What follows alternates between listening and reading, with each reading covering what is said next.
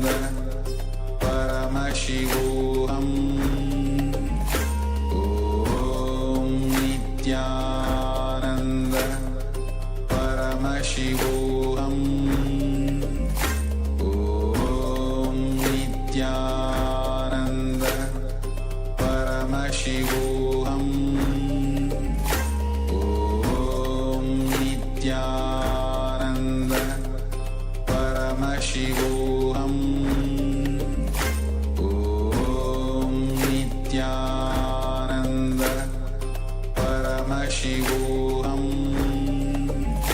Om Nityananda Paramashivoham Om Nityananda Paramashivoham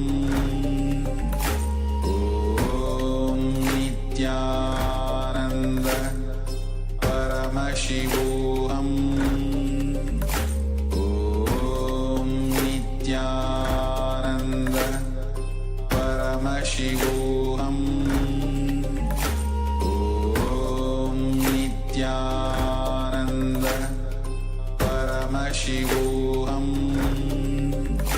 Om Nityananda Paramashivoham Om Nityananda Paramashivoham Om Nityananda Paramashivoham Om Nityananda Paramashivoham Om Nityananda Paramashivoham Om Nityananda Paramashivoham Om Nityananda Paramashivoham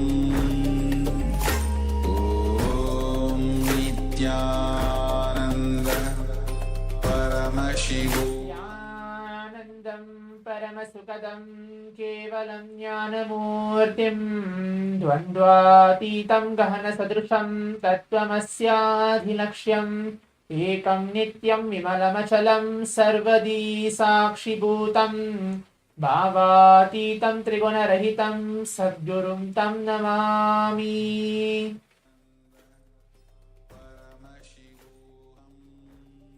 Nityanandam, I welcome each one of you again for this exciting power manifestation session which we're going to have for the next 21 minutes as we're entering into the day 6 of Paramashivoham Level 3. As all the participants have gathered here, the Paramashivoham Level 1, Level 2 and the Level 3 participants for this power manifestation session, and we had such an intense yoga, the complete Prathama Vinyasakrama and the Dvitiya Vinyasakrama, to manifest the yogic body in our very being. As today we're entering into the power manifestation science, and today we're going to receive Swamiji in the form of Sadhana Nritta Murti, the cosmic dance of Bhagavan Nataraja. So before further ado, let's move on to the power manifestation. Today we're going to manifest the power of third eye, ability to read and see with our eyes completely blindfolded. Now please bring your right bands, pen and paper, and please be seated. So this is the prerequisite for you to manifest this power manifestation. So please bring your right bands, pen and paper, and please be seated. Make sure that you are now comfortable as the yoga is finished and you're actually getting ready for the power manifestation. Please be seated.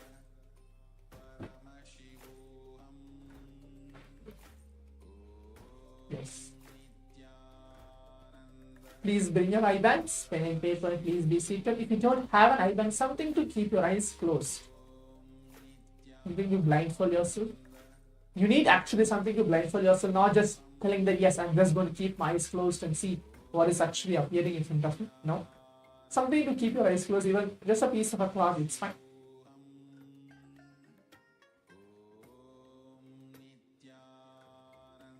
So now I'll be entering to the Shastra Pramana, the scriptural reference to manifest the power of third eye, as how Bhagavan Paramashiva tells that every single thing designed in this 21 days program, from the time the powerful condition sessions, initiations, the intra exercises, and any homeworks, or all the power manifestation, guided power manifestation sessions conducted by the Acharyas, everything is designed by Swamiji himself and has the Shastra Pramana, the scriptural reference. To be more specific, all the 463 plus powers which is being blessed by Swamiji, and I think throughout this 21 days, we are blessed to manifest more than 21 various different power manifestations. Every single one of those power manifestations has a Shastra Pramana, means that Paramashiva, Shiva himself tells that all these sciences of our manifestation is real and can be manifested just by an initiation from the avatar. And that is what Swamiji has come down in the human form to bless and initiate all of us to raise our superconscious breakthrough. So now let us all listen to the Shastra Pramana, the translation for it, and then I'll guide you step by step to the further power manifestation. Kapalaantarmano nyasya tishtanmilitalochanaha kramena manaso dhadyad lakshayed lakshamuttamam.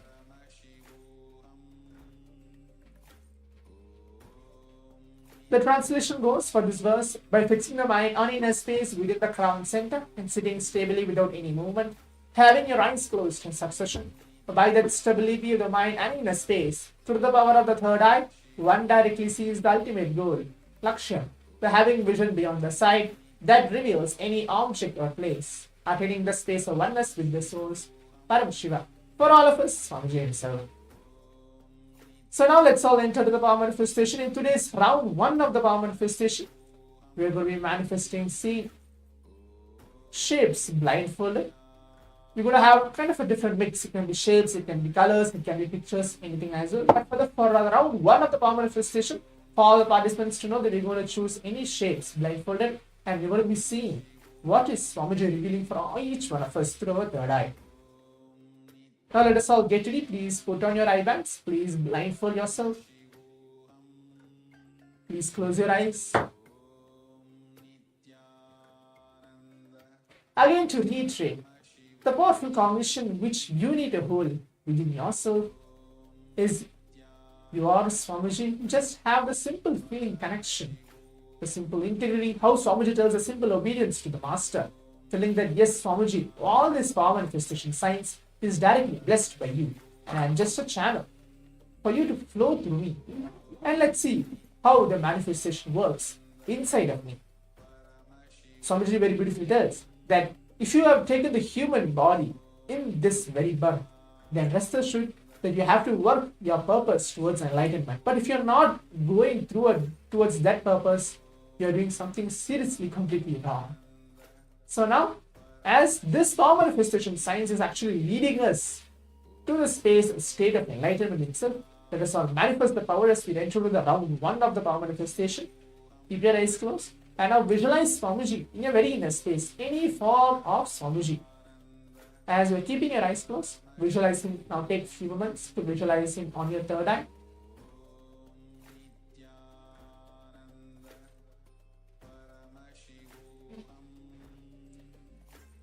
Intensely now start chanting the Mahavakya along with me.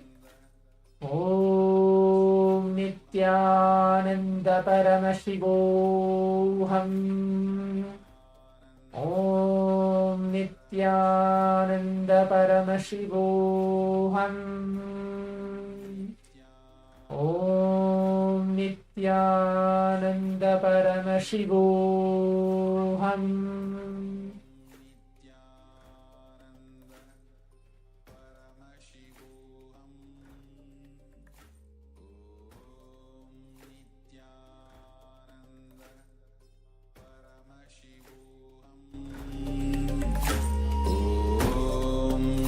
Nityananda Paramashivoham. Om Nityananda Paramashivoham. Om Nityananda Paramashivoham. Om Nityananda Paramashivoham. Om Nityananda Paramashivoham. Om Nityananda. Paramashivoham. Om Nityananda Paramashivoham.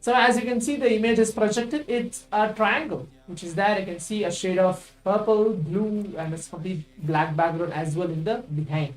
So this is the image, and this is the shape, which is chosen for all of us for this round one of the power manifestation. So if you're able to at least maybe able to manifest or able to get anything correct, go ahead and share in the Zoom chat as well.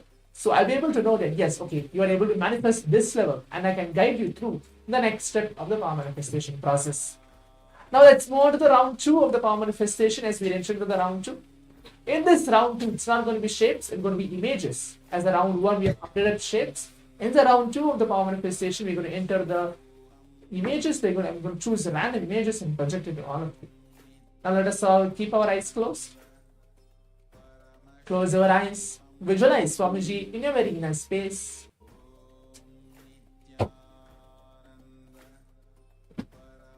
And start chanting the Mahavakya along with me. Om Nityananda Paramashivoham. Om Nityananda Paramashivoham. Om Nityananda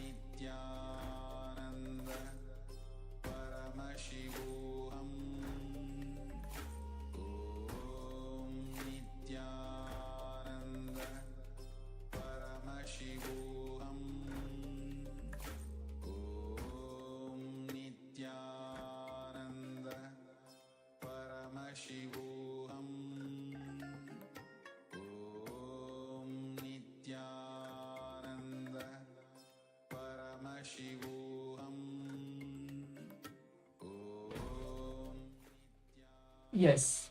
So now requesting all the participants to please relax and take off your eye bags. Please open your eyes. Now please type out your answers as well, telling what is the revelation that Swamiji showed for all of us in this second round of the power manifestation.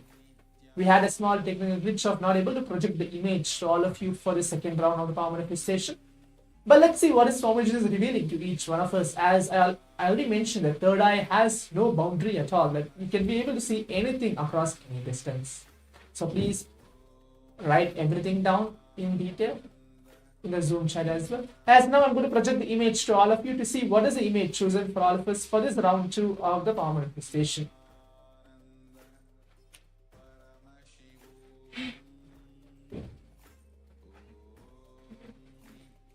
Yes, as you all can see, this is the image chosen for all of us for this round 2 of the power manifestation. It's in a Rubik's Cube. It has blue color, red, yellow, white as well in this second round of the power manifestation, and it's complete grayish kind of a background. So this is the image for this round 2 of the power manifestation. As we're coming to the conclusion for this 21 minutes manifesting the powers of Paramashiva, now let us all stay tuned. We move on to the next step of the power manifestation is sharing our own experiences onto our social media. Go ahead and onto our Facebook, Instagram, Twitter, tag Swamiji's platforms and share your experience, how you have been manifesting power manifestation for this complete first round and the second round. As we have a long day to go to prepare ourselves to receive Swamiji in the form, the Bhava Samaya Darshan of Siddhanta Murti, the cosmic dance of Bhagavan Raja, let us all prepare ourselves to receive Swamiji in the upcoming sessions. Stay tuned. Thank you, Nityanandam.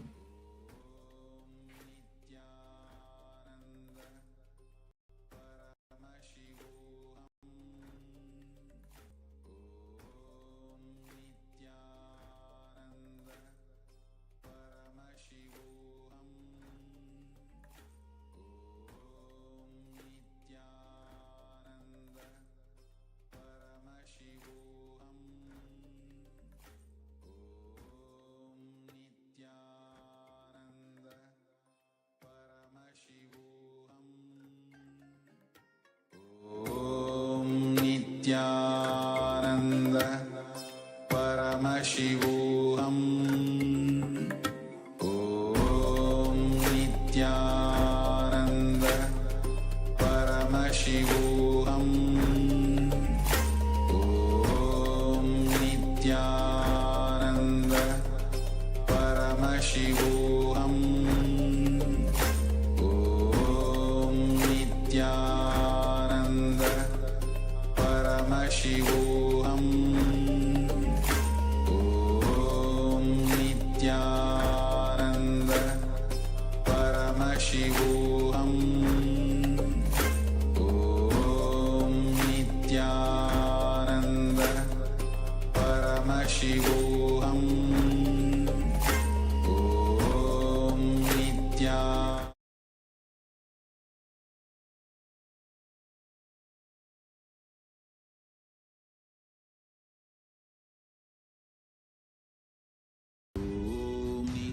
Nityanand परमशिवोऽहम् ॐ नित्यानन्द परमशिवोऽहम्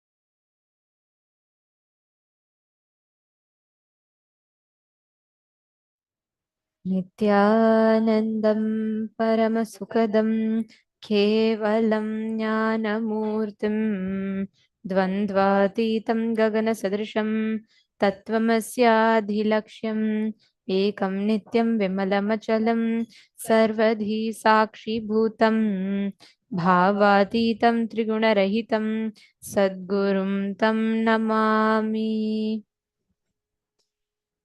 Nityanandam, we welcome every one of you for your 6th day of the Paramashivoham Level-3 program. We welcome all the participants, every one of you from all over the globe. We are extremely excited to have all of you here. Today is a day where we're all going to be learning about awakening of the cosmic DNA in us. We're going to be learning about the awakening of the cosmic DNA in each of us. How can we function with with the cosmic DNA, and what is DNA awakening all about? We're going to be learning all these sciences to today, and each of us that are sitting here are going to be understanding about how we can tap into our largest natural resource.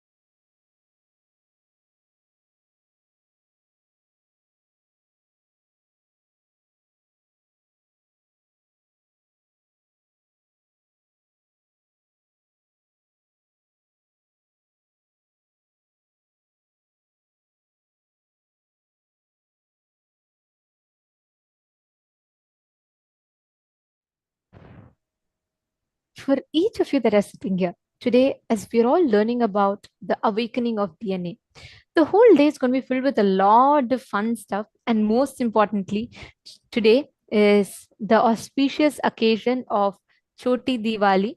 And today we're all going to be having a special satsang with Swamiji. Yes, this is something that all of us wait for.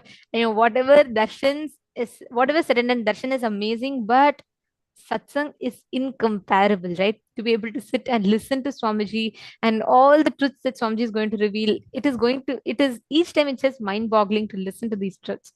So today we have a very special session with Swamiji and satsang. So get up and get ready. We have a very, very long and important day today. So just want to make sure none of you are missing out. Now, in the first session of the day today, we're going to be learning about what to expect in today's program. So I just wanted to tell you all the different initiations that we're going to be having.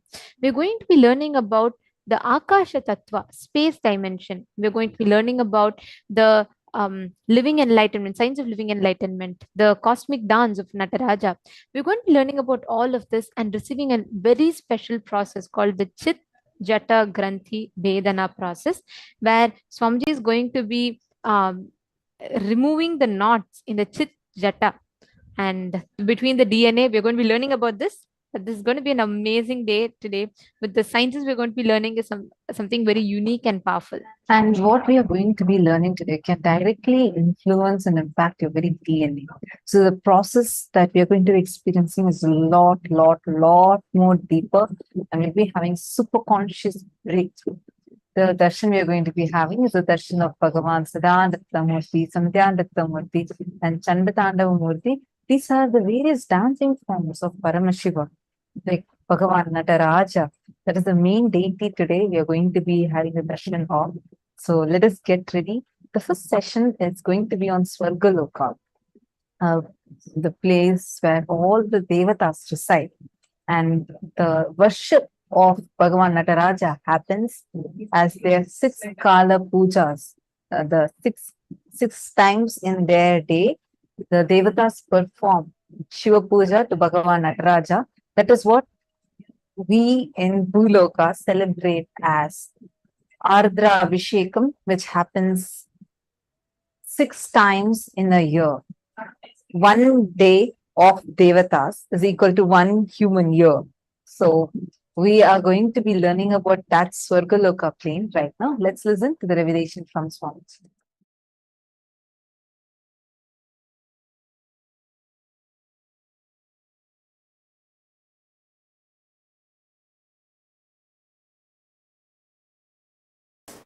Swarga is not the heaven ordinary human beings understand. Swarga is not given to you if you believe in some ideas and don't believe in some ideas. Swarga or Naraka is manifested by you, by your time, space, elasticity, elongation possibility. When your space behaves with elasticity and manifests your time, either by elongating it or shrinking it, you manifest Swarga or Naraka in you. The time-space shift, elasticity base on which elongating or shrinking of the time experience happens in your being. That space is your identity. Your identity, your being is experienced by you. It is rooted in your ability to elongate the time or shrink the time. That is where you experience personal freedom.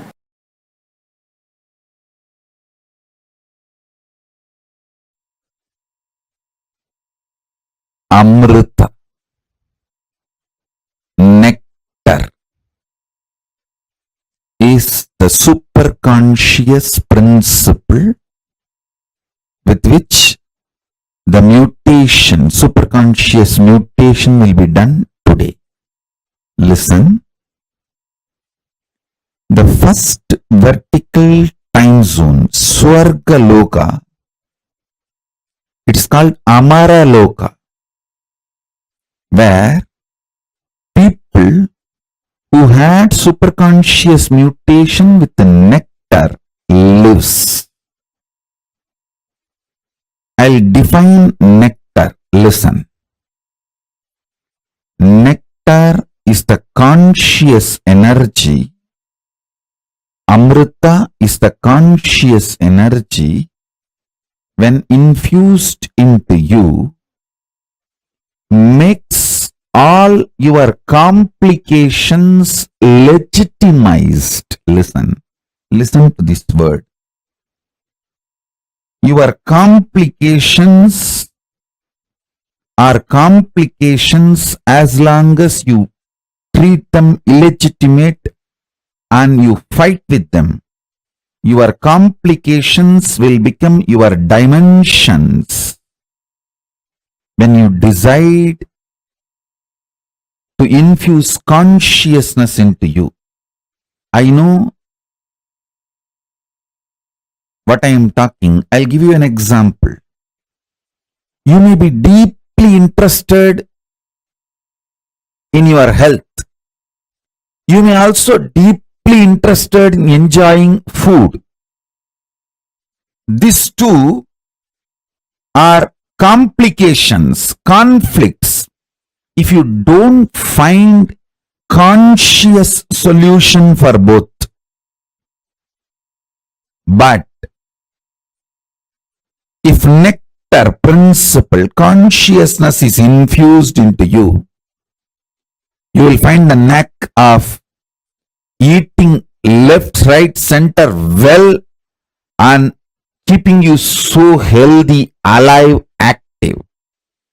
Your complications will become complements to each other when nectar is infused in you.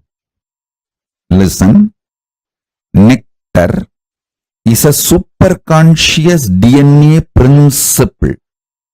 I'm repeating it so that you will all internalize it. Nectar is a superconscious principle which eliminates all the complications in you.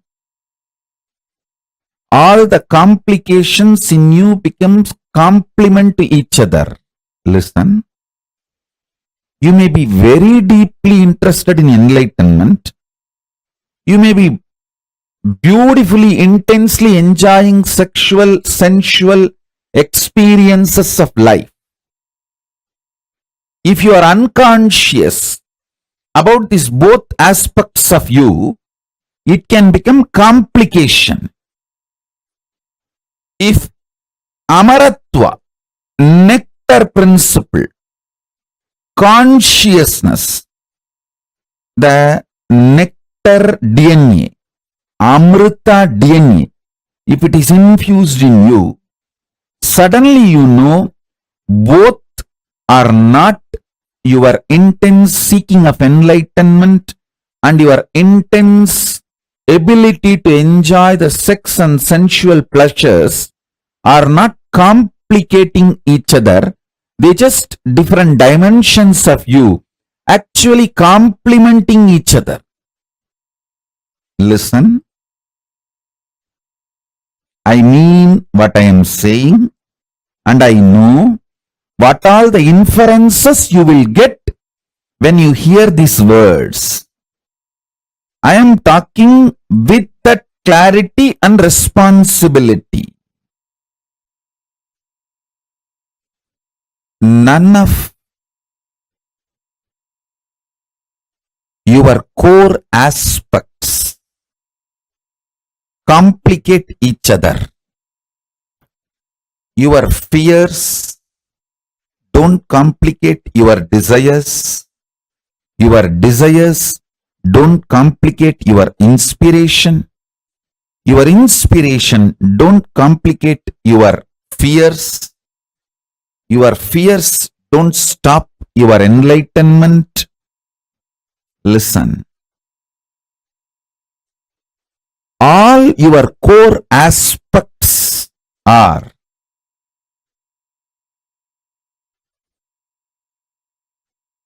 actually complementing each other. A middle class BB, stupid fellows who are not interested in life,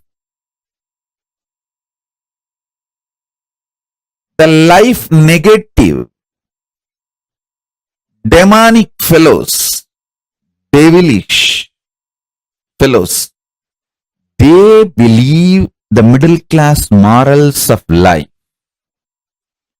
They believe complicating their lives.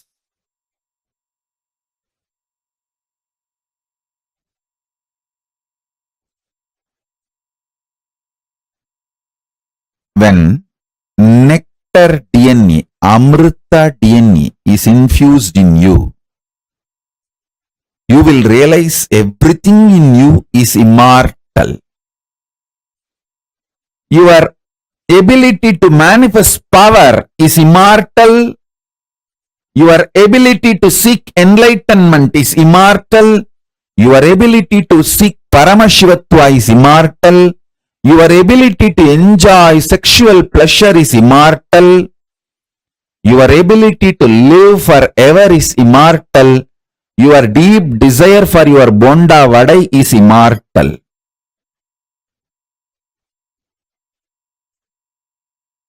Nothing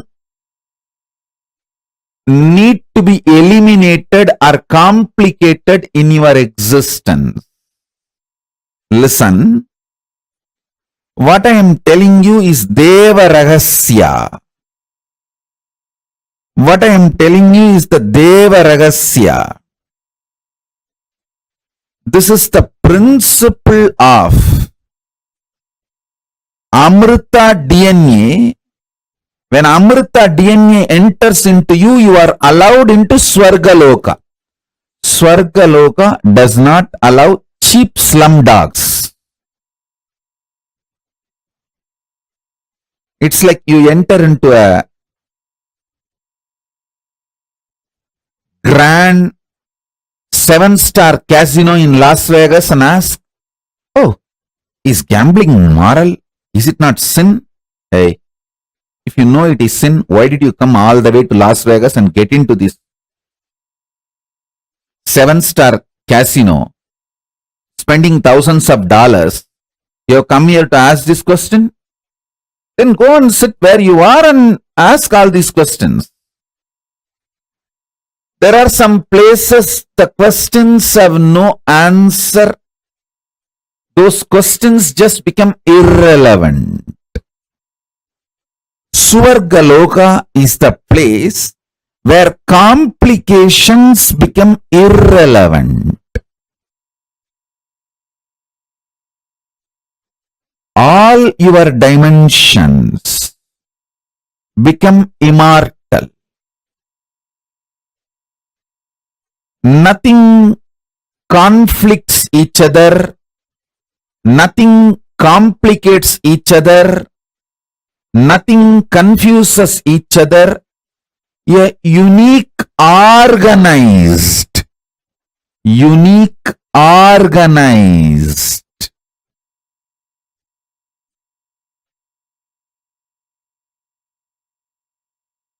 multidimensional being starts opening up in you when the conscious DNA, Amrita DNA, is breathed into you. Listen,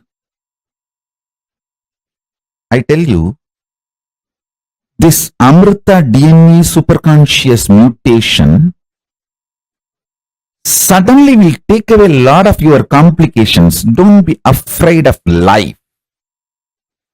Don't be afraid of life. Don't try to hang on to your slum mind.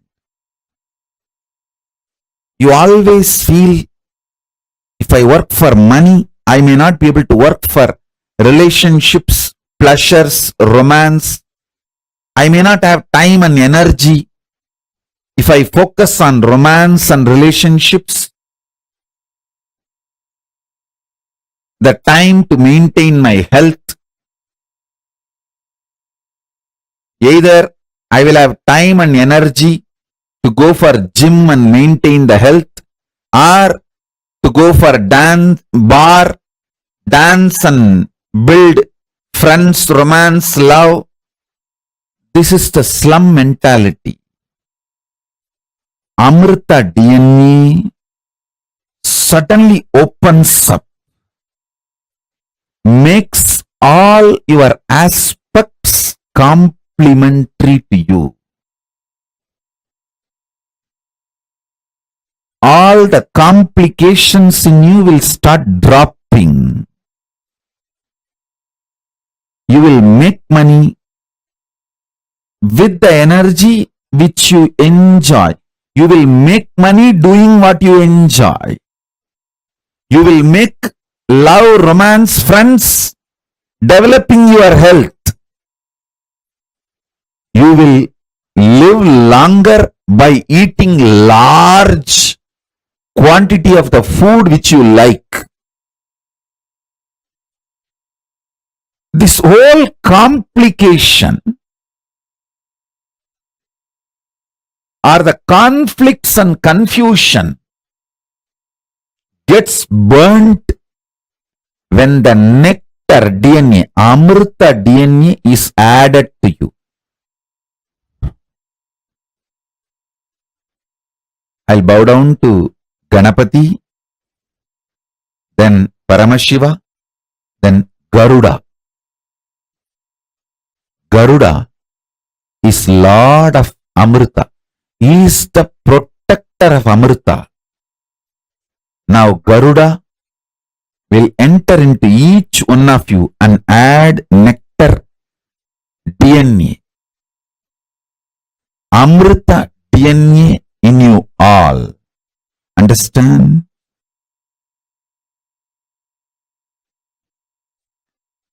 Amrita gives entry into Amara Loka, which is Swargaloka, the first vertical time zone. All the devatas are called Amaras in Sanskrit because the Amrita superconscious DNA process is done inside you. Listen. The process now going to be done is eternal.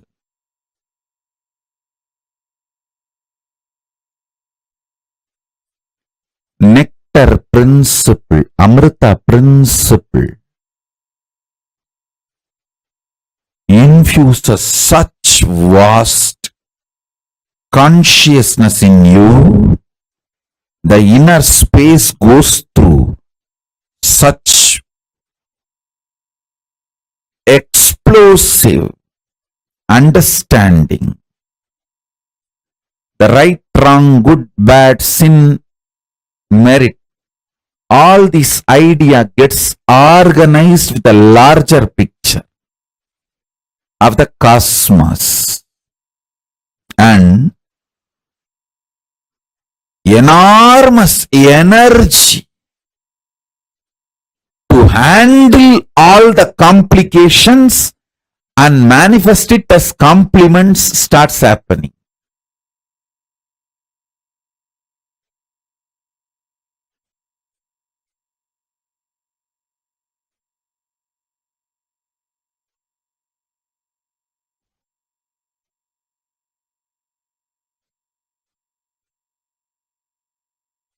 In human level, whatever you perceive as complication,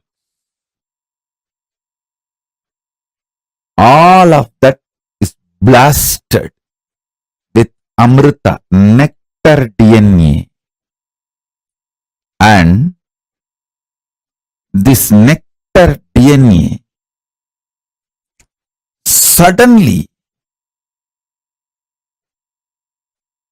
makes each of your complication immortal, and that becomes complement dimensions of you. No more complication.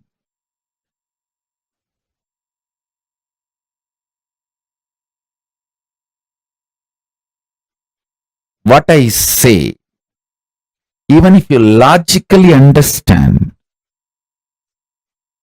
that is enough. And even if you don't understand, it's okay, because I'll pour this Amrita DNA in you, nectar DNA in you. Amrita Tattva, Amritattva in you. Most fortunate are those who are going to experience today's superconscious mutation process, because today you will see your ability to enjoy the sensual pleasures and your ability to manifest power both expands. Both are not conflicting each other. Both don't complicate each other. Both actually complement each other. Your inner conflicts and complications will get legitimized by your own experience as Amara, nectar DNA. Amaratva, your middle class morals will leave you. Your middle class mentality will leave you. First, you need to taste Devaloka, Amaraloka, only then you will move to KAILASA. So in this higher 7 lokas project,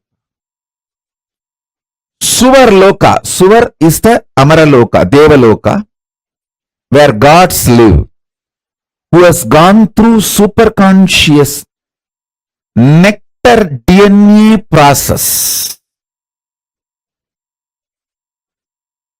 So now you are getting the visa. I can say permanent residency for Amaraloka, Suvarloka. I am breathing the nectar DNA into you. The nectar DNA breathed into you makes your complications legitimized.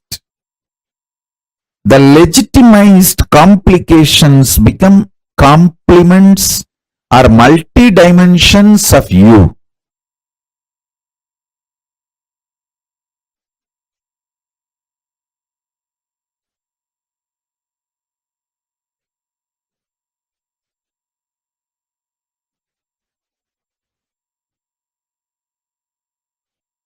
The first loka,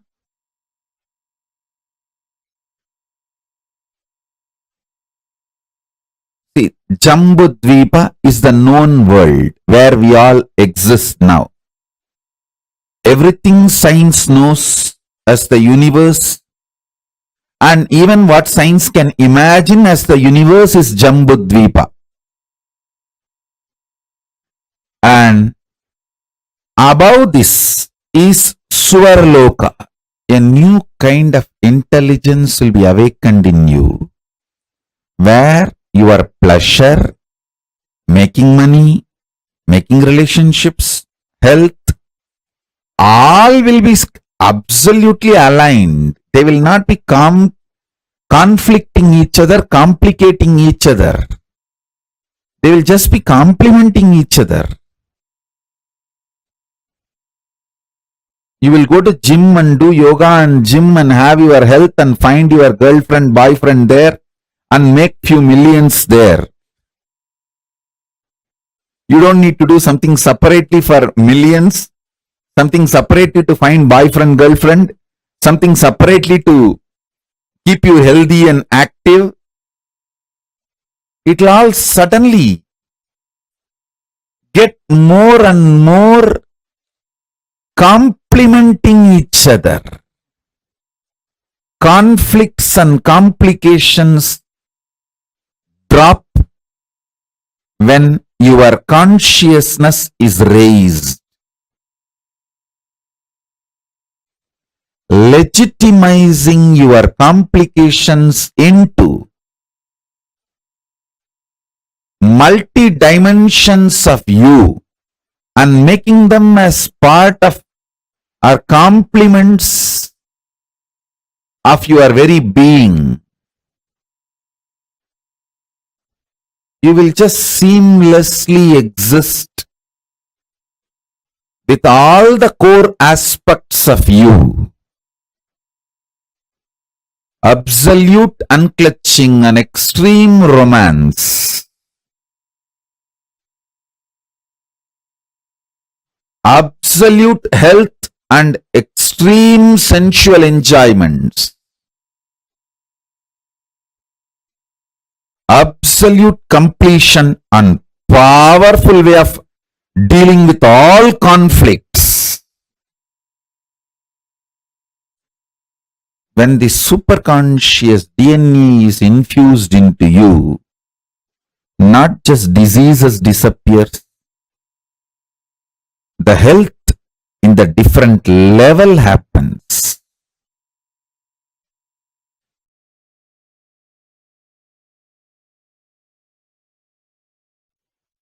I am making simple statements. Listen intensely. The part of you which you denied due to your self-doubt, self-hatred, self-denial, SDHD. The part of you which you denied due to your self-doubt, self-hatred, self-denial. Sometimes you know you have the higher possibility, but even you have the fear, you may not be able to handle yourself in that higher possibility. Fear that you may fail, collapse, fall down again and again. because of that fear of failure, the possibility which you deny is your identity, your self in Swargaloka. Listen. Listen carefully. I am repeating.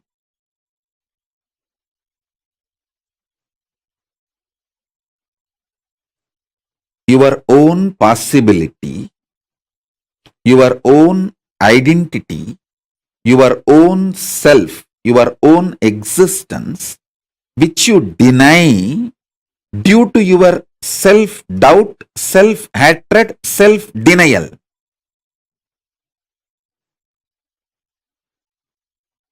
That part which you denied due to your SDHD and fear, that part is yourself in Swargaloka. Just yesterday I received a message from one of my brahmachari who ran away. He said, "Forgive me for running away and committing spiritual suicide. I love you, my life is yours, but I am afraid to come back because I am not confident about myself. I don't want to repeat running away again and again, but my life is yours."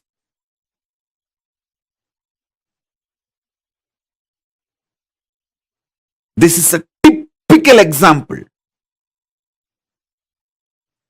Typical example. You must be watching this satsang now. Otherwise also you will watch it later on, I know. You may be watching. Typical example.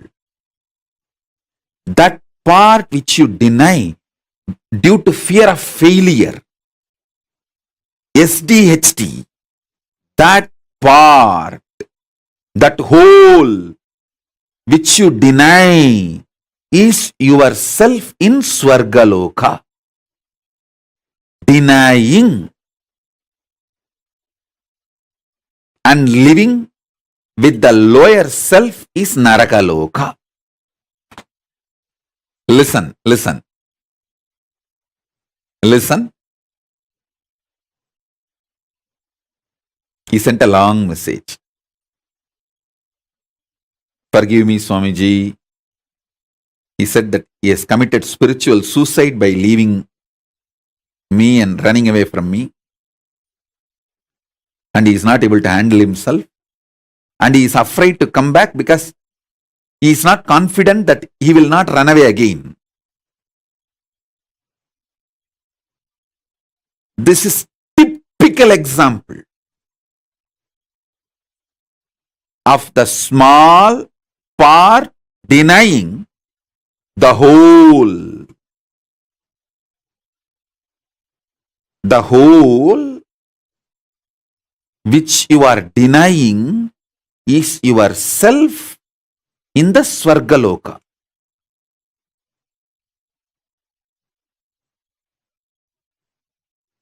When you decide to live that whole,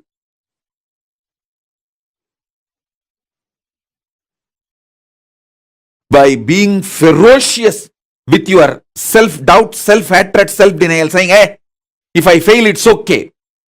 Failing is not wrong, but being in the space without trying is the real crime.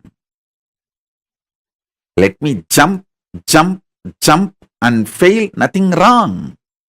Try.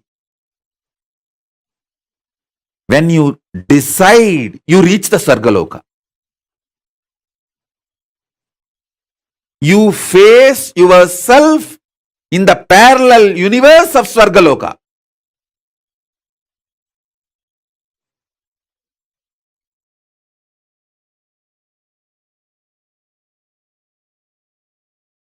I tell you, highest renunciation, greatest tyaga is renouncing your self-hatred. See, Paramashiva worshipped in Devaloka. In Indraloka, he is called as Tyagaraja. I was wondering, Paramashiva worshipped in Swarga should be called as the Raja of the pleasure, king of pleasure. Why is he called as Tyagaraja? Musukunda Chakravarti, the Chola king of Tiruvarur, when he went to Swarga, Indraloka, understand, Hindus had a regular communication and travel to other dimensions. It was a lifestyle for us. It is a lifestyle even now for us. We used to go and come to other dimensions. It used to be very usual, regular. Till we were invaded and all the science was destroyed and demonized. Much was destroyed. The remaining left over was demonized. The Musukunda Chakravarti went to Swargaloka and he even helped Devatas in their war with Rakshasas. Because he helped and they won the war, the Devatas head of the gods, Indra, wanted to gift him something. He asked, "O Musukunda, you are such an amazing help and support and friend for me. Please ask what do you want." And do you know funny thing? Musukunda Chakravarti did not ask, "I want to stay in Swarga." No. He said, "My Chola kingdom is much more amazing than Swarga. There is nothing you can give me. There is nothing you can give me. I have everything more than Swarga." I looked around. It looks too poor. There is nothing which is not there in Chola Samrajya, Chola kingdom in Swarga. Indra was very ashamed. He said, please ask something, because I need to keep my pride and I need to save my face. I have to gift you something. You came all the way from Buloka and helped me and I won the war because of your strategies and support. Please ask something and take. So it will give me a feeling fulfilled. And I showed my gratitude. Then Musukunda Chakravarti said, "All right. One thing I liked in your Devaloka, Indraloka, the beautiful deity of Paramashiva you are worshipping. In Tiruvarur we have a great temple, but our main deity, Paramashiva, is Swayambhu Murti. The deity you are worshipping is an amazing deity. I wanted to take this deity as a Utsav Murti for my Tiruvarur temple." Indra was first, he was shocked that because his own Atma Murti, the worshipping deity, he is asking. Then finally he felt, all right, anyhow he asked for some gift, so I should not say no. And he gives the deity to him. That deity is called Tyagaraja Swami. So the god of Devaloka is Tyagaraja. It should be Bhogaraja. If you see logically, Mahadeva's version who gives all the Bhogas, like either it should be Swarnagarshana Bhairava or Bhoga Raja, something like that, who gives all the pleasures. But surprisingly, god of Indraloka is called Tyagaraja. I tell you,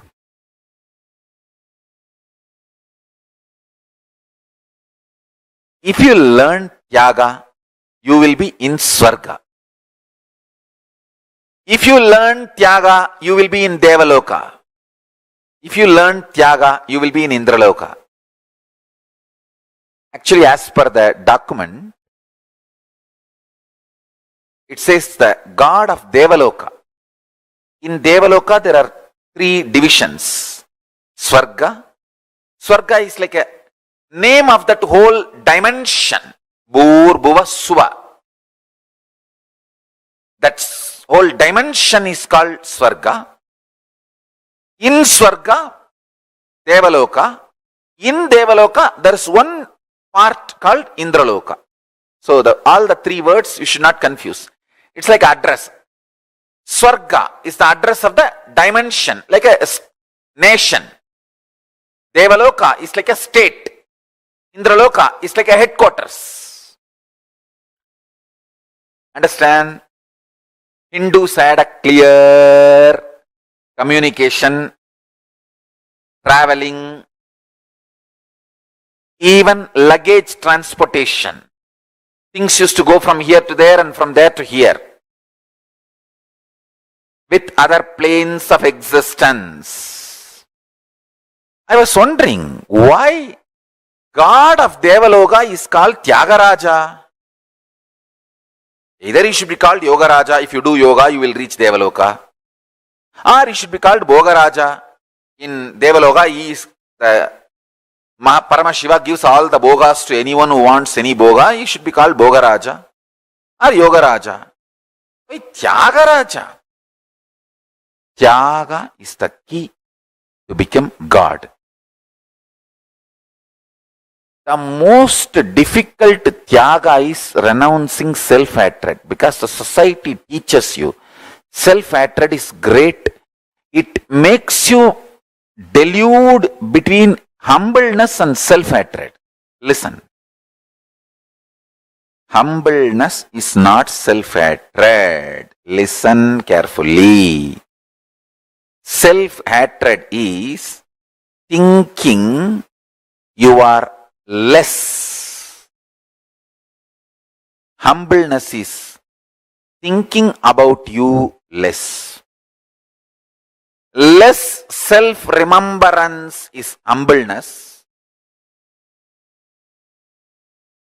Self-hatred is constantly thinking about you, but very cheap, very low. Understand, there is a big difference between humbleness and self-hatred. Person with self-hatred will never be really humble.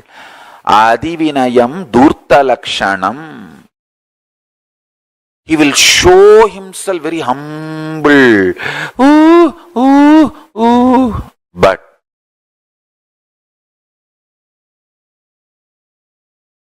he is not humble. Understand? A real humbleness will be out of powerfulness. Society deludes you, makes you mistake humbleness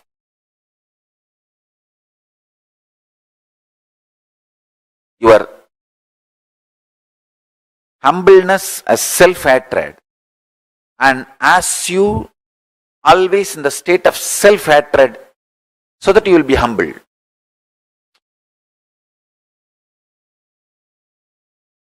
Self-hatred is not humbleness. Most difficult thing to renounce in the life is self-hatred. So much of self-hatred, self-doubt, self-denial.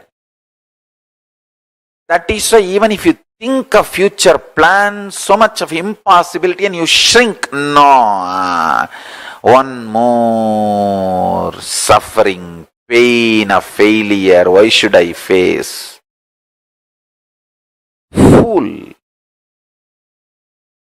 Because of pain of failure, you don't plan, and naturally no plan means failure. It is like because you are afraid some guest will come to your home, you call that person and tell him, please come.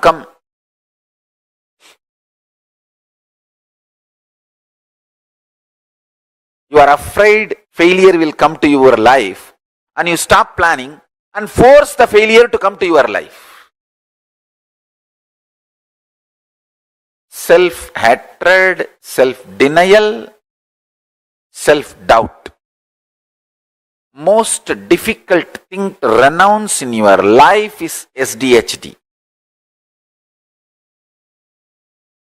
Renounce that. Dhira, courage is moving the SDHD out and having the vision for your future.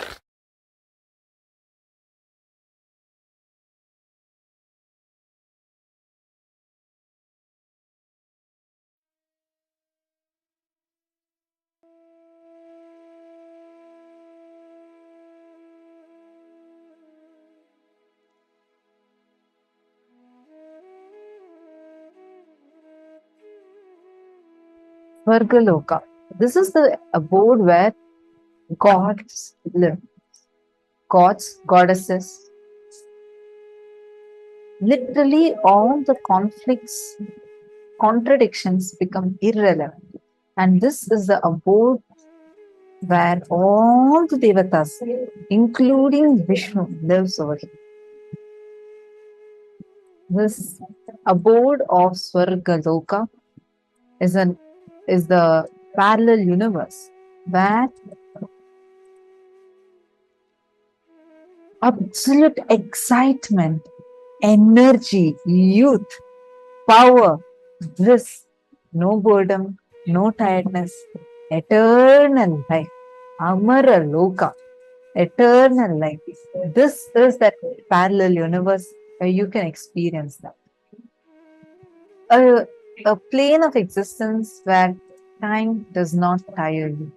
A plane of existence where frustration does not bore you. Failures do not age you because they all do not exist in Svargaloka. How many of you are understanding? How many of you clicked with Swamiji's revelations on Svargaloka? I request all of you, please take a moment now and please share with us. How many of you are clicking with it? How many of you are understanding that?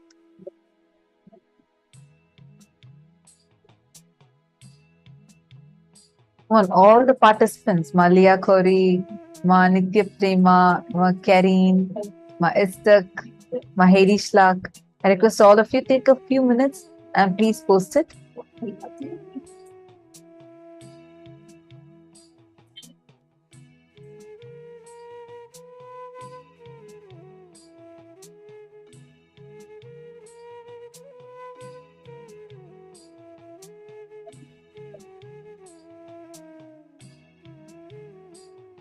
Take a few minutes and please post in the chat. How many of you are understanding this?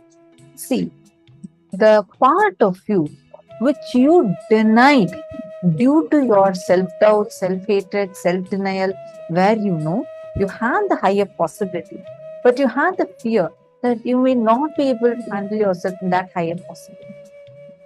First, please identify that and bring that down. For example, you feel like you know that there is a possibility for you to become a CEO, but somehow the fear of either fear of failure, some past memory of how you had failed, the self-hatred, self-doubt you carry, you just don't want to take that. For example, you may want to take up sannyas. You have a part of you which says, I want to live with Swamiji. I want to experience that life. But somehow your self-doubt, self-hatred just jumps up, hey, how many times you think you can, you have even been able to keep up your commitments? Like this, some denial stops you and you just deny that part in you. Take a few minutes and please identify and pen that down.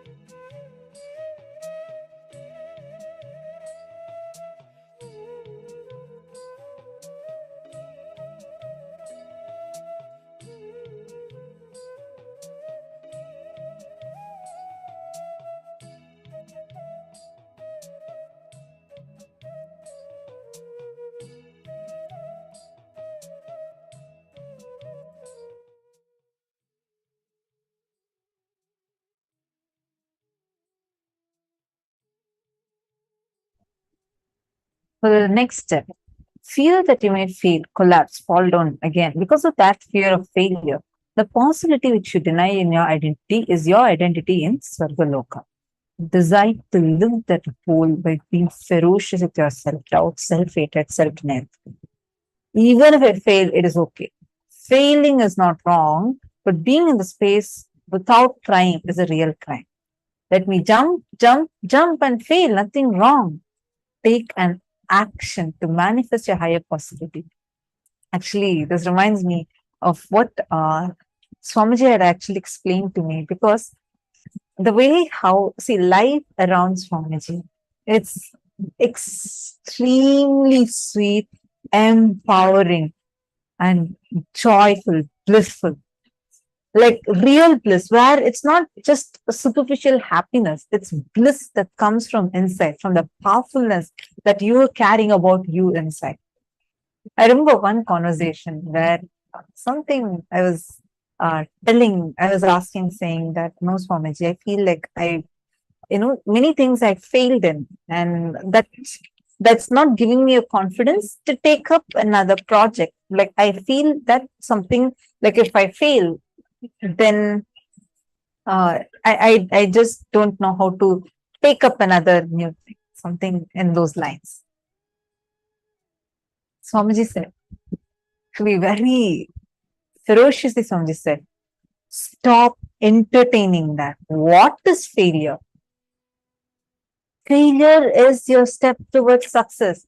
See, till you're successful, you call every step as a failure because you're not reached till that. Failure is, there is nothing called as failure. Failure is your decision to give up and be arrogant to not want to do it. That decision that we take from our arrogance and our powerlessness, holding on to that and stating that you're not going to do it because you have a fear of failure, is the failure. But there is no state called as failure. Imagine and see, before you started walking as a child, nobody starts walking at the very first time. You don't start walking immediately. Am I right? Every baby, who all has seen how a baby tries to start walking? It falls 100 times. By the time it learns to walk, it would have fallen at least 100 times. If you, when you were a kid, you decided, oh, I fell already, thrice I fell, 4 times I fell, I'm deciding I can never walk, you today would be in a wheelchair. But that time, you decided not to give up on yourself. You decided not to entertain or deny yourself the possibility to walk, which is what is making you walk today. How many of you are cognizing this? How many of you are understanding this?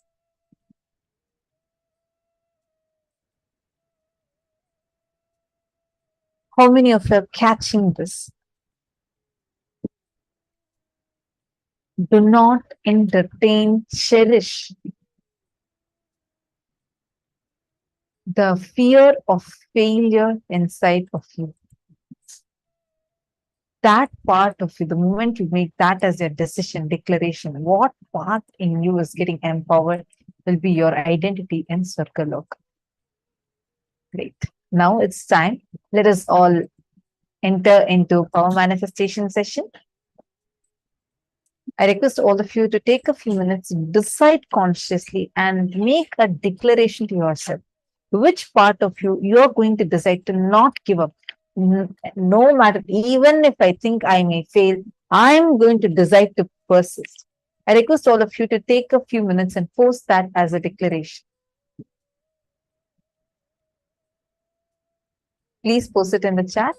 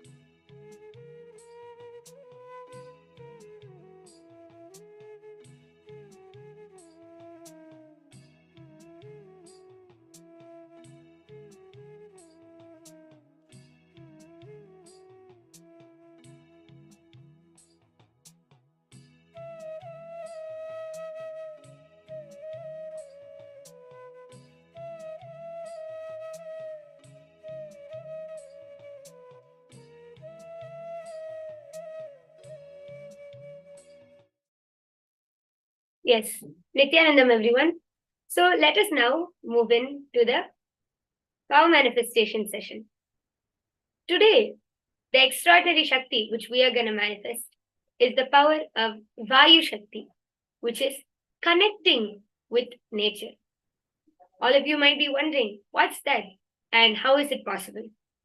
Connecting with nature is something which we will be able to do when we understand that nature and we are both one and the same because we come from the same source, the same existence.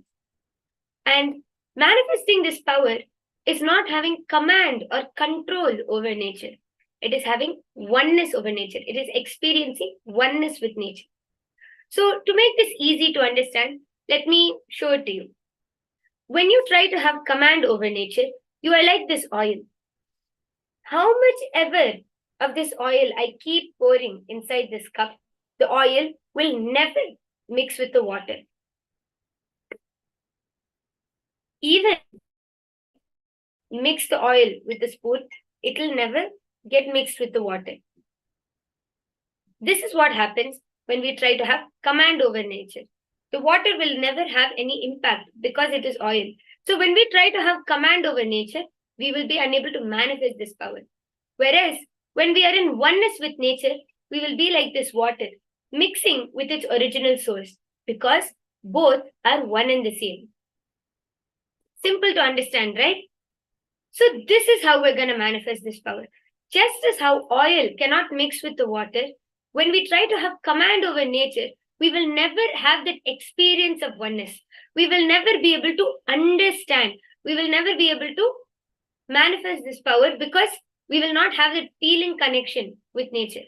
But when we flow like the water, when we start experiencing the oneness, feeling that nature and us are both one and the same, we will just flow like existence. We will just mix like this, how this water mixed in, got mixed into another cup of water.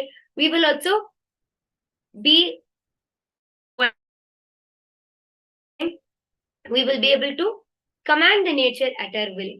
So this is what we are going to be manifesting today. Interesting, isn't it? So I would like all of you to first sit and relax. All of the times where you have felt that you and nature are separate, it can be in any way. Even when we are feeling cold, we cover ourselves with a blanket or we cover ourselves with a sweater. Even that is disconnecting ourselves with nature. We feel cold because we feel that is it's not a part of us. Same with when we walk on the ground. We wear slippers to protect our feet. That also is another way of disconnecting ourselves from nature because we don't feel that the ground and we are one and the same. So like this, there are many ways that we disconnect ourselves from nature. We are not aware that even in our day-to-day lives, we are all the time around nature, yet we don't feel it is a part of us. So I would like all of you to take a few minutes and start remembering, feeling and connecting with the nature around you, connecting with the wind, the Vayu, the wind around you. So I would like all of you to take a few minutes to do this.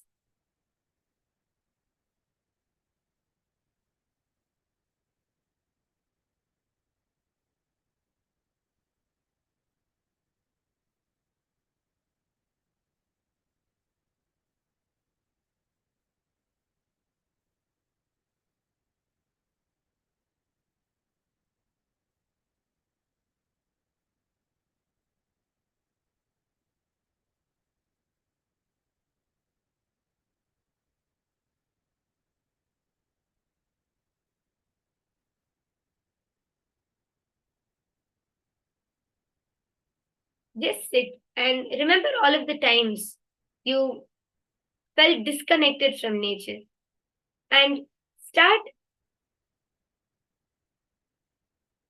feeling oneness with everything around you. All of you might feel overwhelmed or confused at the starting, but just sit down and relax. Because of our insensitivity towards nature, when we start disconnecting ourselves, we become like this oil. We lose our connection with nature and everything around us. See, how much ever oil I might pour, oil is never going to mix with the water. So like this oil. Because of the insensitivity, because we don't connect with nature around us. How many of you are able to relate to this? I request if all of the participants can post your messages in the chat. How many of you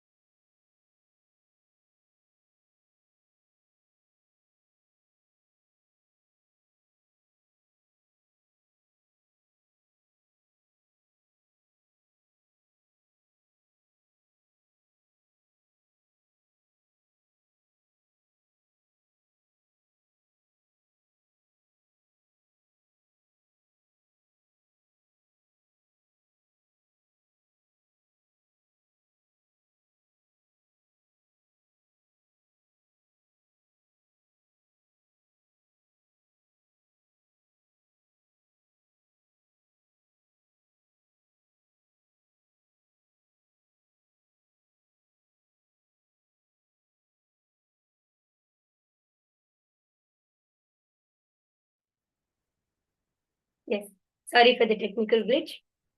So, as I was saying, I request all of the participants to go ahead and post a message in the chat section. Are you able to relate with this? That in our day to day life, we are always disconnected from nature, even though it is around us. We walk on the ground every day, we drink water every day, we are hit by the gentle breeze every morning. But even though nature is all around us, we never feel connected and we never understand or feel one with the nature. So we become just like this oil. How many of you are able to relate with this? I request that you could go ahead and post your message in the chat section.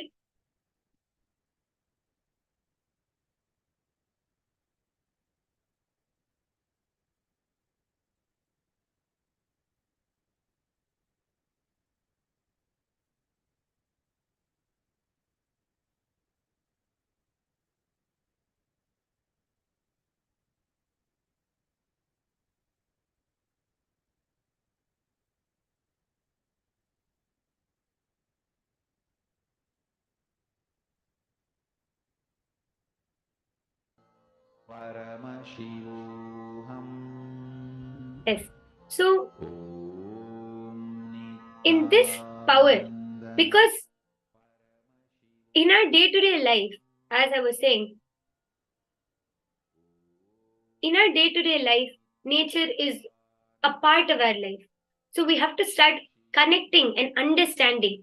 Then today, we are going to be restoring our connection with nature through this power.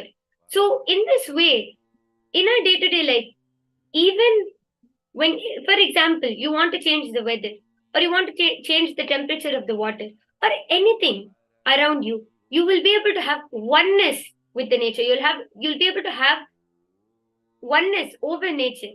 How?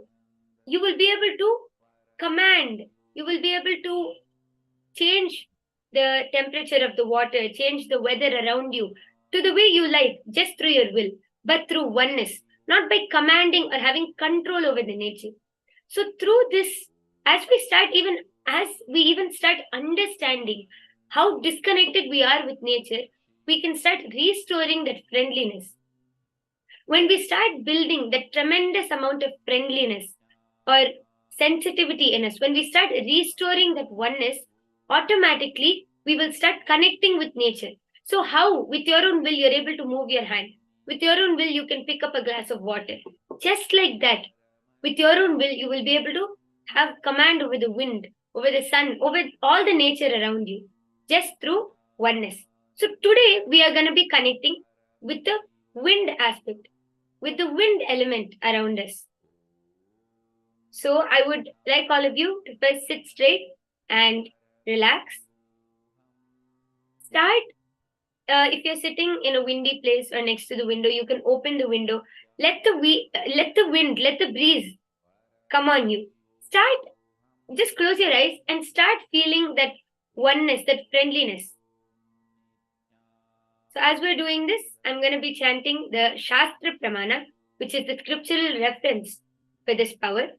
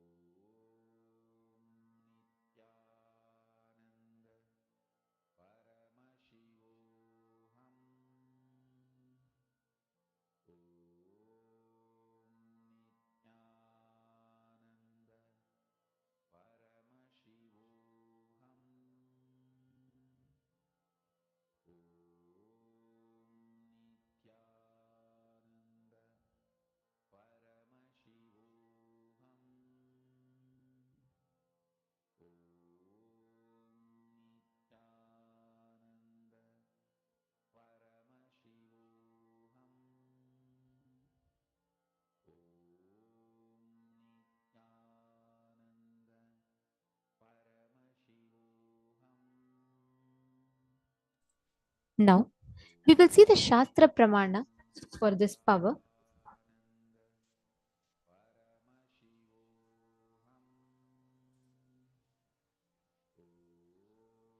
The power of Vayu Shakti, how we manifest oneness with nature. This power is described in the Shiva Samhita in the 3rd chapter, 42nd verse.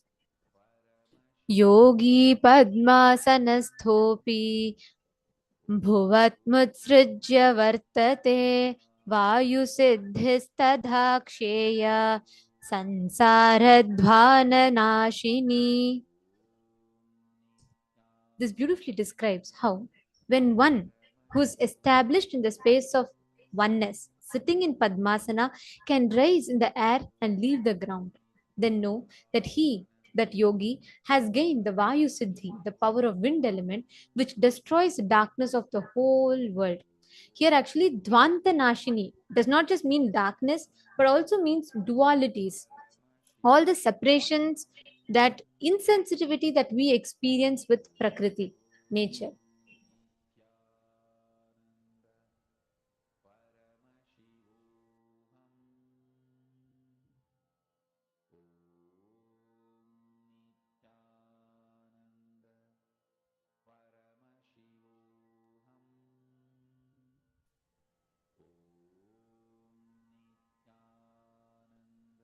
Yes.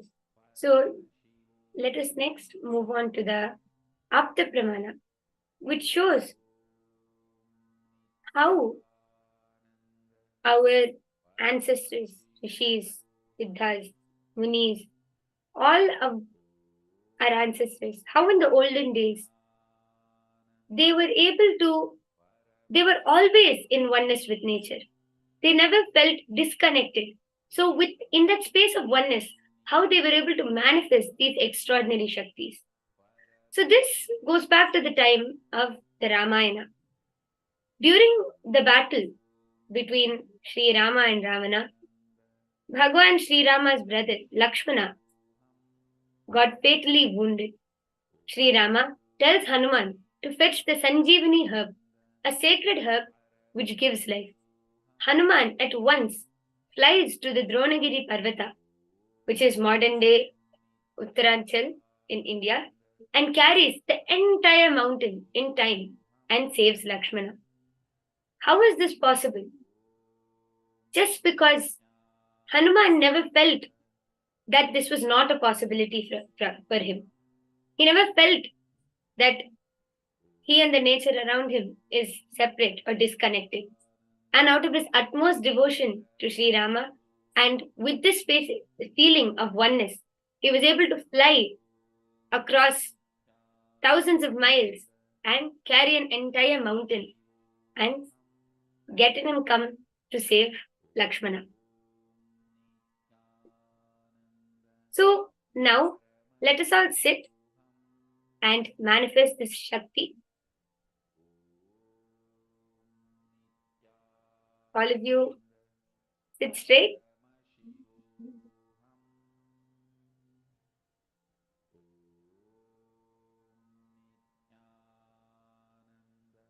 So this Shakti is also known as air bending, since it is the power to experience oneness with the wind element.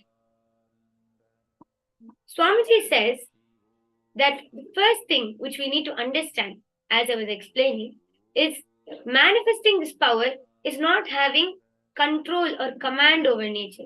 It is having oneness over nature. But our unconscious mind always tends to think that naturally we will be pushed to manipulate, to control. But Swamiji says manifestation is not manipulation. There is a difference between the both.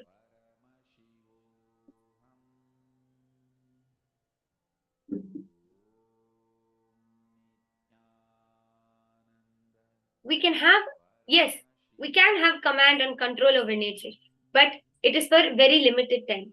As you can see, we will be just like this oil. We will never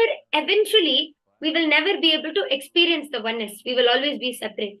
But if we understand that from the space of oneness we can manifest, we will be just like this water. It's going back to its original source. So when we are connecting to the wind, we are connecting back. We are not freshly building some connection. We are just reconnecting with nature.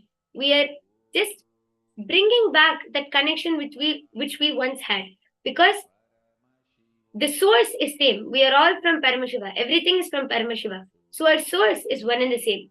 We are just reconnecting, re-establishing our connection with nature. Every time we play with the wind, every time we play with nature, whether it is stopping or stopping the wind or making the wind go faster, every time we connect with oneness, we gain more and more power over the wind. And the wind itself will reveal more and more of its secrets to you. You might be wondering, what is this? See, let me give a simple example.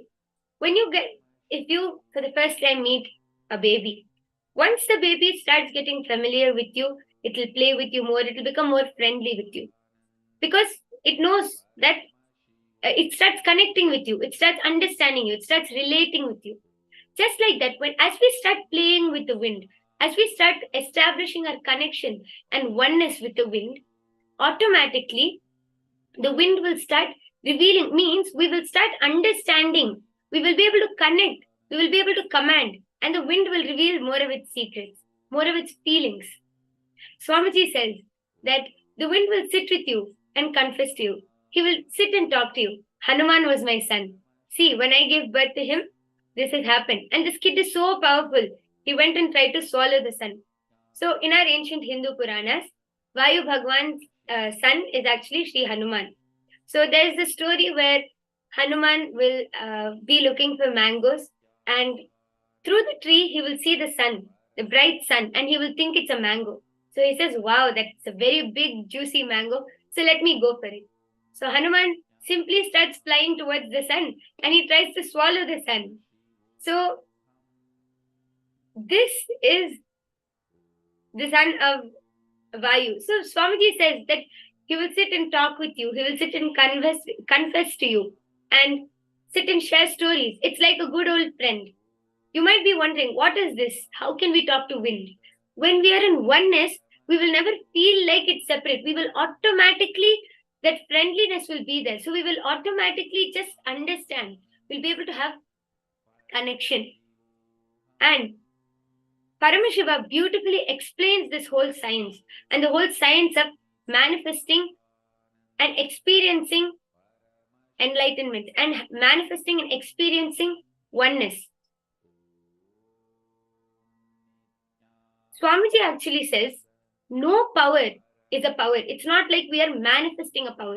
It is only your confirmation of oneness with that object. For example, if you are able to stop the wind or make the rain shower, it is not our power over the wind. It is our oneness over the wind. It is our oneness over the rain. So with all of these powerful cognitions, with all of these understandings, let us sit and connect to the nature around you, connect to the wind around you, and understand. As you start understanding and cognizing each of these powerful cognitions, it becomes a part of you. This, even understanding and cognizing, even one powerful cognition can manifest as a power. That's how powerful these are. So just sit and contemplate on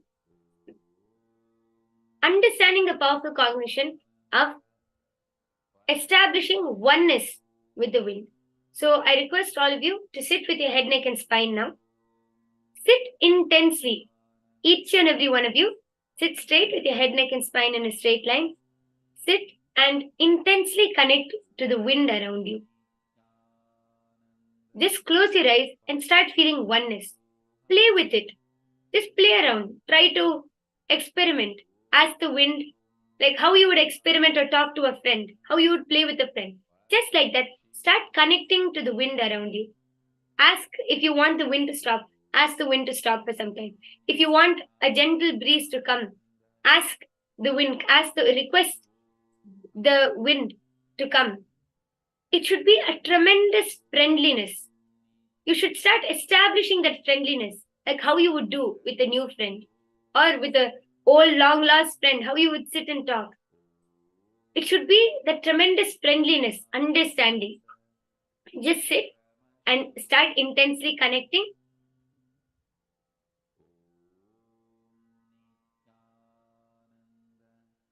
As you start connecting, as you start playing around with the wind, Vayudeva, the wind god himself, will start opening up himself to you. You will feel like he's just a friend. Just start connecting to the wind around you.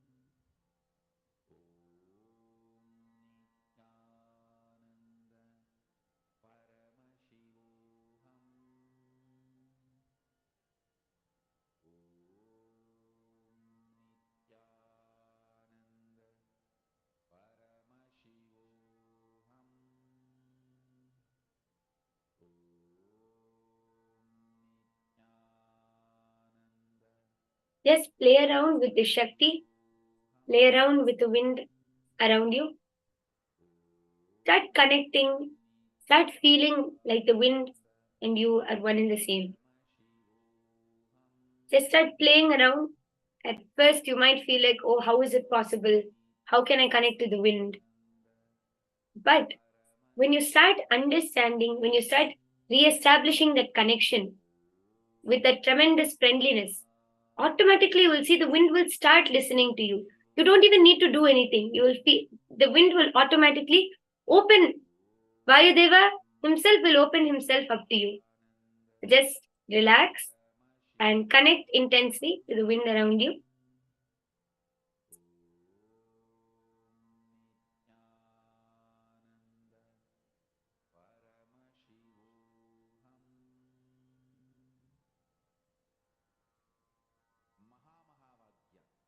spiritual lullaby for samadhi and suprabhatam, wake up call, wake up song for Paramashiva. This Mahavagya is spiritual lullaby for you to fall into samadhi. Suprabhatam, wake up song for Paramashiva to wake up in you.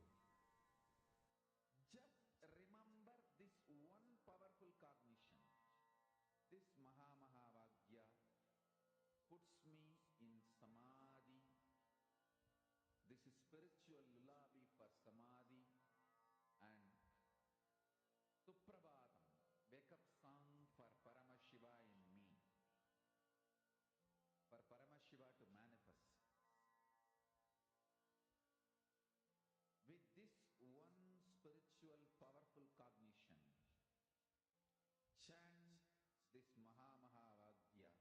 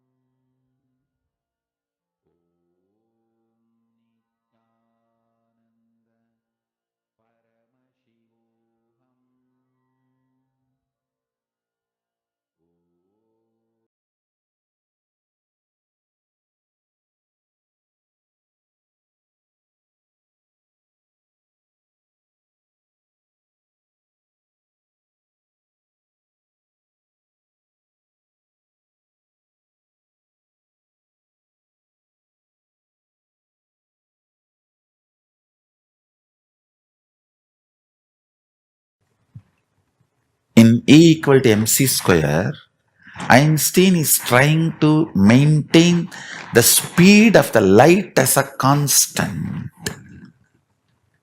Listen carefully.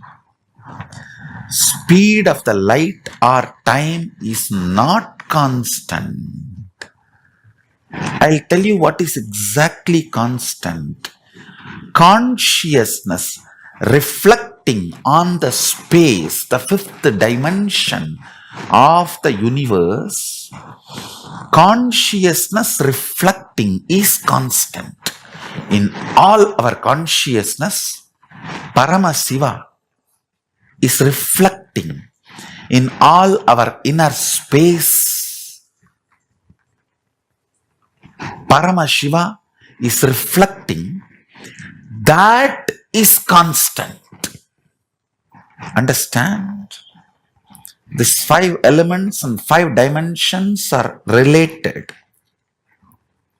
Length, breadth, depth, time and space. Earth, water, fire, air and space.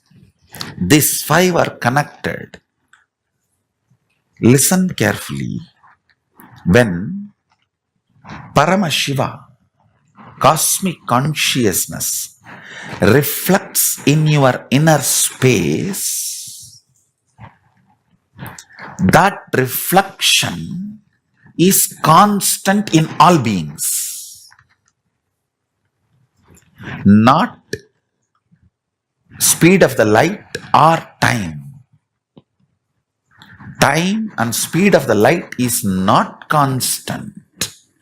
But the way superconsciousness, Paramashiva, reflects in your inner space is constant. Means the way cosmic consciousness dances, reflects in your pure inner space. The way Sadashiva dances in your Chidambara is constant. All the beings who feel aham, he exists in that. That is the only constant. Understand?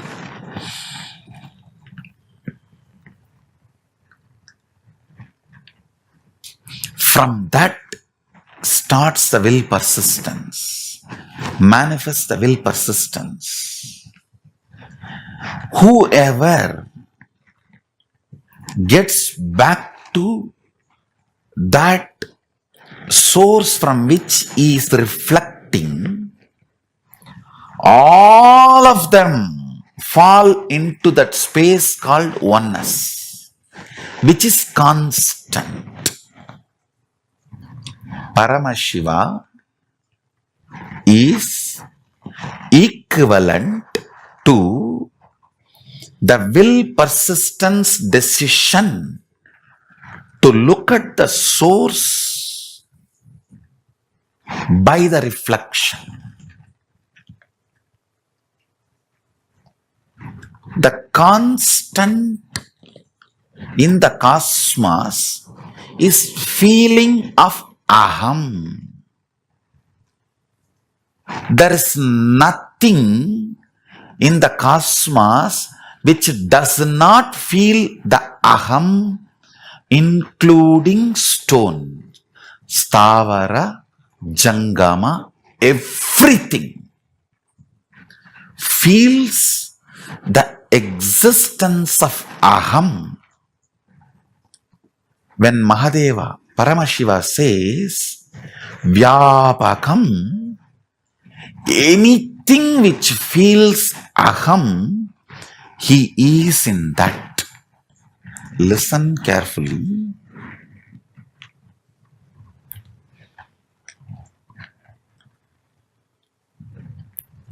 Length, breadth, depth, time, space.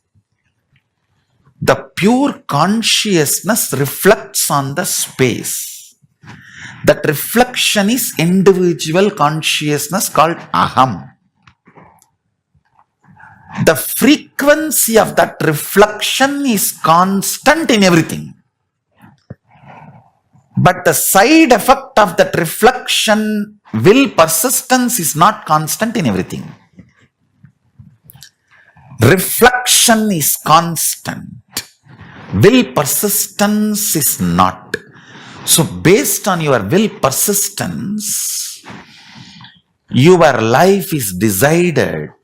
Are you going to spend 80% of your time in time related, or depth related, or length related, or breadth related existence of you? Neither length nor breadth or depth or time is low or wrong, but you not knowing the source vision, your reality, which is constant and playing in these other dimensions, there is every possibility you will get lost. If you remember your cosmic identity, if you remember the constant in you, which is your Chidambara, where the cosmic reflection Paramashiva, cosmic source Paramashiva, is dancing in your pure heart Anandagandha, your inner space. Listen, cosmic Paramashiva is like a sun. Your pure inner space, that space Chidambara, Akasha, Antarakasha, Chitakasha, is like a mirror. That sun reflecting in this reflection is called individual consciousness, Pratyagatma Chaitanyam. That is the constant in all beings. This constant's first side effect is will persistence. That is not constant in all beings.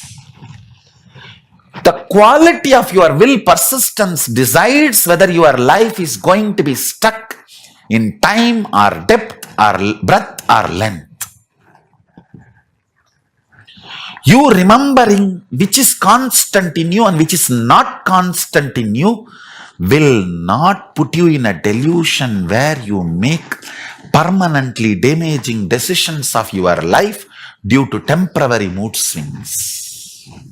Guru is the person constantly resides in the constant and supports your will persistence to get back to your constant.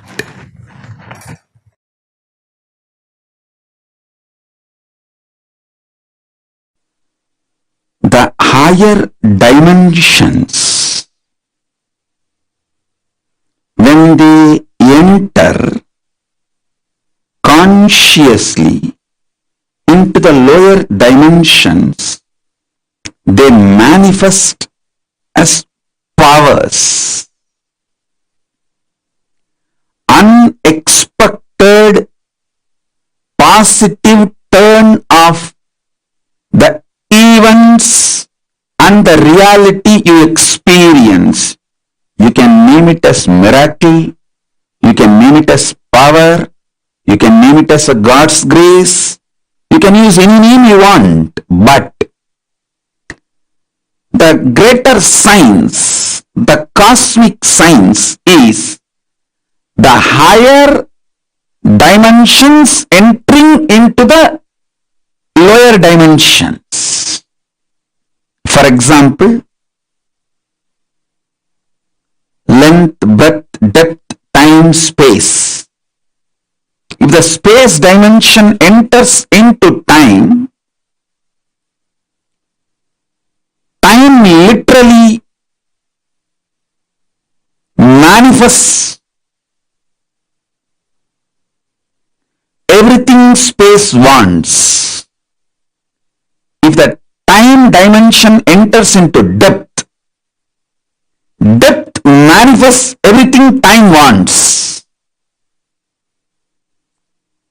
Understand? This length, breadth, depth, time, space, all these dimensions are independently intelligent, alive. able to make their own conclusions and respond within their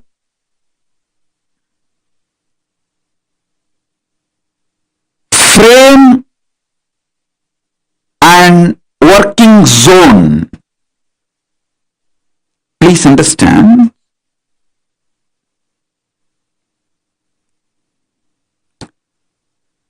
The length dimension is responsible for your logic, rationality.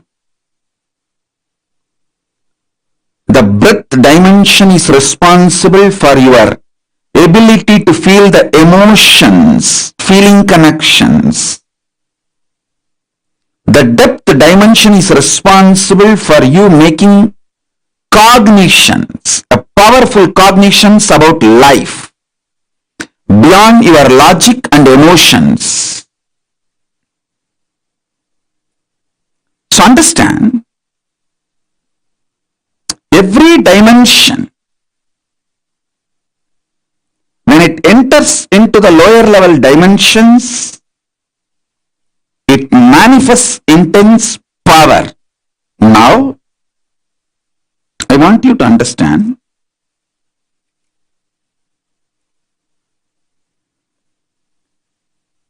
time and space is independent intelligence and power. I'll give you simple understanding, very raw, crude, down to earth,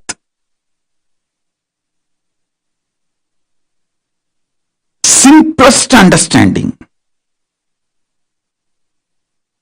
You just try to internalize this one understanding. I'll help you to go through the whole initiation and make you manifest this power.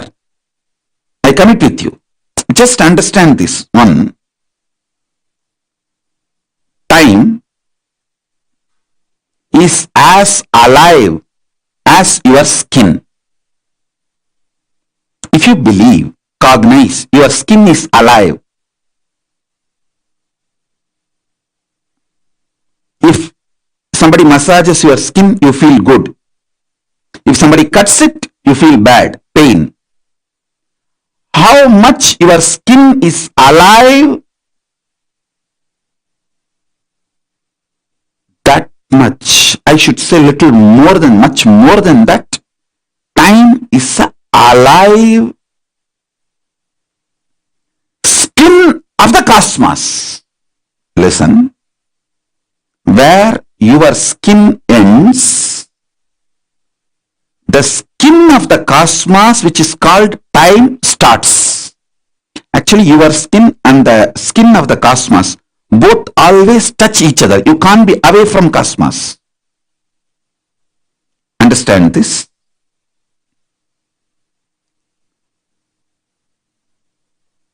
Where your skin ends, exactly that is the spot time starts. Time is the skin of the cosmos. Time is the skin of the cosmos. How you have a nervous system which passes the thought currents inside you, same way the cosmos has a nervous system which passes its decisions and thought currents, that is the space. Your skin is alive. Your nervous system keeps you living. The equivalent of your skin for the cosmos is time. Equivalent of your nervous system for the cosmos is space.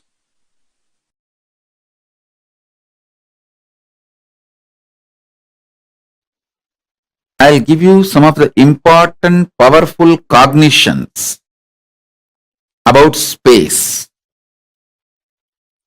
Just if you internalize this, you can use the power of space in your day-to-day life in a very practical way, simple and very practical way. First, space is a living entity. It's not emptiness, it's not dead, it is living. Second, it is very close to consciousness. Third, the space you are carrying inside you, where the thoughts manifest, is directly connected to the space where this universe is established. Chidakasa, your conscious inner space, is directly connected to Mahakasa, where this universe is established. The space where this universe is established is directly connected to the space, your inner space where you are established.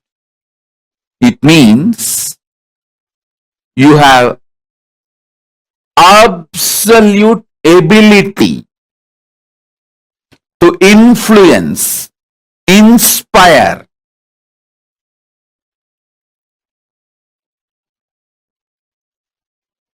directly intervene with the outer space on which the world is established. Any mass has a power to influence the space. When you are able to influence space through which you can influence anything which is established in the space, and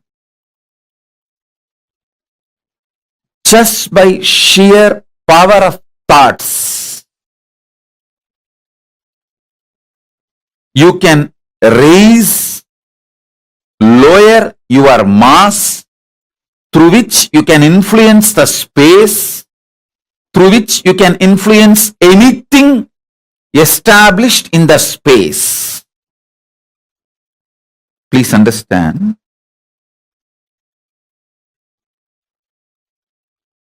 When you meditate on cognize something very heavy, higher than your brain can grasp,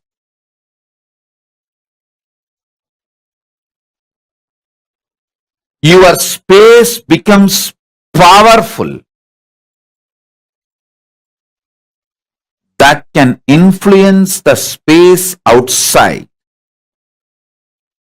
and anything established in the space outside.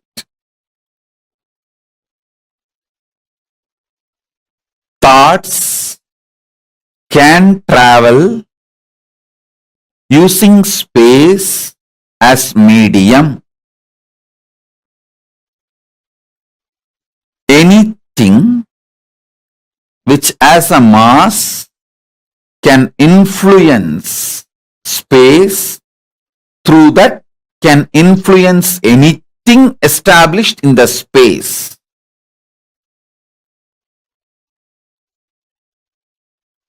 Let me be more clear and straight.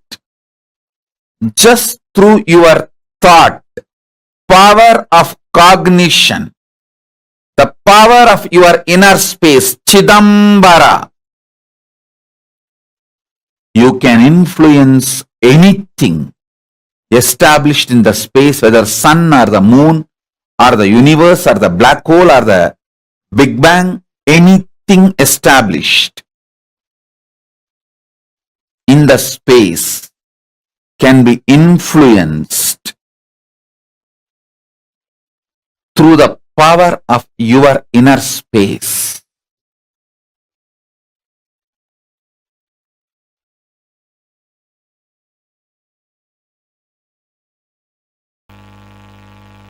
Every time you hold a space for something, if there is an incompletion,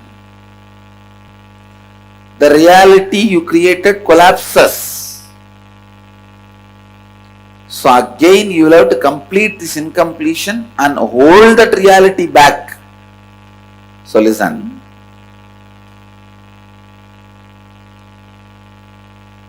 So it cannot be called as creation. I wanted every one of you to provide intense listening, because one of the major mistakes we are doing in the science of creating space, and why we go on losing confidence over our space or blaming ourselves, oh, the space creation and all works sometime and doesn't work sometime. I want you to learn this nitty-gritties of space creation. Once you create a space, if there is an incompletion, the whole space collapses. Don't think if you just complete that incompletion, the space runs. No. You have to recreate again. So whenever you find an incompletion, complete that incompletion and drop and recreate the whole space again. Only then it gets its own individual energy, intelligence, inspiration. If you want wealth, you create the space for attracting maybe $100 million. After you created the space, after 2-3 minutes, who is going to get fooled by this space creation idea and all?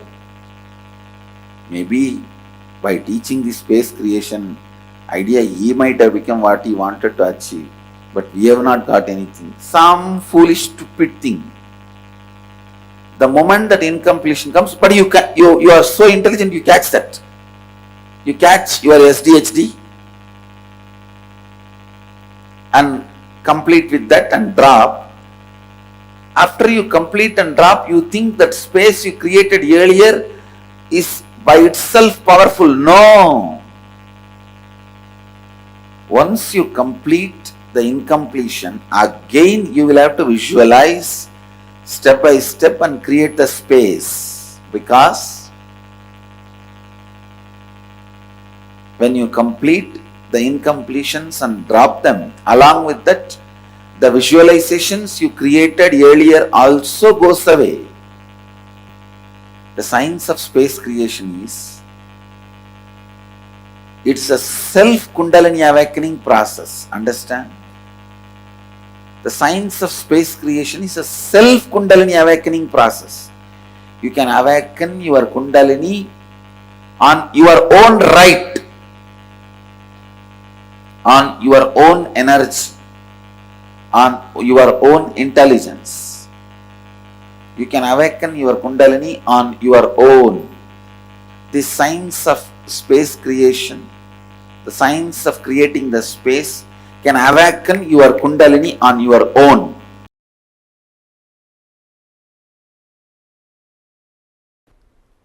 Most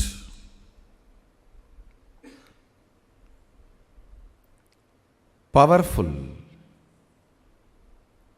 greatest sacred secret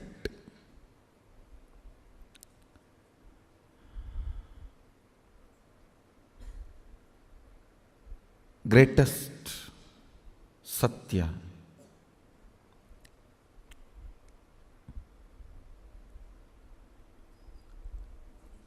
I should say this is the greatest alchemy I can contribute to all your being. So please listen. The logic, length, dimension of your existence, in that if you understand about oneness, it is imagination. Breath, the heart dimension of your existence. If you are able to grasp oneness in that level, it can be visualization. of oneness. The depth dimension.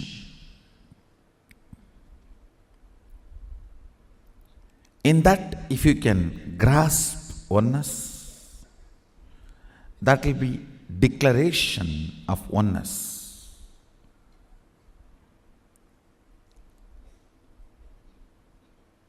In time dimension, you just need to manifest ferociousness. So, this imagination about oneness, visualization about oneness, declaration of oneness gets into your space, your akasha.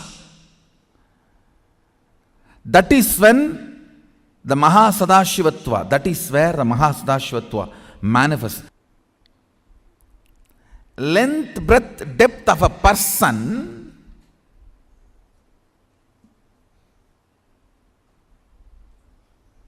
is not he.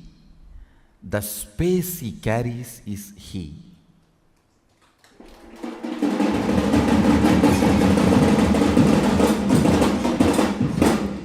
When I say length, breadth, depth of a person, I speak in both the meanings. One, logic, heart and cognition.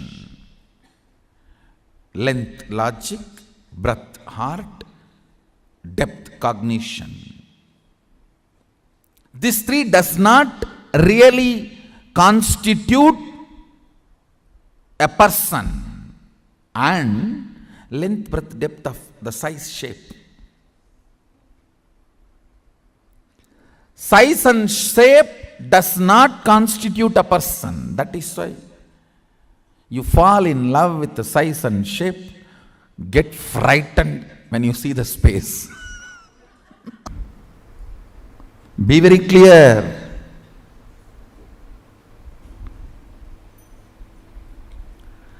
The space you carry, its smell, its flavor comes out of you like energy.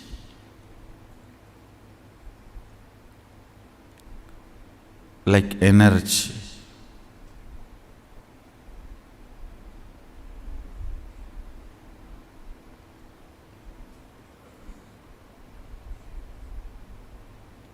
Many of the Indian restaurants use this as a tactic. They release a certain masala flavor. That whole area will have that masala flavor. The moment you enter that zone, you will feel like eating. That is also again like a marriage only. You go to the restaurant and you order what do you want.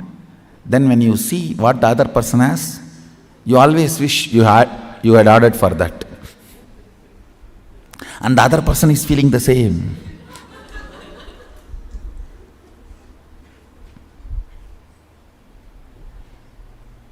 And you can't even exchange the plate, owner will not allow.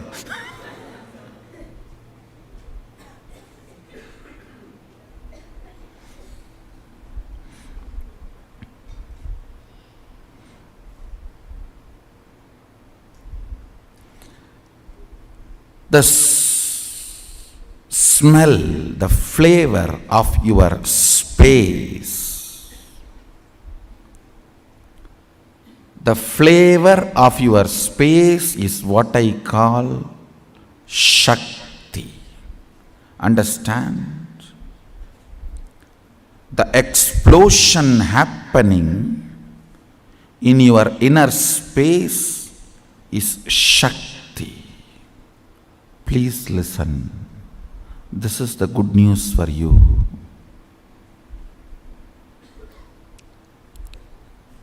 The moment you manifest even one Shakti, I have already entered into your inner space.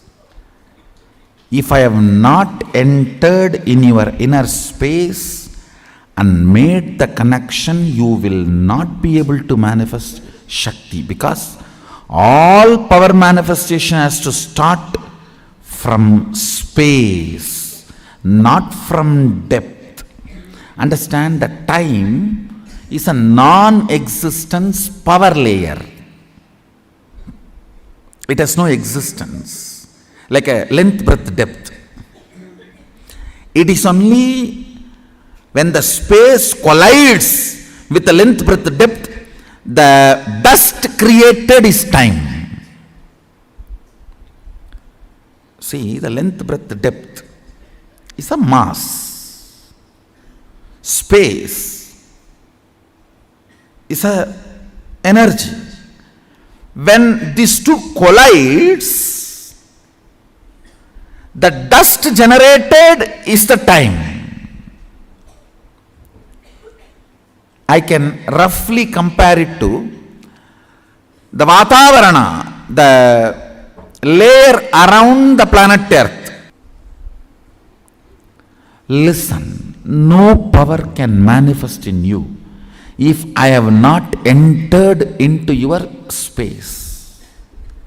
Even if you manifest one power once, be informed, I have drilled you already up to your space. KAILASA celebrates the manifestations of his space.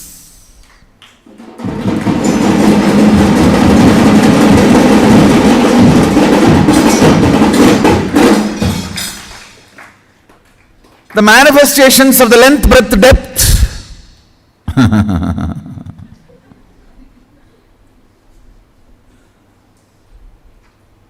Manifestations of the length, breadth, depth is so superficial. So superficial.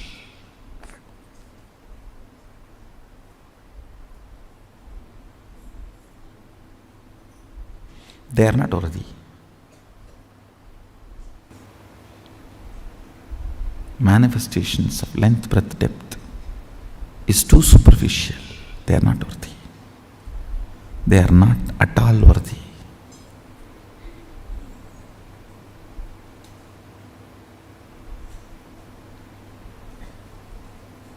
Manifest the space. Celebrate your capabilities based on your power manifesting abilities and space.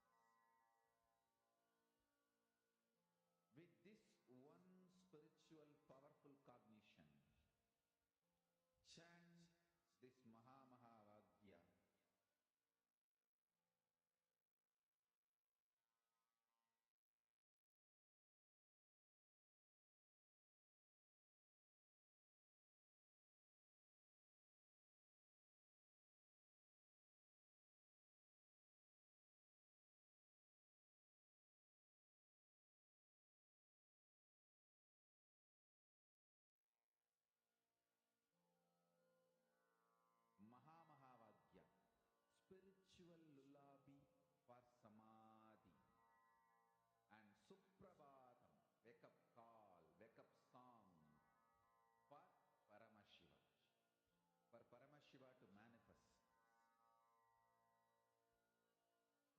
With this one spiritual powerful cognition, chant this Mahavagya.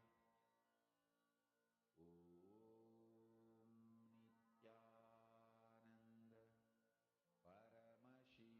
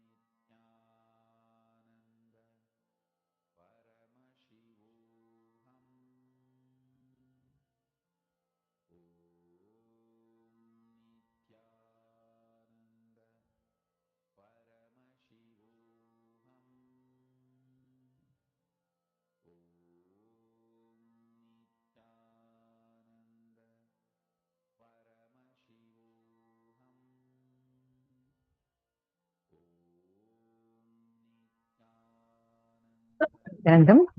Apologies for the technical glitch. I hope all of you are able to see us and hear us. Wonderful.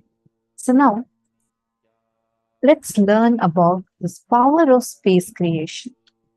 What is space creation?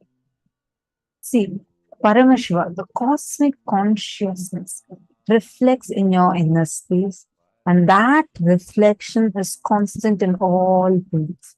So, your conscious inner space is directly connected to Mahakasha, where this whole universe is established. What does that mean? It means you have the absolute ability to influence, inspire, directly intervene with the outer space on which the world is established. I request all of you are listening for a few minutes. Listen to this very, very, very carefully. How many of you seen this? Many times when you're so frustrated, angry inside, you suddenly see exactly like that. People are also behaving in the exact same way, or you feel things manifest in a very similar way in your outer reality.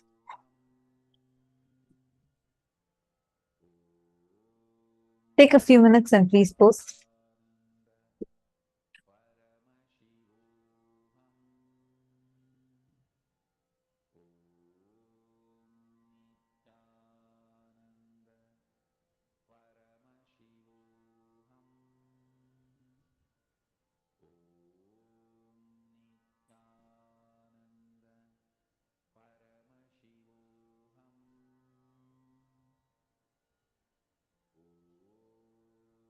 See, the Paramashiva, pure consciousness, is continuously reflecting in inner space. Means what?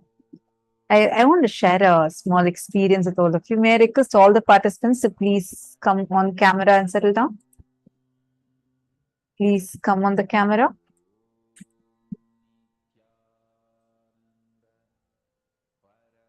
Once there was in Gurukul, Swamiji was teaching us the exact science where Swamiji said,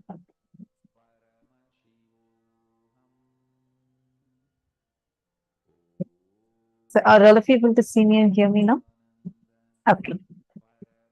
So Swamiji said that everything in the outer space is actually connected to your inner space too. Swamiji is explaining the Ishavasya Upanishad, where it says, Tade jati tanne jati tadhure tadvantike tadantarasya tat sarvasyasya bahyataha.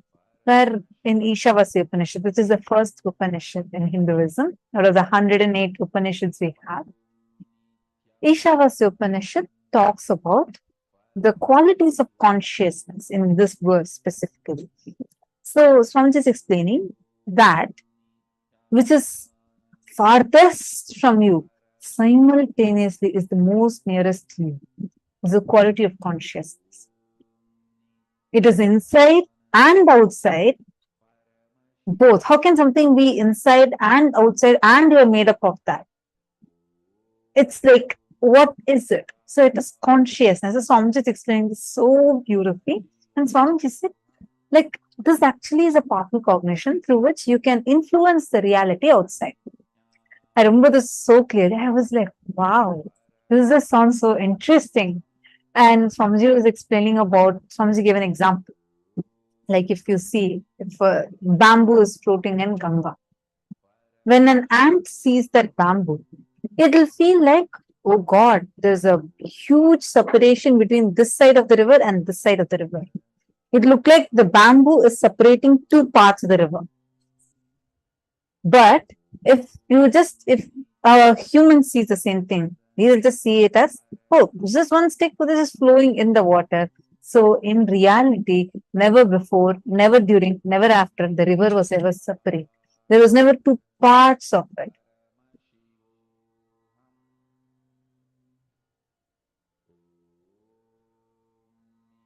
Same thing.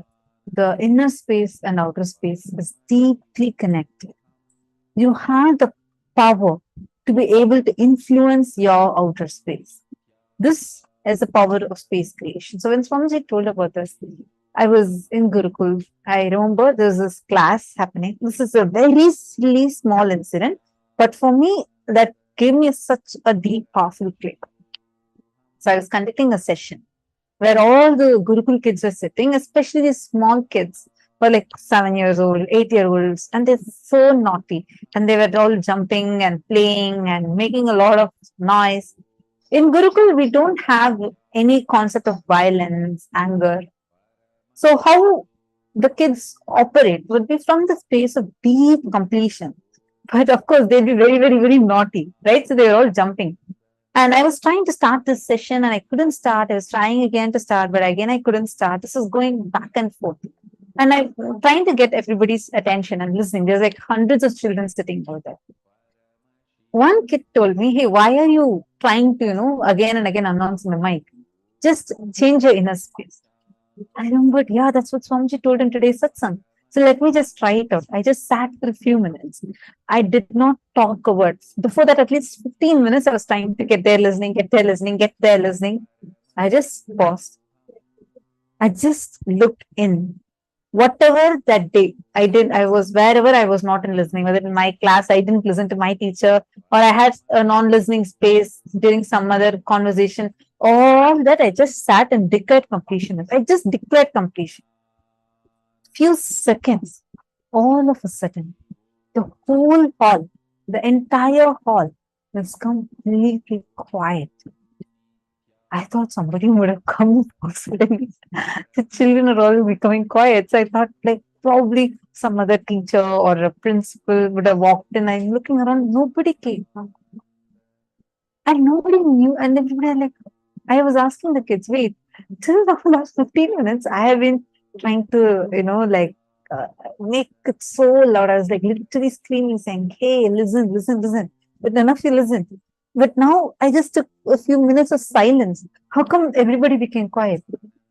They didn't have a logical answer to it. That's another Balasant reminded me. This is what Swamiji is explaining in Satsang. Till before this point, she said, you were having the space of non-listening, exactly life mirrored the same. The moment you declare to be in the space of listening, life is reflecting this. Understand, in every situation, relationships, your career, your boss, who you feel is always firing you, or your colleague who seems to not ever listen to you, everyone, you can have a direct influence over them.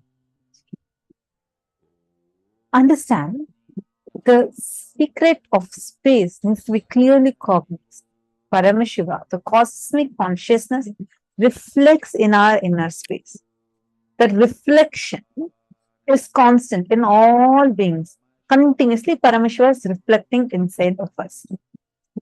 So, your conscious inner space is directly connected to the Mahakasha, where this whole universe is established. It means you have the absolute ability to influence, inspire, directly intervene with the outer space on which the world is established. But just visualize it like a mirror. A mirror, you have a mirror, you hold it against the sunlight. When you turn the mirror, you see you are able to reflect it on a wall. Am I right? You would have played it as a child. So that reflection, the Paramashiva reflecting in this mirror, that light reflecting in that mirror is you. You have the capacity to reflect whatever you want on the outer reality. But the will persistence to reflect that source vision is not constant. So whenever we reflect it, the reflection happens. The problem with this is we are not consistent in reflecting. So based on your will persistence, your life is decided. The Paramashiva reflecting on our consciousness is constant, but us reflecting on the world is will persistence is missing. So based on the will persistence you have, your life is decided. Guru is a person who constantly resides in the constant, your inner space called Chidambara, and supports your will persistence to get back to your master. How many of you are understanding this? Listen carefully. This is the only when you understand this, you'll understand why space creation doesn't work all the time. Once you create a space, if there is an incompletion, the whole space collapses. Complete that incompletion, recreate the whole space again. Only then it gets its own individual energy, intelligence, and inspiration. Let's do quick exercise. Take any one reality you want to manifest. Intensely create space inside of you. Take a few minutes and intensely create the space inside of you for that reality to manifest by visualizing it in the present. Bring your future possibility into the present is called space creation. When you're creating the space for your chosen reality, if any incompletion, self-doubt, impossibilities are coming up inside you, complete with all of it. After completing, go back to step 2 and recreate the space inside. Keep doing this till you're able to create space for a chosen reality without interference of any incompletions with the space you created. Then you will see the space you created will just manifest as reality. This is the science of space creation. Please start now.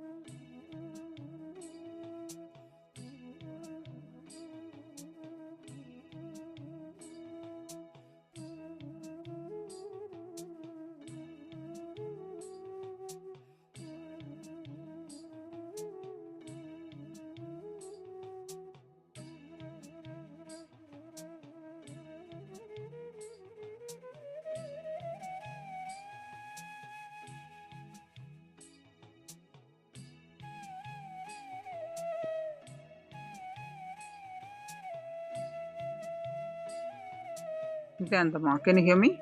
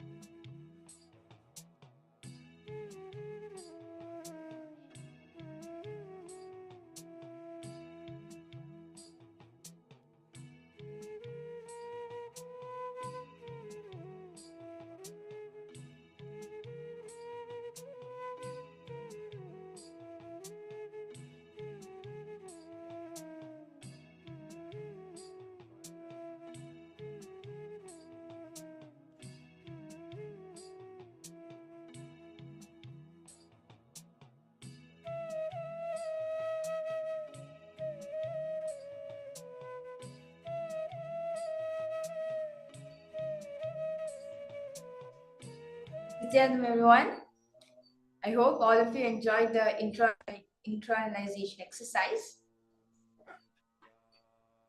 See, Swamiji says very clearly that, as Ma Tatapriya said earlier, that the cosmic consciousness, which is Paramashiva, it is reflecting in us, which is in our inner space. This is the meaning of microcosm and macrocosm. So whatever happens between the macrocosm, it is also happening inside of us, the microcosm. For example, you want to manifest a will, or you want to manifest a desire. Just out of your will, you manifest. You consciously decide to manifest it. Naturally, it will trigger in the cosmos. That is a space of space creation, where you are the holder, you are the owner. Swamiji said very beautifully in Satsang that either you can test Paramashiva by commanding him and saying that you please manifest all these things for me. Only then I will understand your Paramashiva.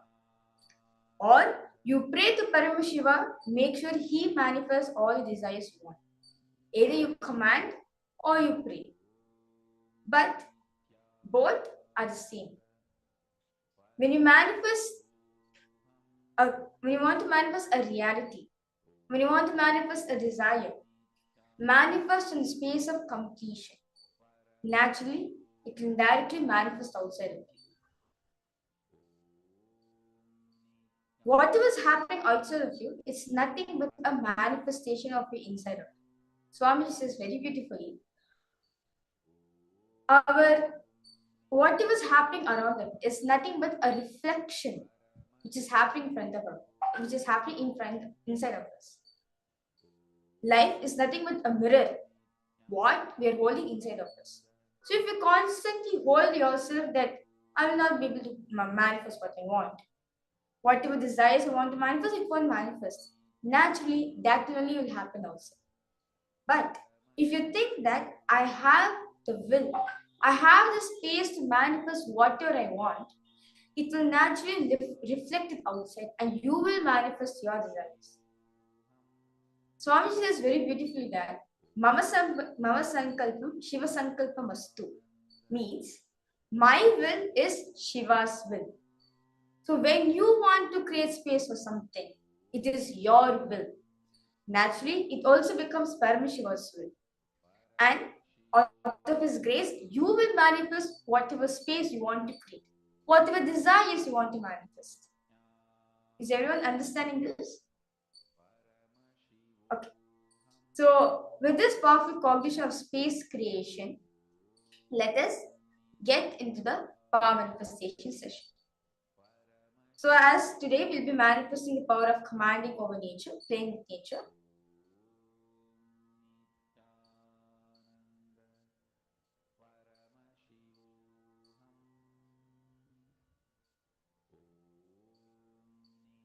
Yes, I request all of you to sit with your head, neck and spine in a straight line.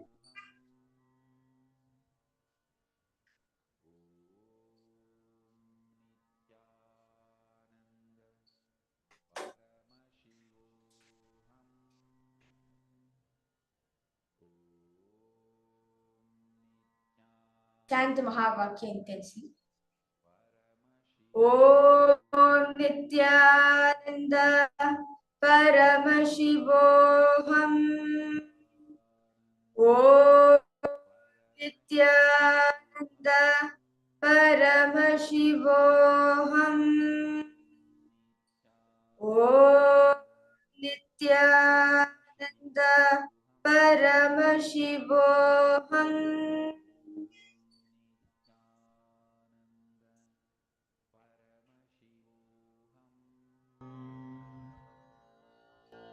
Om Nityananda Paramashivoham.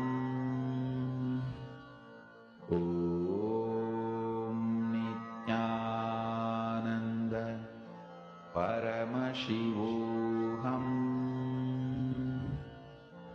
Om Nityananda Paramashivoham. until you chant the Mahavakya intensely. Nityananda Paramashivoham Om Nityananda Paramashivoham. So in this session, in this round, you'll be commanding the wind, the Vayu Tattva, to turn off a flame. So this power manifestation happens when you connect yourself from the space of oneness with nature. So now I request all of you to light the lamp. Keep it in front of a place where there is no strong winds, or you can keep the lamp in front of you, in front of the camera. So I request all the participants to go get a lamp. You can lit the lamp and keep it in front of you. Make sure you're sitting in an area where there's no strong wind blowing off the fire. Paramashivoham Om Nityananda Paramashivoham. You can use any type of lamp if you want. If you have a candle, you can use candle. Or if you have a proper lamp, you can use a lamp also. Anything which can hold the fire, which can hold flame, it's fine.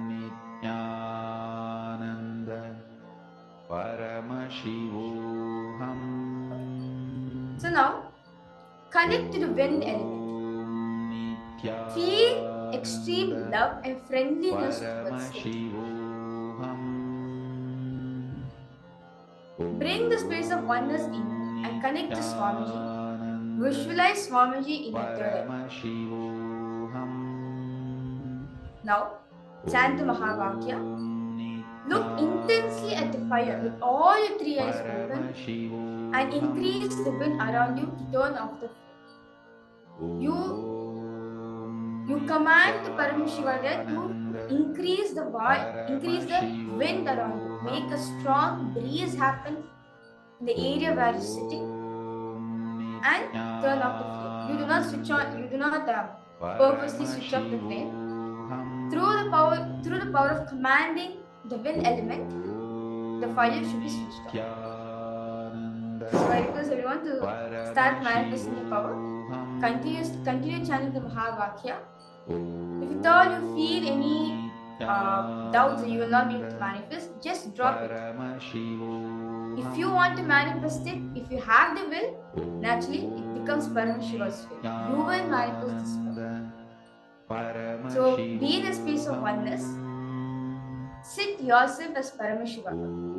Sit as Paramashiva and command the wind element to move. Paramashivoham Om Nityananda Paramashivoham Om Nityananda Paramashivoham Om Nityananda Paramashivoham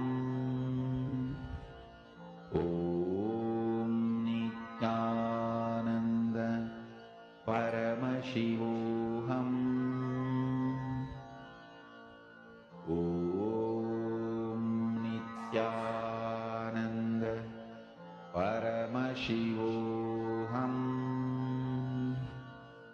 Om Nityananda Paramashivoham Om Nityananda Paramashivoham Om Nityananda Paramashivoham Om Nityananda Paramashivoham Om Nityananda Paramashivoham Om Nityananda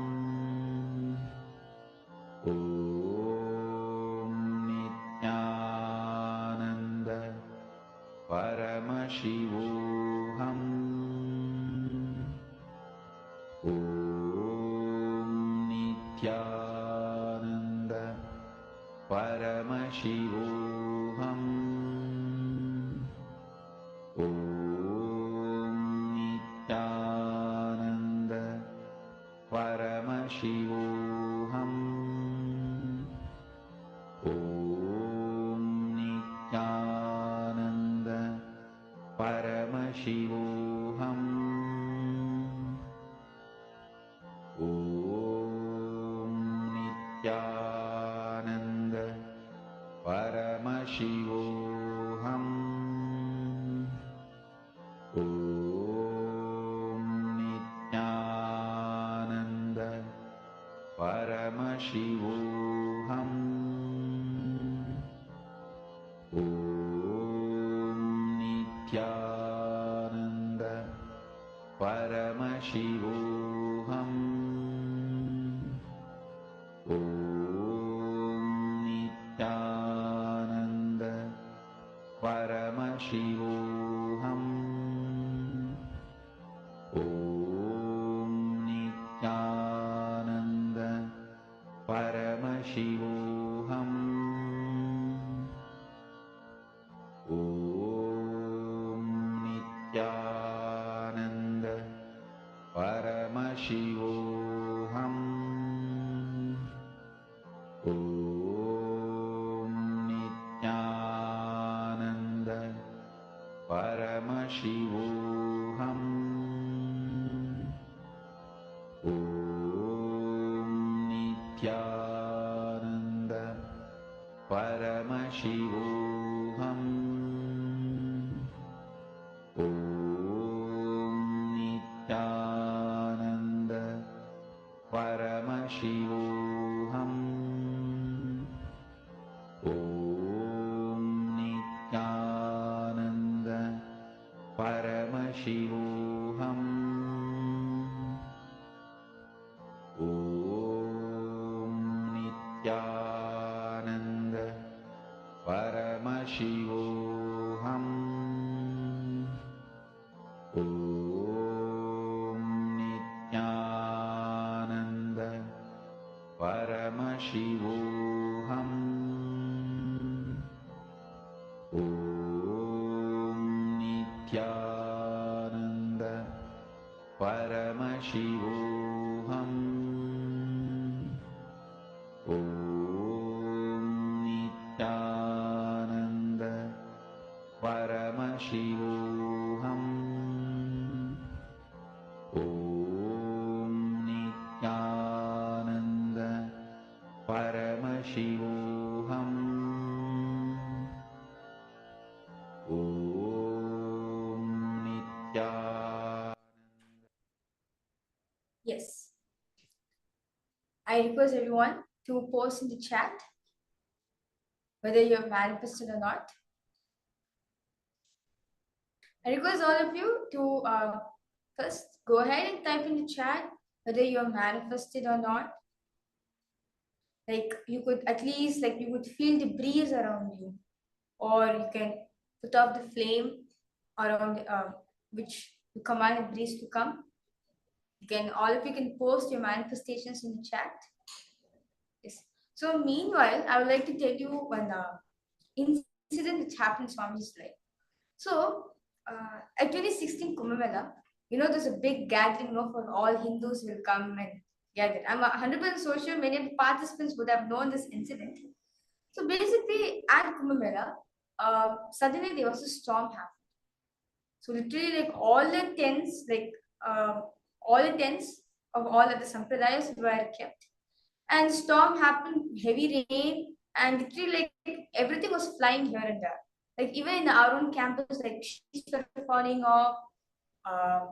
Even the a tent kind of structure was collapsing. So many things were flying here and there. So literally there was an actual storm happening during the program of Kumbh Mela 2016, which happened in Ujjain. So Swamiji came and as usual, we told Swamiji, there's a huge storm happening. Literally, all the participants are standing at the shed area. Literally, the roof was dancing, on the against the speed, the gushing wind which was going literally, like we may not, and since there was heavy rain also, literally, like we couldn't like we couldn't don't know, we couldn't know which path to move, where we should stand for safety and everything. So Swamiji came to know, and he just came to the entrance of the hall, and Swamiji just moved his hand. He just moved, and currently the storm came. It did not even just coming near to our camp. And the moment Swamiji moved his hand, the storm moved to the other camp, started destroying all of the camps. So this was like I think I saw this in front of my own eyes. How Swamiji played with the power of wind just through his command. That Swamiji just moved his hand, not even a word Swamiji uttered. Swamiji just moved his hand, and the wind commanded literally the storm went to the other direction and destroyed all of the camps. So this is the power of playing with nature, where you bring nature under your own control. How this happens? When you are in oneness with nature, when you understand that you are Paramashiva, from the space of Paramashiva, whatever you command will manifest. That is the space of space creation, where whatever you want immediately manifests. Because you're rooted in the consciousness, you are Paramashiva. Naturally, you are Paramashiva. You can manifest whatever you want in your life. Even now also, you can manifest whatever you want in your life. So now, let us move ahead to one of the most important and interesting segment we are going to learn. So the next segment, we are going to learn about Nataraja. Who is Nataraja? And what is the Ananda Tana of Nataraja? Why he does the Ananda Tana? So let us directly listen to the revelations of Swamiji, which Swamiji has given.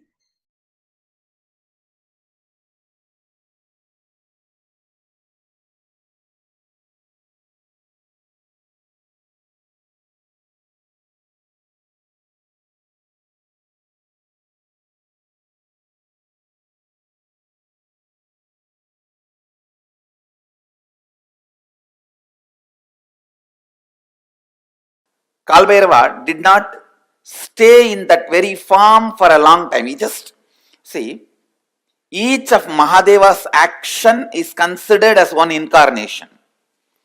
When he came out and destroyed Daksha and his Yajna, that action is Virabhadra. When he came out and destroyed the arrogance of Brahma and gave him Shivoham experience, that action is Kalabhairava. That is why Kalabhairava Jayanti is done as per the Tithi. It is Mahadeva himself is Mahakala and Kalabhairava. It is just his different actions. So his action of coming down to remove the ego of Targavana rishis, that only is considered as Dakshinamurti. Dakshinamurti is not separate from Mahadeva. His action of coming down and with a begging bowl, that is Bhikshadana, and his action of teaching enlightenment and giving the experience of Shivoham to Targavana rishis is Dakshinamurti.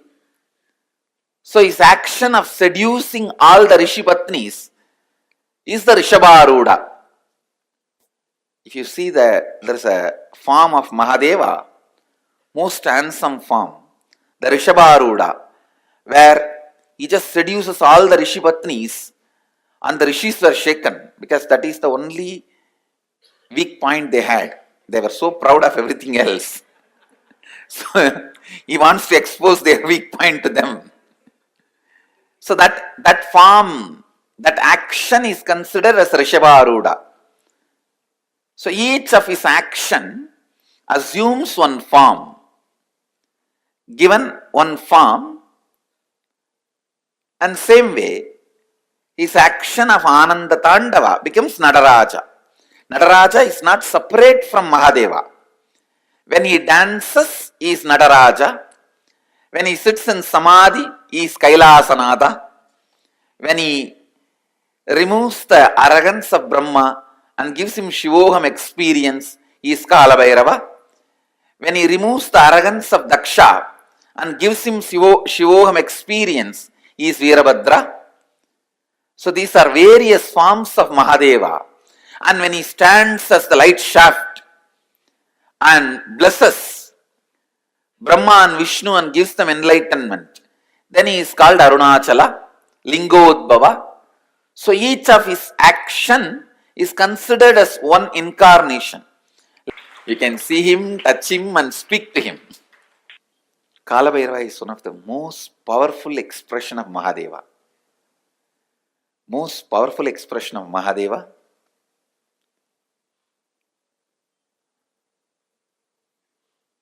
He is the energy on which all the memories are stored. All the memories are stored. Space is the energy where all visualizations are stored. Time is the energy all memories are stored. Cosmic record keeper. All the word documents are kept with Kalbhairava.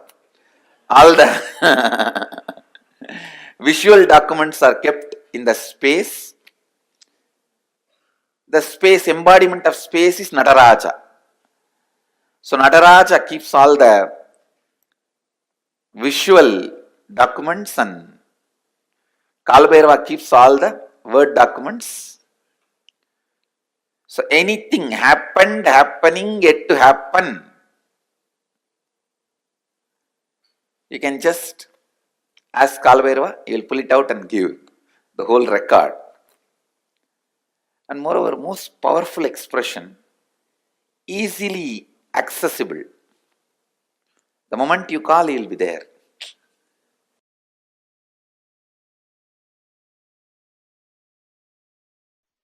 See, Paramashiva's ferociousness is represented by the Kalabhairava.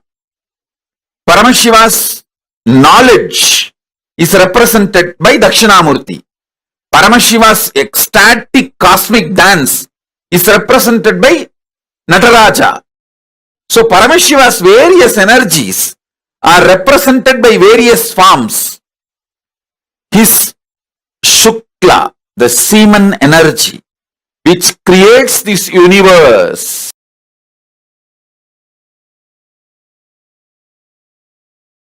I am in such a state now. I am going to make too many important revelations.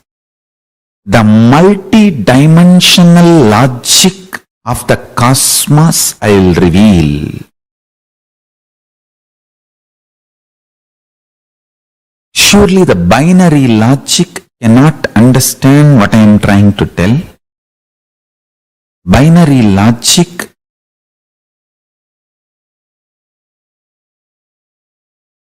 will not be able to, because it is not matured enough, it has not grown up enough to catch the cosmic reality. Understand? If you can grasp a being, conscious being, creating the principles of creation, creating the principles of creation, not just creation, creating the principles of creation with one hand and sustaining the principles of creation, sustenance, rejuvenation, pulling out of delusion and liberation, and rejuvenating in one hand.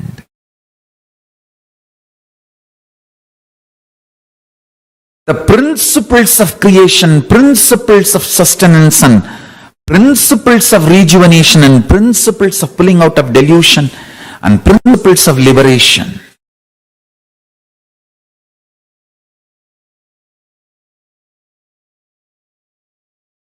Through one hand, manifesting the principles of manifestation, manifesting the principles of sustenance, principles of rejuvenation, principles of pulling out of delusion, and principles of liberation.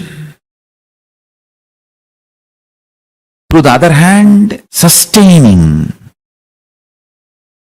not just sustaining what is created, sustaining principles of creation and principles of sustenance. The other hand, not just destroying or rejuvenating, rejuvenating even the principles of rejuvenation. And through the thrown up leg, liberating, and the leg which is pressing the demon, Muyalaka, pulling beings out of delusion. Not just pulling beings alone out of delusion, pulling even the principle of creation, maintenance out of delusion. And with the leg which is thrown up in the air, giving liberation not just to the beings, even to the principle of creation, maintenance, rejuvenation.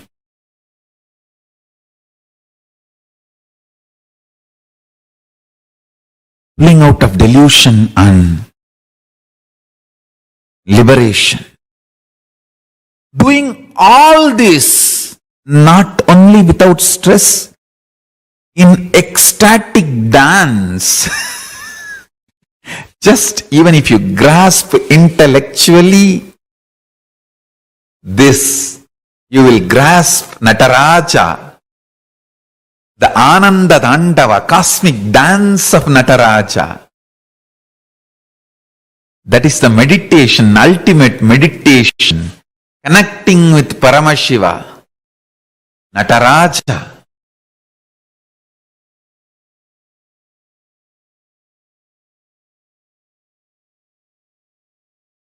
Ananda Tandava, bliss dance, Nataraja, who manifested from Ishana space of Ishana face, PHASE, face, space. Listen carefully.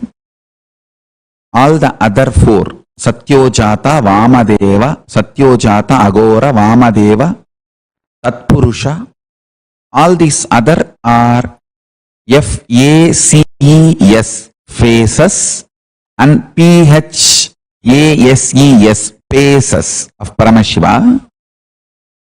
Ishana is face, space, space. FACE, PHASE, SPACE, all three. Chidambara. From the Ishana space, Nataraja manifests. Nataraja is the liberating principle. Mukti Tattva. Understand?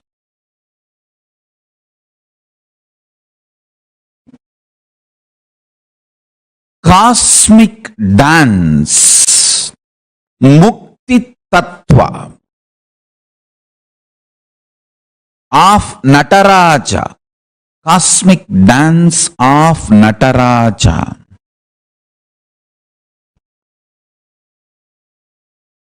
Is the ultimate liberating principle. I will map it to your prajna now and support you and make you manifest this as a reality. Listen carefully. I'll bring it down to my prajna and manifest it in all your prajna and make it into vijnana. Listen.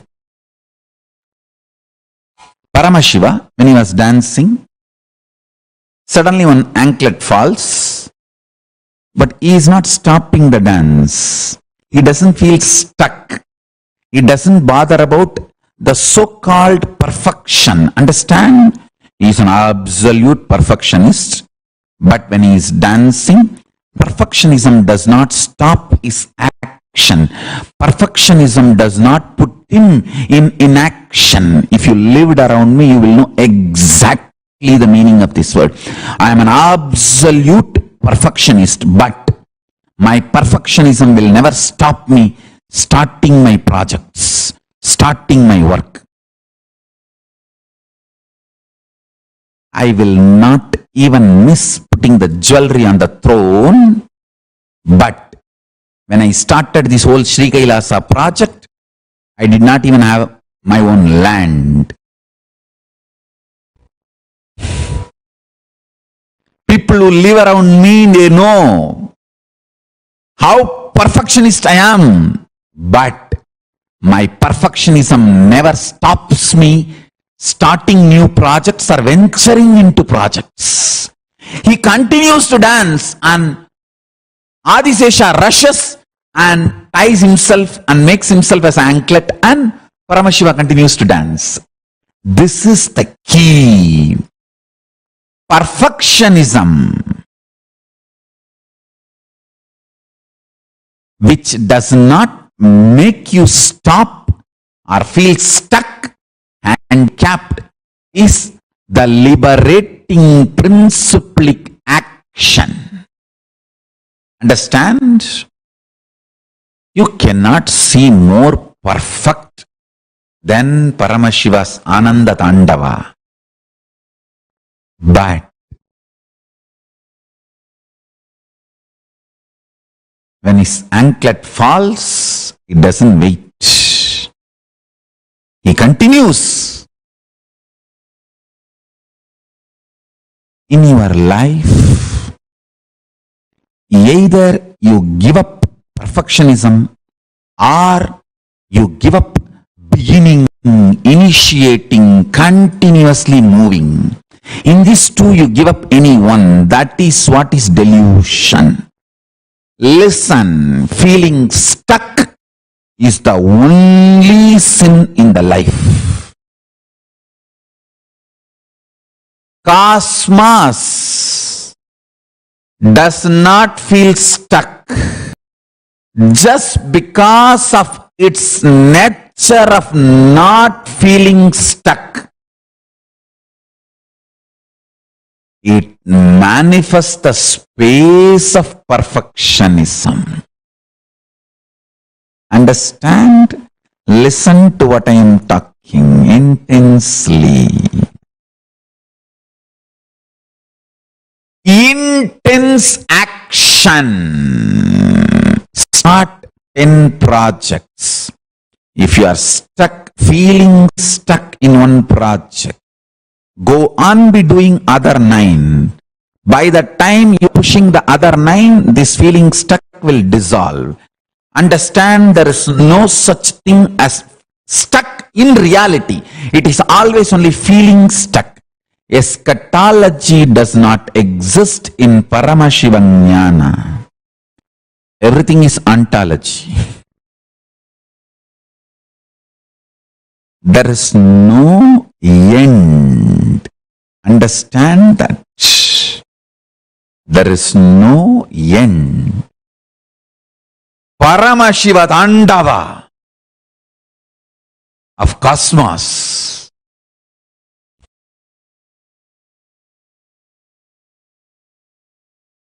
Its perfection is because it doesn't get stuck. Stop feeling stuck. Stop being stuck. You will manifest perfectionism. Understand?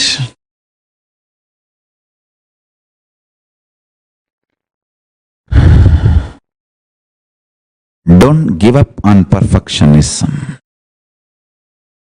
but don't stop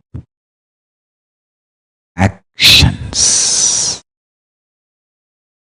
Binary logic teaches you, if you want to be perfect, start late after preparing everything. multi-dimensional logic teaches you only by your action you will reach the perfection. You will manifest the perfection. Do not give up on perfection, but do not stop acting. Understand? Enlightenment is ultimate, not final. It is constant happening.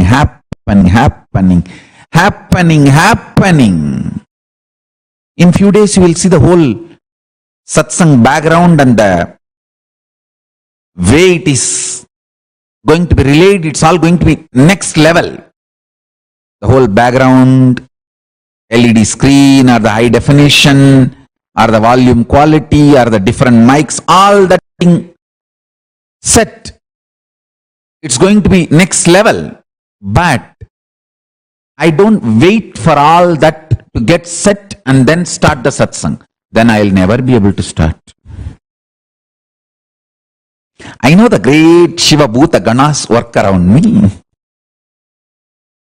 I just start the dance by its intensity. Perfection to perfection to perfection to perfection manifests. Not imperfection to perfection. No. Perfection to perfection to perfection to perfection to perfection to perfection manifests. Listen carefully. Understand? One thing Arunagiri Yogeshwara has made it as my DNA. Continuity. Nitya. Nitya Ananda. Continuous. I tell you. Stop feeling stuck.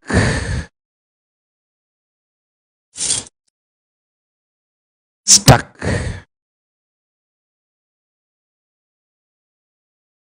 And stop stopping. Stop only stopping. As long as you don't stop, feeling stuck is only feeling stuck. If you stop, you will be stuck.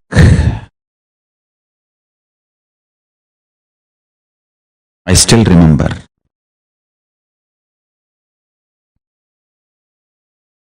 when I used to go to Polytechnic from Thiruvannamalai to Kudiyatham. Sometimes I had to cross this Pachakuppam railway crossing. That's one place. It's not on the way between Thiruvannamalai to my college, but sometimes I will have to go to different places from my college. I will not even be sitting in the bus because usually that crossing takes half an hour or 1 hour.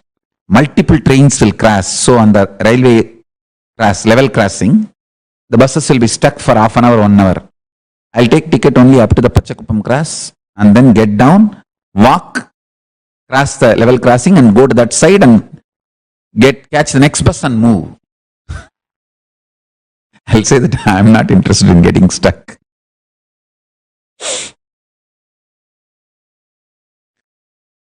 I'm ready to walk.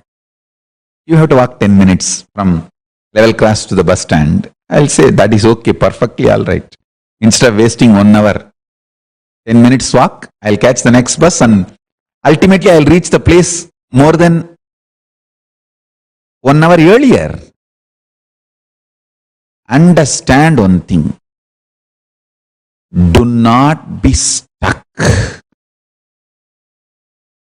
in anything.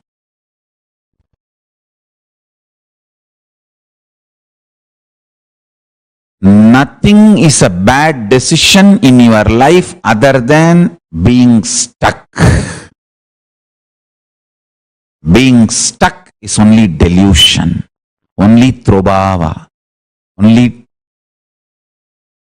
negativity.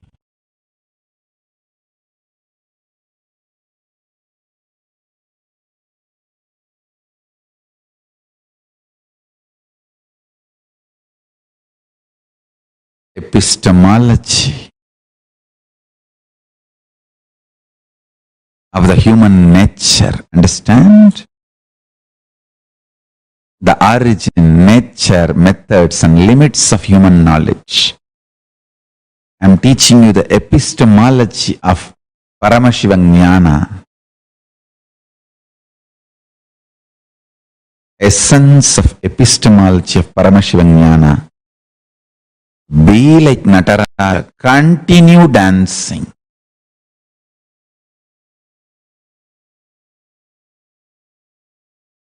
Continue dancing. Continue dancing. Be Nitya, eternal.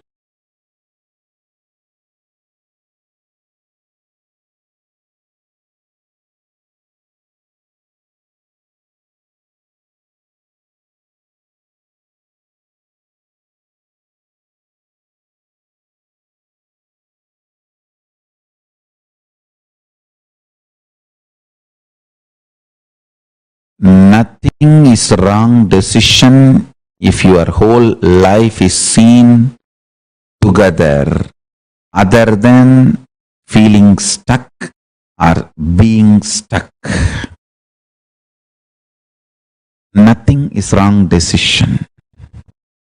As long as you are flowing, flowing, flowing, flowing, flowing.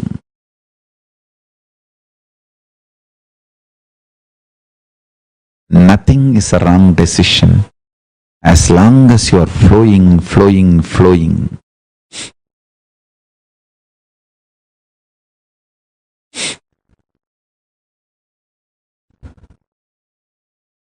That is the beauty of life.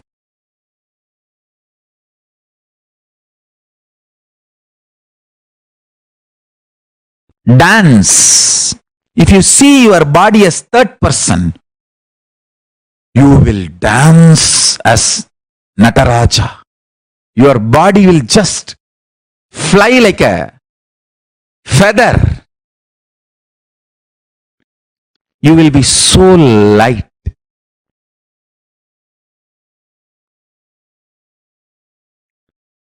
If you can jump 50% of your height, you will be able to see your body as second person. Only if you can see your body as third person, you can jump full height of you. If you are 6 feet and you can jump 6 feet during the dance, you have mastered the art of seeing yourself as third person. Only if you see yourself as third person, you can jump your full height. A Rudraganya will be ordained as Rudraganya during Meenakshi's time only if she can jump like a feather or full height and land on the floor like a feather. And there cannot be any pain, even the pain feeling in the muscles or body.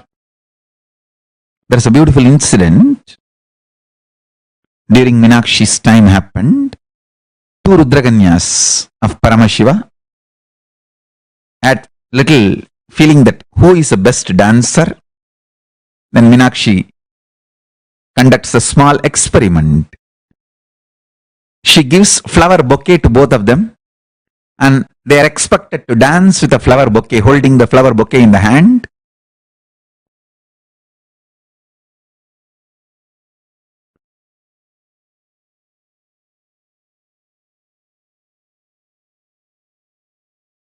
They danced. In between, one Rudraganya dropped the flower bouquet from the hand because in both flower bouquets there was scorpion. If you hold the flower bouquet lightly during all your moments, scorpion did not feel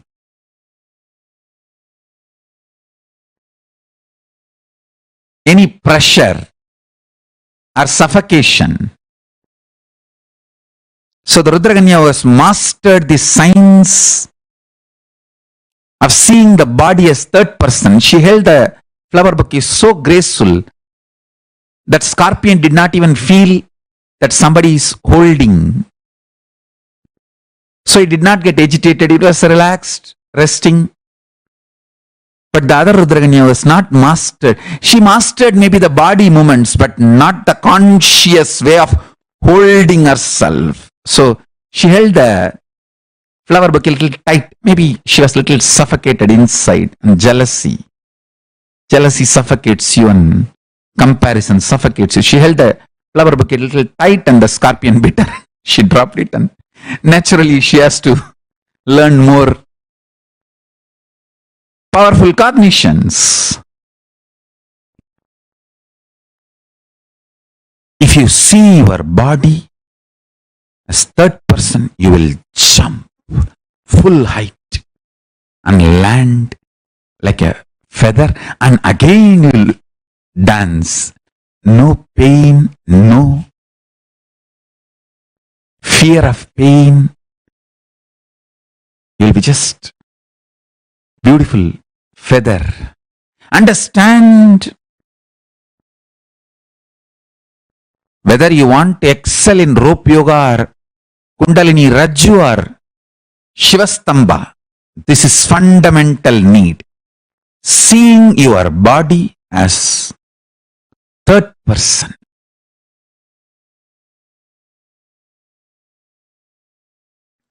Productivity of life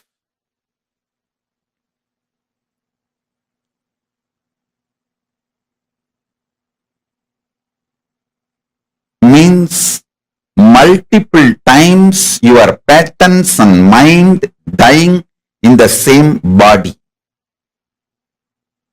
Waste of life means carrying the same mind into multiple bodies.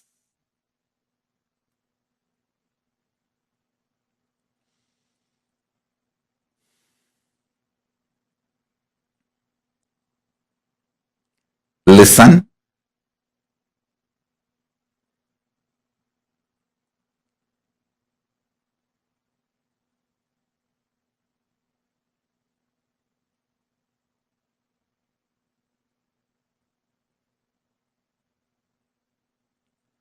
Nothing can equate the truth about life. To experience the truth of life, anything can be sacrificed. Experience this one truth. The more number of times your patterns die, you come to completion in your life is productive. Every night, if you complete with yourself and life, that is the best productivity of your life.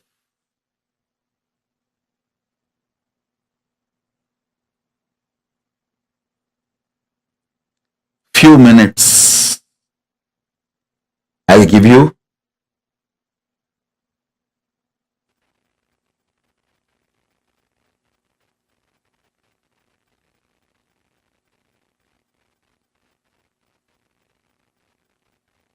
Take few minutes to pen down all the incompletions right now you remember about you and life.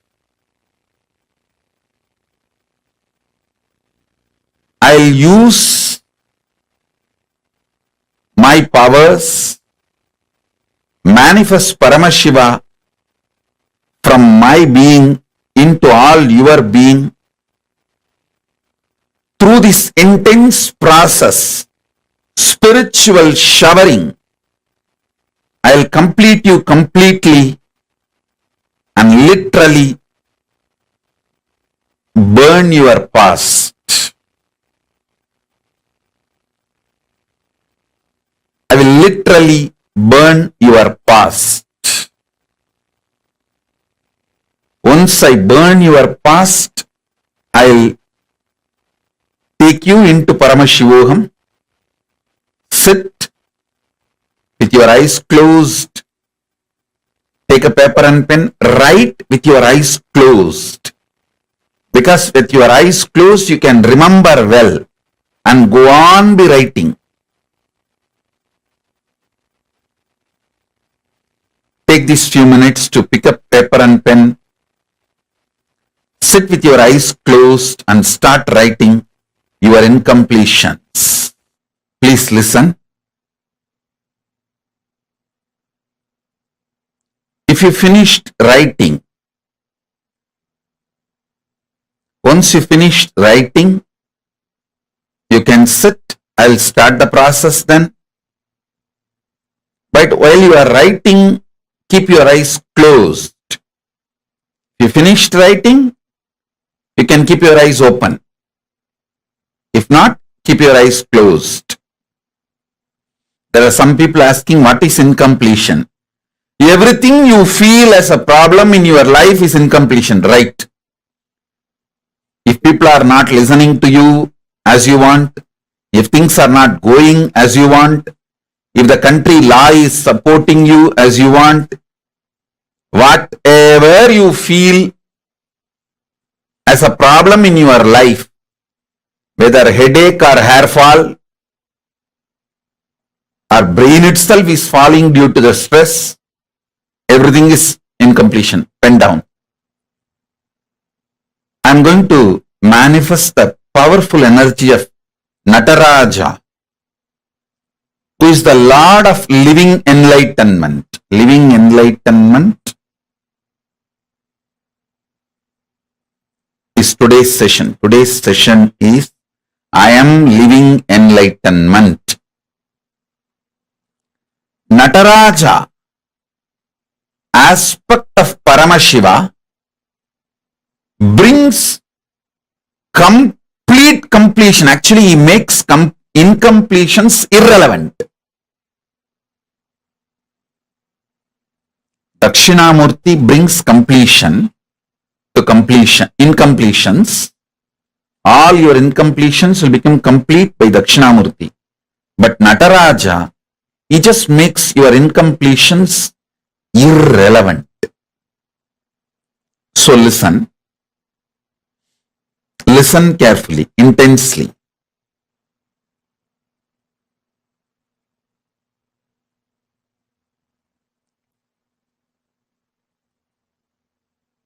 I'm going to manifest intensely Nataraja, Paramashiva's powerful manifestation is Nataraja. I'm manifesting Nataraja now.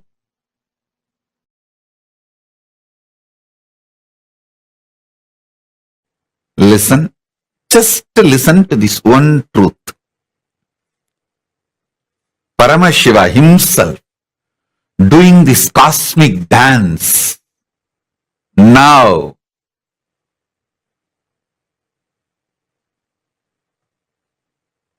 Inside me. Decide to trust this and sit with me now. You will see his cosmic bliss dance not only inside me, inside you. Inside my Chidambara. See, Chidambara means Chidagasa, heart center, where this Nataraja is dancing. In my Chidambara he is dancing. He will dance in your Chidambara also, because all our Chidambaras are one and the same, connected. The moment you decide to trust in my Chidambara is dancing, the connection has happened. He will start dancing in your Chidambara, in your Chidakasa, heart. Listen.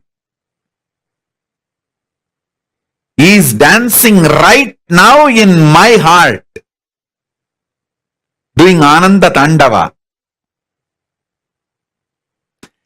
If you decide to feel connected to this introduction of me, he will right now start dancing in your heart. So, you don't need to close your eyes. You can sit with eyes wide open, or you can even dance If you know Bharatanatyam, do Bharatanatyam. If you know Kuchipudi, do Kuchipudi. If you know just Gumanguttu, you do just Gumanguttu.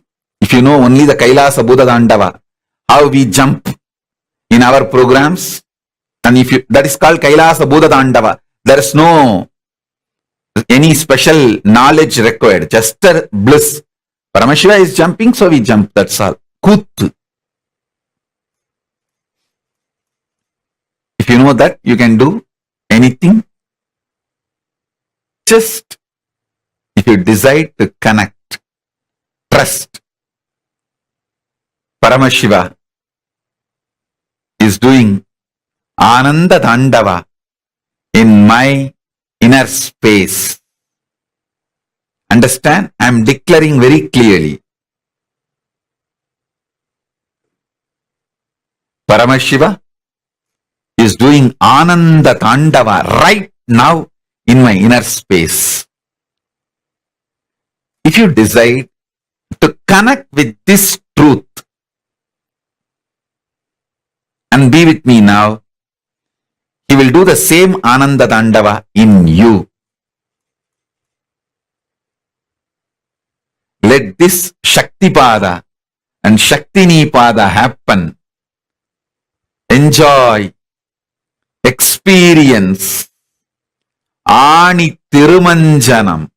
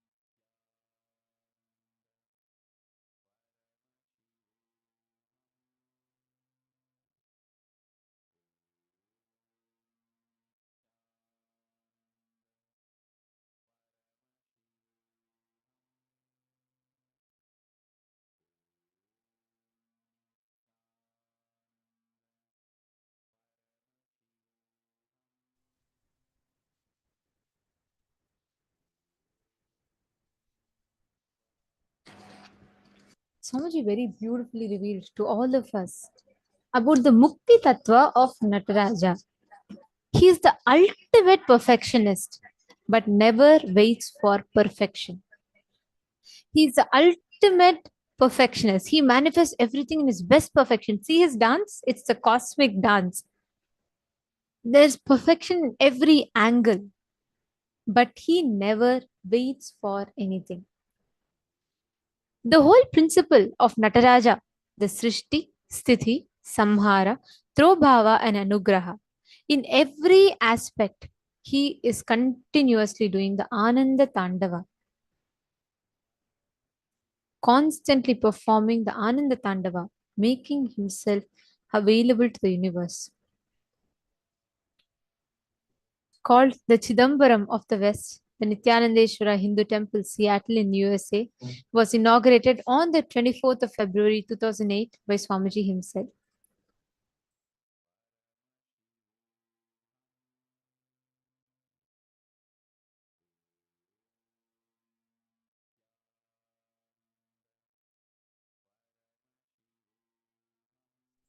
The whole truth that Nataraja represents is this. Feeling stuck is the only problem. Perfectionism, which does not make you stop or feel stuck.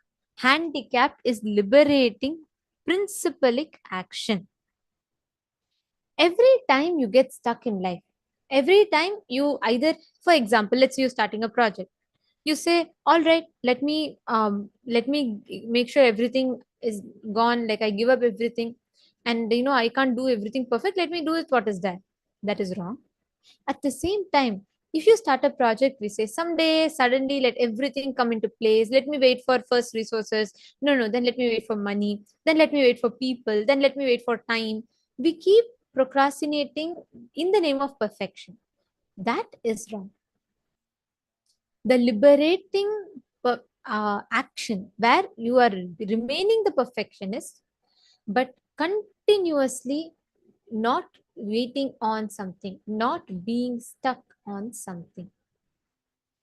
The perfectionism which does not make you stop or feel stuck, that is the liberating action. Feeling stuck is the only sin in life. Stop feeling stuck. Stop being stuck. You will manifest perfectionism. But even to understand this, let us all do a very quick exercise. I request each of you to pen down all the incompletions you remember about you and life, everything you feel as a problem in your life, as an incompletion in your life. If people are not listening as you want, if things are not going as you want, whatever you feel as a problem in your life, write it down. Take a few minutes. I request every one of you to list it down in detail.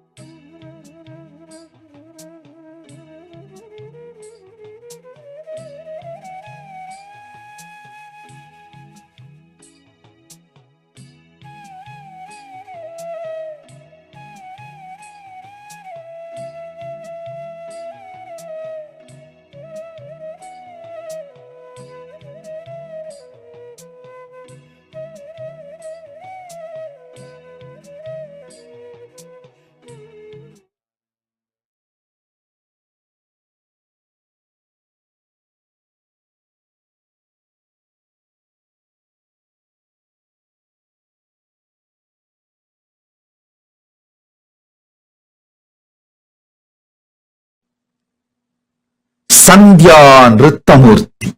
See, Sandhya means the day and night meeting, and destruction, pralaya, and creation meeting. For you to understand roughly, you can roughly understand as ice age.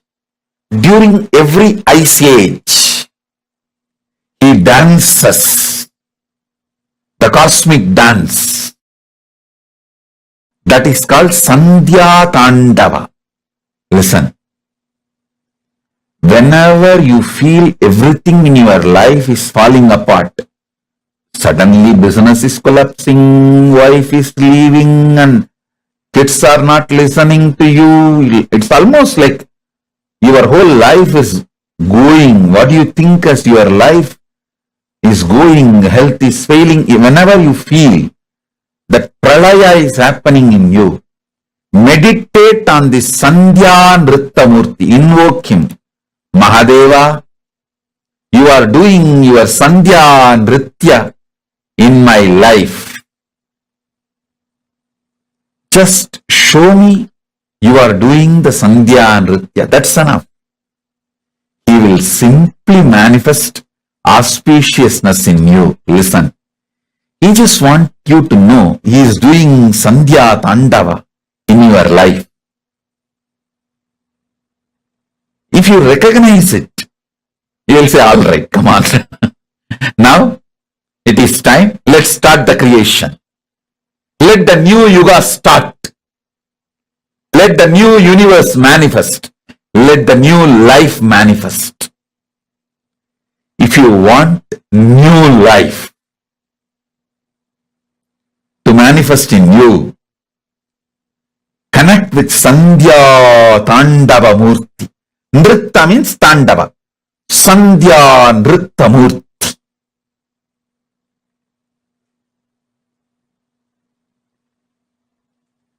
Tandava goes through certain discipline. Nritta is beyond all discipline.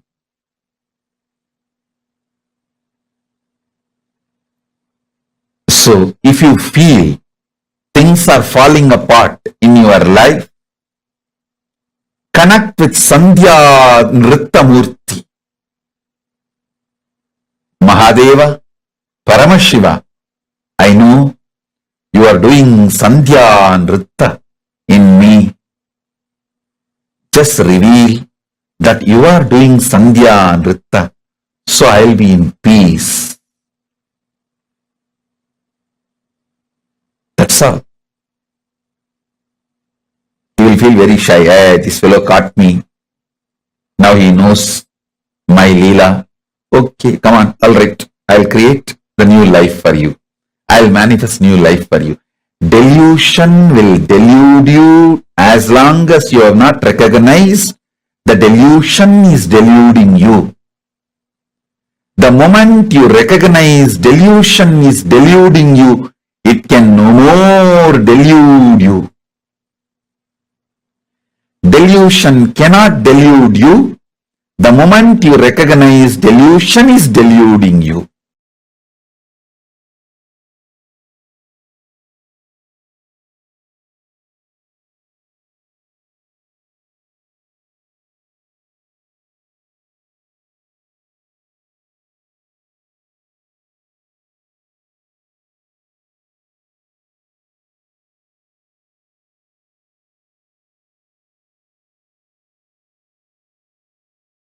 Actually, even this Sandhya Nritta Murti we have in Seattle Temple. Seattle Temple, we have not only the huge Nataraja, Ananda Nataraja, we have some more dancing forms of Shiva.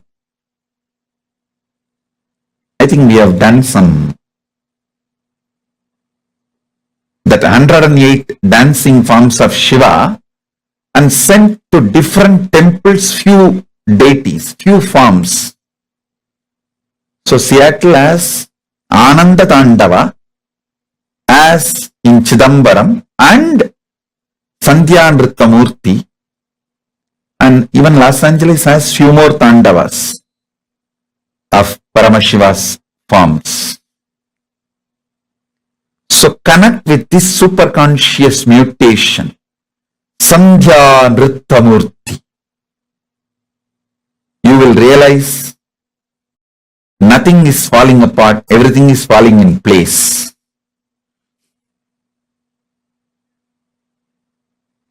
If you know Paramashiva, you will know everything falls in place.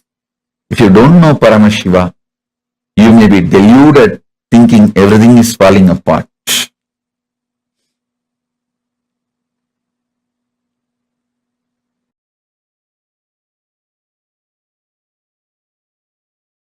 First,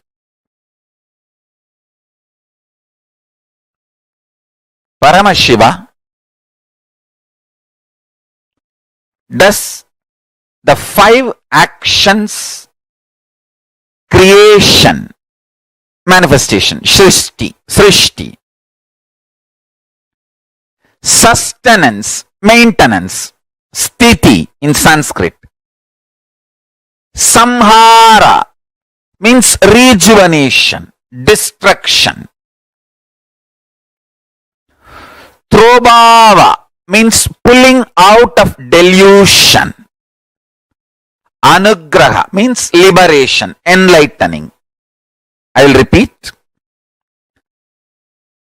Srishti, creation, manifestation, sthiti, maintenance, sustenance, samhara, rejuvenation,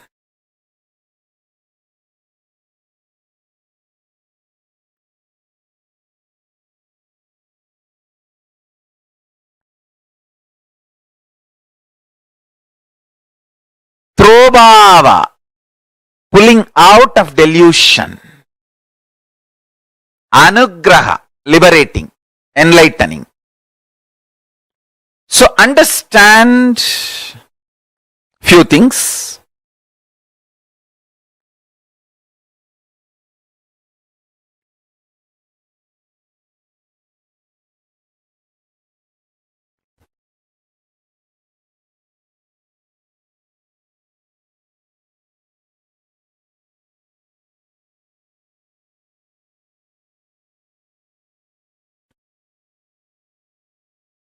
Listen carefully.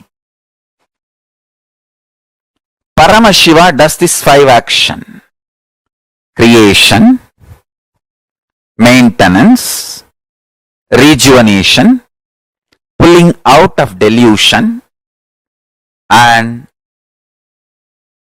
liberation.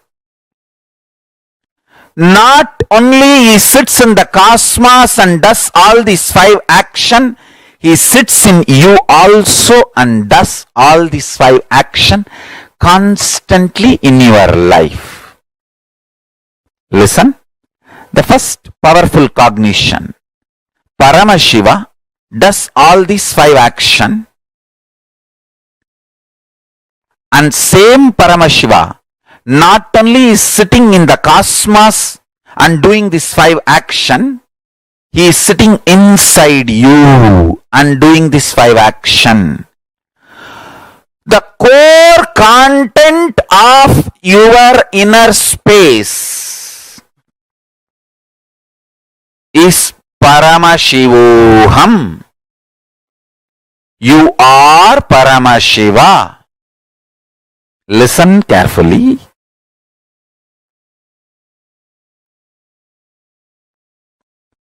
This truth, you are Paramashiva, is the ultimate truth. Your day-to-day life facts may not immediately match the truth. But if you just sit and start digesting this truth, you will see the day-to-day facts and the ultimate truth both matches. When you realize day-to-day facts, ultimate truth matches, it is called enlightenment. When you realize, wake up, yes, the day-to-day facts and the ultimate truth is matching. That is called enlightenment. Listen carefully. The ultimate truth I am telling you now, you are Paramashiva. And your day-to-day facts immediately don't match. No. There are too many conflicts, confusions. How can I be Paramashiva? But if you sit and understand, if you bring love in your life, love, deep love for everything happening, you will realize two things. Everything is auspicious. Paramashiva, Sada Shiva. Sada means everything. Shiva means auspicious. Understand? Whatever me and the Sangha is going through, in this moment I am uttering this truth. Not only this is truth, this is fact. Nothing falls apart. Everything falls in place. Nothing falls apart. Everything falls in place. Understand this great truth.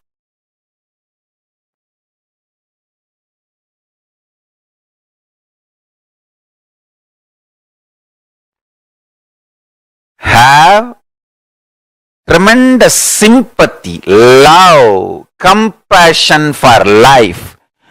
It is the atmosphere, ecosystem of love, compassion, sympathy. That is the atmosphere where these higher realities are realized, manifested.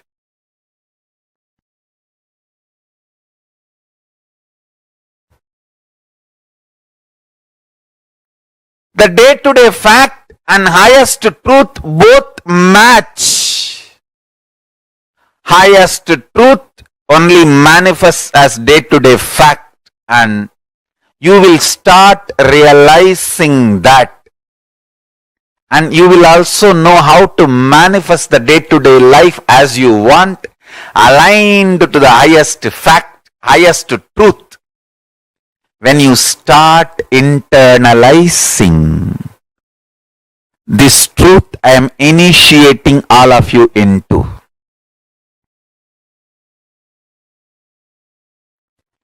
Waiting to get hurt or waiting to feel blessed.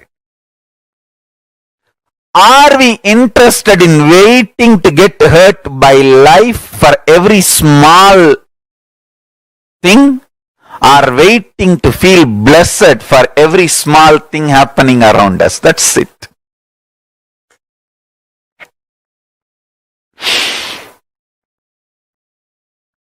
Please understand.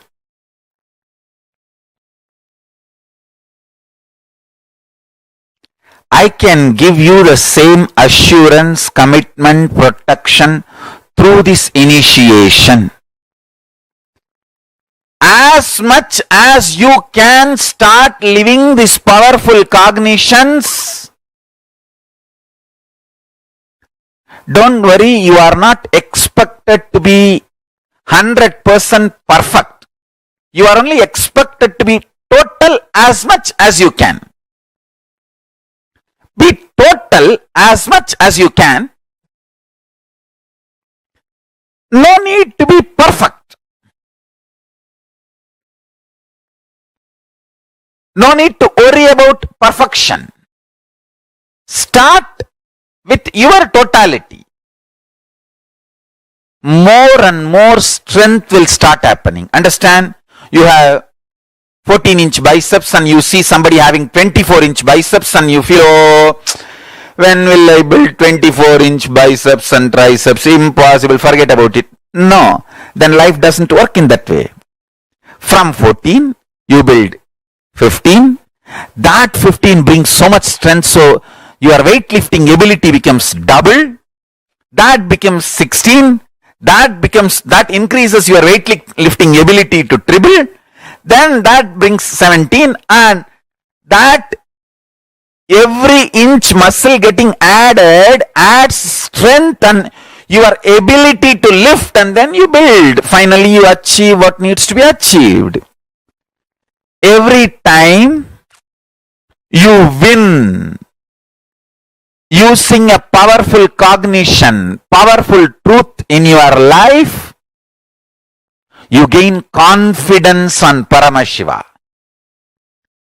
That confidence gives you the ability to build more powerful cognitions.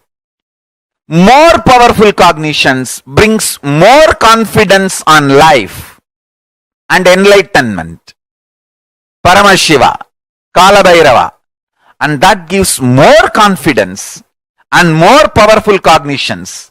That brings more enlightenment, more power manifestation. Understand?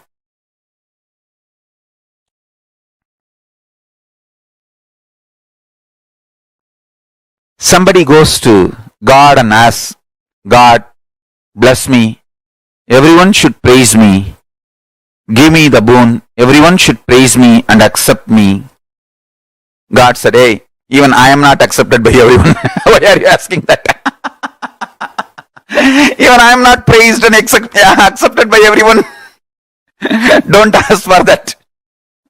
Life will ever be one side people praising you for your contribution.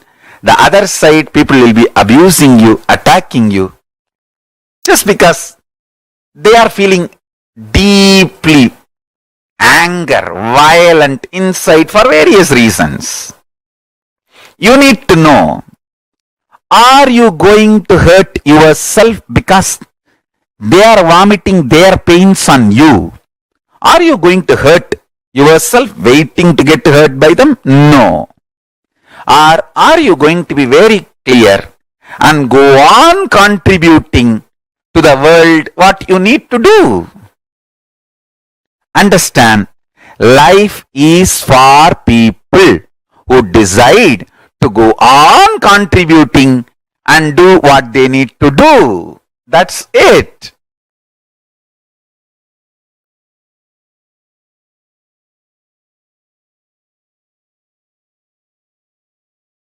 I wanted you to know, at any situation in the life, truth is the most powerful strategy for life. The truth is you are Paramashiva. Whether you understand or not, nothing falls apart, everything falls in place. Understand, I am telling you. With all this so much attack,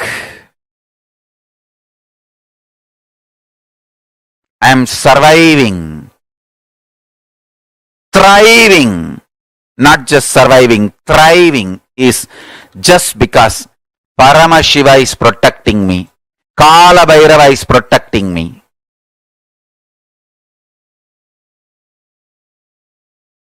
Conclusions you arrive cannot affect your conviction. You are the ultimate. Whenever you feel there is a ghost, just stare into it, it will disappear, because it is nothing but your own projection. If you stare, you will understand there is nothing there, it is my projection from here. It will just settle down into your inner space. You will not see any of your projection. Only when you are in a bipolar mood, half of you is seen and half of you is seer. If you stare and come to awareness, whole of you becomes seer. If all of you becomes seer, you are a Brahmana, Parpan. If whole of you is Parpan, you are a Parpanan. If half of you is seen and half of you is seer, you are a Chandala, bipolar. If whole of you becomes seer, you are a Brahmana. In day to day, whether you are successful or failure, you manifest power or you manifest powerlessness, these are all conclusions you arrive that cannot affect your conviction you are Sadashiva. The conviction Sadashiva cannot be shaken. You are the Para, the ultimate Mahasadashiva. Brahmins call Parabrahma, Vaishnavites call Paramapadam, Shaivites call Parashiva, Shaktas call Parashakti. Para, the space of Para, you are that, the independent, intelligent, active, inspired, charged up, passionate embodiment of Ananta Kalyana Gunas, all the auspiciousness.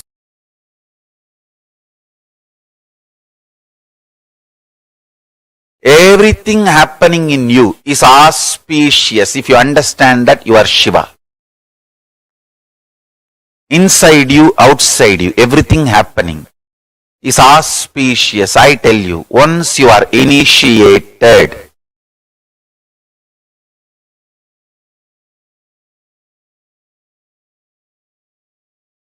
once you are my disciple, listen very clearly. Even if you think in your life things are falling apart, they are falling in proper place.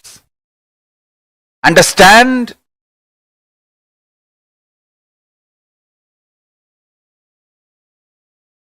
Nothing is falling apart.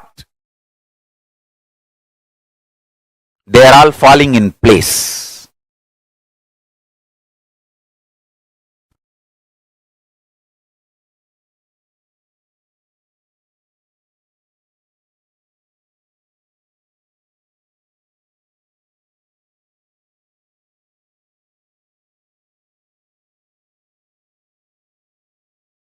Once you are initiated, you are integrated to Guru, Linga, Sangha.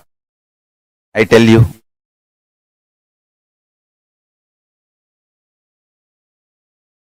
nothing falls apart. You may, even if you think things are falling apart in your life, they all fall in place. Understand that. Nothing falls apart. Everything happening is auspicious. Everything is falling in place for the higher purpose. I tell you. Once you sit with that clarity, you are Shiva. If you are able to come to that clarity in your life, you are master of your life. You are Ishvara. I tell you, whoever is constantly in firefighting mode internally lives as Jiva. Whoever lives in ferocious mode internally lives as Shiva.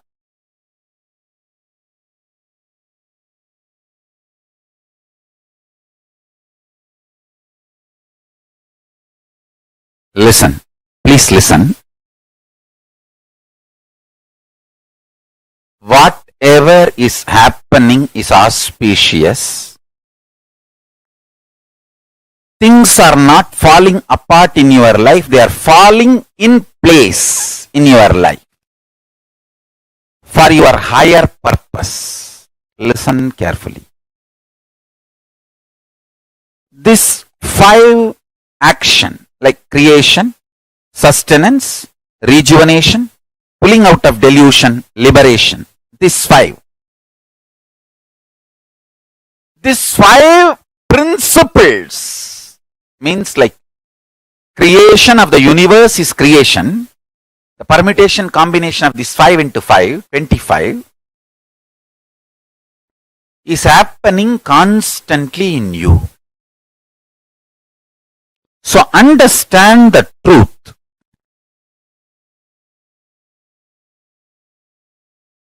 Everything happening in your life is auspiciousness. With this one truth, one powerful cognition, if you sit and bring this clarity, completion, joy, restful awareness this one principle in your life alive, then you are free from death. You are free from death.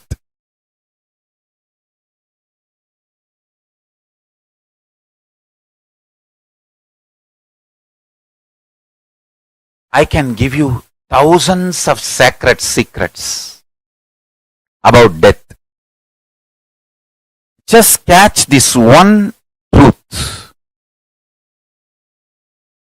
Everything happening in you is this 25 activities happening in your life internally, externally. So be very clear. If you are suddenly having lottery, wealth is getting manifested. If you are losing some money, the destruction of wealth is happening. But that does not mean you are a loser or something is wrong with you. You are Paramashiva. Things are not falling apart. Things are falling in place. Sometimes some wealth loss awakens strong, active, workaholic energy in you, which is, you might have lost few $1,000s, but the energy gets triggered in you, maybe worth of millions of dollars. I have seen this happening. So nothing is wrong, inauspicious. Anybody who soaks into this powerful cognition, whatever is happening is auspicious. First of all, that powerful cognition fellow, you will not have violence inside. And you will not be doing anything wrong. You will be living as Paramashiva. When somebody tries to attack you, they only create karma. It's not that you have some karma, because of that they are coming near. No, they create karma for themselves. You live in a pure Paramashiva space.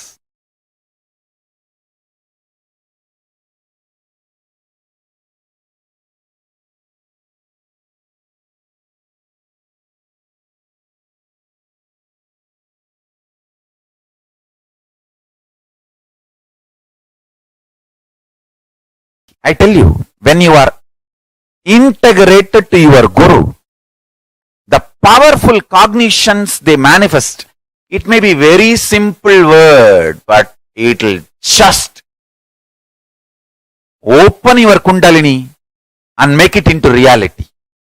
Now, I am telling you about the most powerful sacred secret of death. 5 into 5 means creation, sustenance, rejuvenation, pulling out of delusion, liberation. This 5 into 5, this 25 principles is happening now in you. Take this as powerful cognition. And everything happening inside you, outside you is auspiciousness. This powerful cognition will make you intelligent, strategic, brilliant, powerful. It will not make you lazy, tired, bored, powerless. No, understand that. It will bring so much healing and energy, especially when you are my disciple. When you are initiated by me, integrated to me, understand. It just manifests in you like initiation.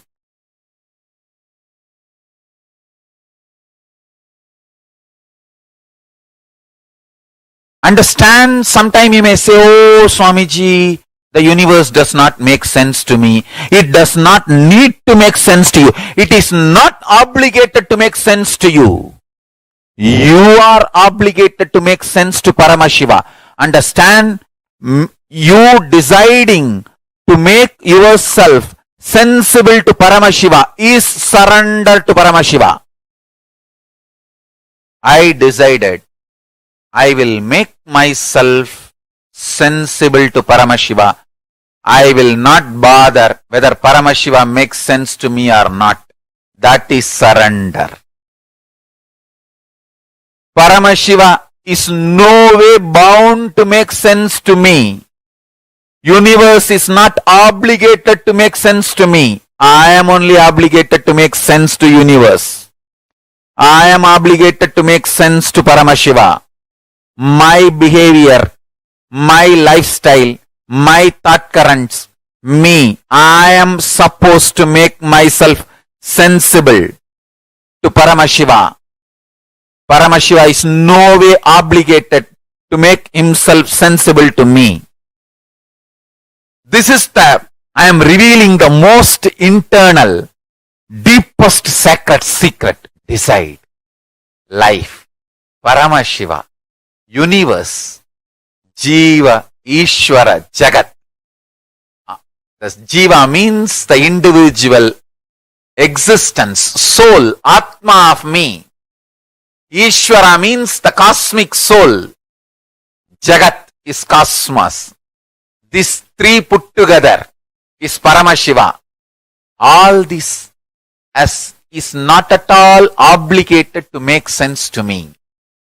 I am only obligated to make sense to Paramashiva. That is surrender. When I decided that, suddenly I saw everything started making sense to me and he started manifesting through me. I became insider. Understand? As long as you think world, universe should make sense to you, you will be an outsider. When you decide, universe is no way, Paramashiva is no way obligated to make sense to you.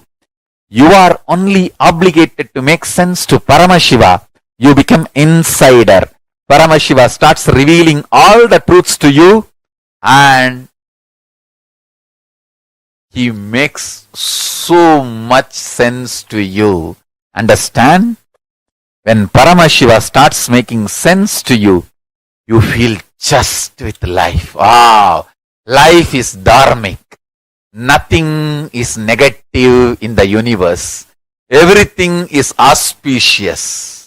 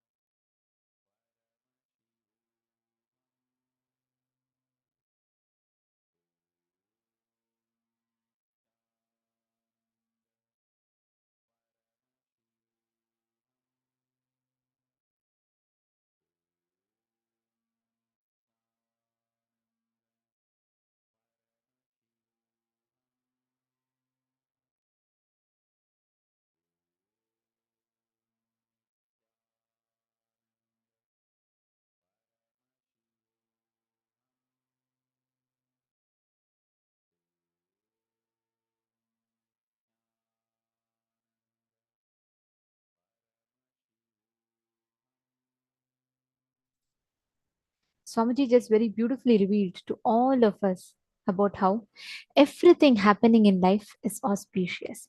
Nothing falls up. Everything falls in place.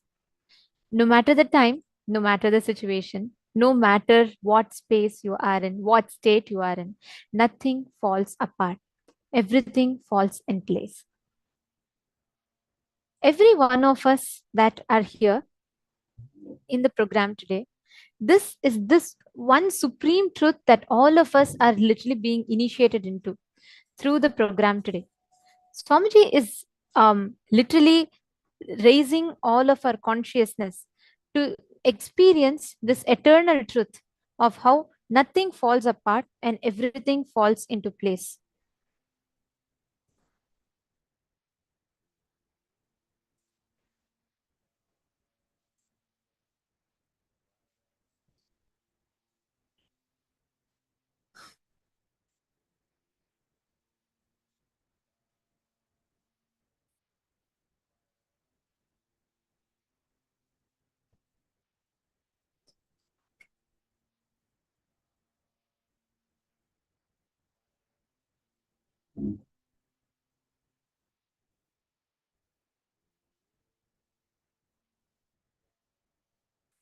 Everything that we go through in life, no matter the time or situation, many times we all feel like, oh my God, everything is falling apart. It's not working, right? We all think like, oh, I started this, I started something and I tried doing it, but no, I don't think it's going to work anymore. I don't think this is going to work out. We start thinking that things are falling apart. But then Swamiji very beautifully revealed here about how nothing falls apart. Even the worst situation that you think that this is it, you're done, and everything is fallen apart, nothing is going to work, even that is actually auspicious. I request everyone to take a few minutes and share with us. How many of you have experienced this before? Yes, dear team, we have muted all the participants in Sarvadarshan room. We have muted, so sorry for that inconvenience. How many of you have experienced that? Can I request all of you to post? How many of you experienced nothing falls apart? Like you would have something is really going so bad. I'll give you all an example. Suddenly one day your boss rejects your project and you think like, oh God, everything has fallen up. You spent almost 3 months working on a project. Your boss says it's not even worth addressing, and he feels like, it's not even worth it, and he rejects your project. It makes you feel so bad. It makes you feel like everything is fallen apart, but it pushes you to decide just to prove to him you're going to make another business. So you become an entrepreneur, you run a successful startup, and you become successful. Actually, if you see, it would have been that so-called fallen apart situation which would have pushed you to become a successful entrepreneur, right? How many of you have experienced such a situation? Yes, Ma Mailin is saying me, Ma Susan is saying yes, definitely. Ma Shukrendraananda, Ma Prematavasi, Ma Sonia Rao. Come on, how many of you have experienced this before? Where you feel like everything is fallen apart, things are all not working, and it's not going the way you want.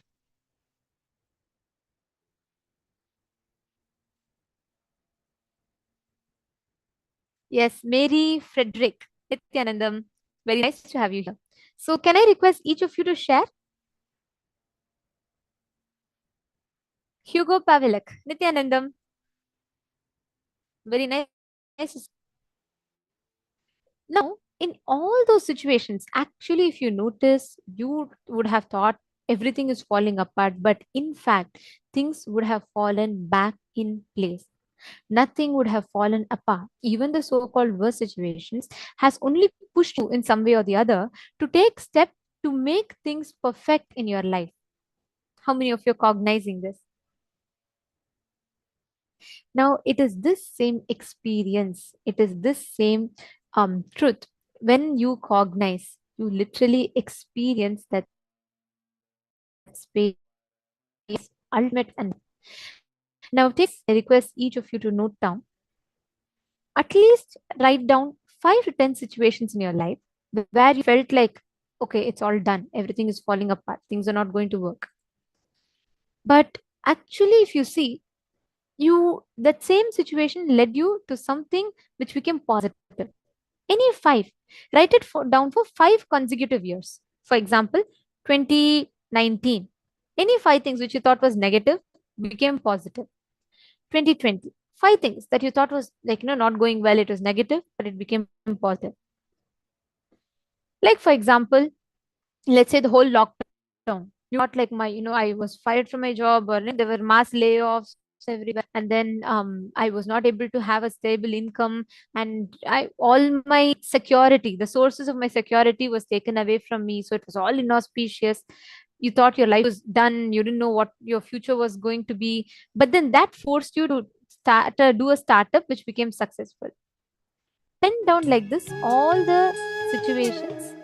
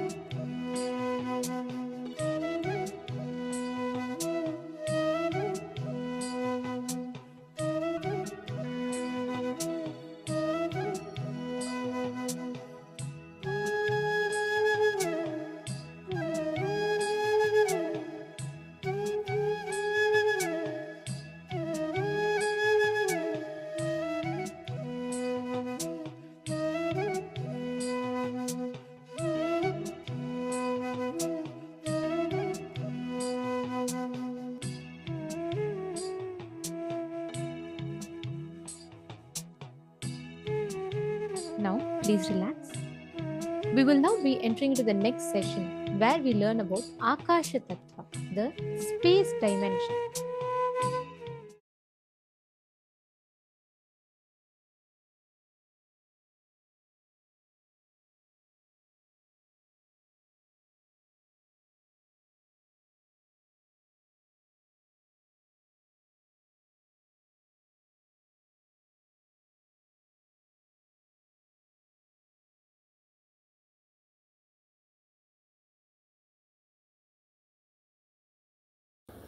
Let me use exactly the word Mahadeva uses. Akasha is modern Sanskrit word. In original Agama, the word Kasha only is there. There is a possibility in that palm leaf. Sometimes this corner of the palm leaf gets broken. So, anyhow, whatever available, even the palm leaf breaking is his action only. So what he left it for us to understand, from that the word Kasha only is there. So let's use that, that's all. Space, simple understanding, where length, breadth, depth, time, all these are dancing, vibrating.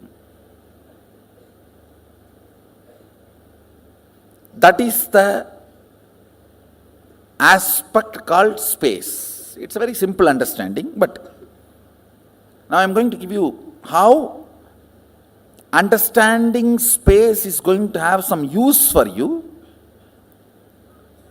See, ultimately our goal is to rest in the highest existence and highest consciousness, what we call as Mahasadashiva. See these simple words: feeling suffocated, irritated, I'm not okay with all these simple words. Only by uttering them again and again, you create that feeling. How many of you understand this? Usage of those words avoided, that experience is also avoided. How many of you understand that? So, can you take 2-3 minutes and pen down, listen carefully. Usage of words in your space, becoming experience, few incident. When you started using these words, cherishing these words, and manifesting those experiences in your space. Just for you to understand, listen, please listen. If two objects are stuck, sound is generated. If a thought is stuck on the space, reality is generated. That's all. Thought, idea, depression, irritation, simple words. How you teach to these teenager kids, how they pick up between when you guys are fighting, I cannot tolerate this, I can't digest this, hell with it, better to die than living like this. All these words, they pick up while both of you fight. And when they use that word on their space, they generate that as an experience. You yourself have done this crime against you. First time when you did this crime, try to remember and pen down. See, where you could have avoided the word and avoided the experience, that is called freedom. You chose the word and chose the experience. After that, even if you don't choose the word, experience does not leave you, that's called marriage. Bondage. Understand? See, first few times when you use the word, I am irritated, I am agitated, I can't tolerate this, I can't put up with this, better to die than living like this life, hell with you, all these phrases, there is a dance. All these Jerry Springer shows phrases. All these words, listen, when you are using first time and manifesting them as reality, you had a choice not to use them and manifest those experiences and reality. How many of you understand that? So, but after continuous usage and those experiences produced, when that become your normalcy, that is what I can't understand this word normalcy. What is common? What is normal? Most abnormal thing is normal. Most stupid things are common. Now, sometimes people question me, why our kids are taught so much of importance for the language is given. Our balasans are not supposed to even utter the word no, not, all that. Avoid knowing. So much importance is given for their language, because when the language is stuck in the inner space, the reality is generated. Understand the Damaru of Mahadeva dancing in the space of Chidambara generates the cosmos. So the language we use inside is the Damaru of Mahadeva.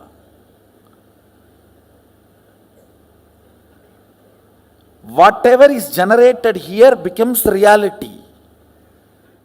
Just remember one or two incidents and write, so you will understand when you started doing this big crime against you, using strong words and generating those ideas and experiences in your inner space stupidly. And same way, even when you use the good words, generated good words or generated bad words, when they hit the space, they become real. Whatever makes the word into real is space. Akasa, kasa. You are an adult, you can choose your words. Try to write both experiences so you understand how initially the word you generate in your space manifests reality. These three words. Taharakasha, Chidakasha, or Katakasha, or Mahakasha. This has two words, Chidakasha and Katakasha, both. Why I am using both words,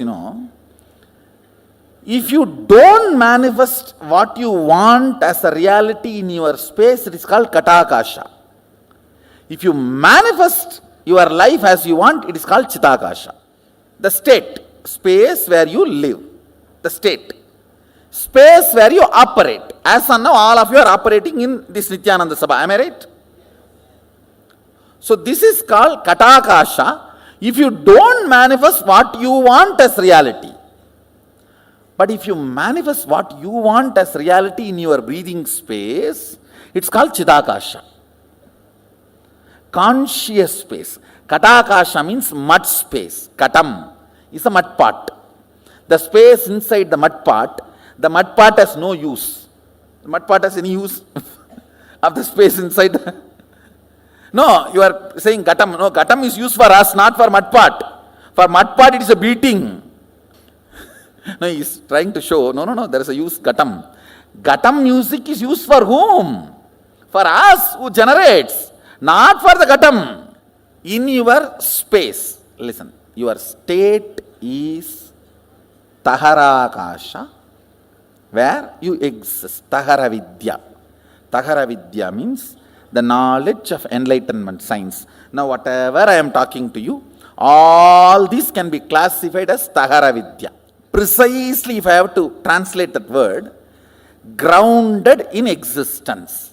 Tahara, grounding you in your soul, Atman, enlightenment, is called Taharavidya. Where you are grounded is called Taharakasha, the space of your life, alive. Your state. The words you generate there and hit you decides the state you are in. Feeling experienced, expanded, joyful, or suffocation, all is within this. How many of you are understanding?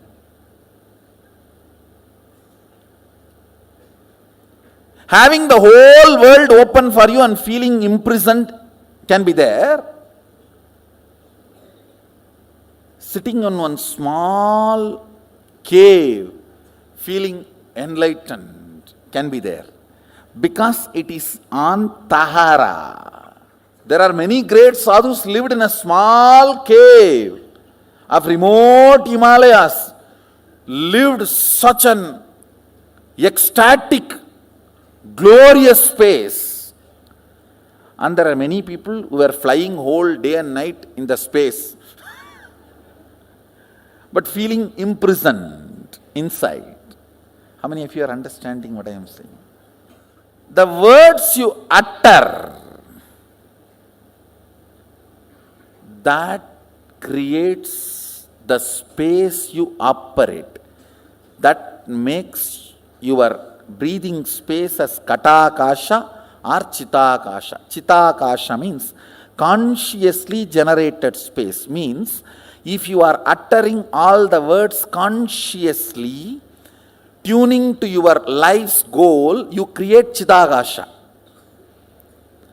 If you are uttering why without knowing why you are uttering, or because of compulsions, and manifest default reality by fault, that is called Katakasha. Listen, default reality is Katakasha, conscious reality is Chitakasha. These three words, Taharakasha, Katakasha and Chitakasha, and Mahakasha. Mahakasha is whatever exists, that you don't know anything. One good thing about Akasha is it can never get corrupted. It can be easily programmed. Like electricity cannot be corrupted. It may be helping you for last 100 years, but it will not bother to kill you in 1 second if you do something wrong. Same way it may be killing so many people in so many places if something wrong is done. It will not bother to help you if you do it proper circuit. No qualities acquired, no favoritism, and no corruption. That's the quality of space. No favoritism, no quality acquired. It is all about what you want to do from now. That decides the whole programming of the space. That's all. See, only when you are initiated, you use your will. With that will, you manifest something consciously in your space. Only then soul enters into your system. Till then, soul means the jiva is not operative in your system. Your body is alive and functioning because of the vatavarana, not because of the individual soul. He calls it pratyagatma chaitanya jagratam. I will be using this word many times in the satsang also. Individual conscious will awakening and declaring its existence.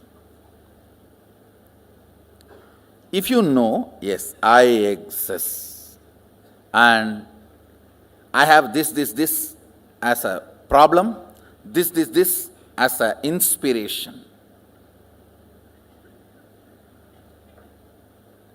Even if you have a problem, it's okay.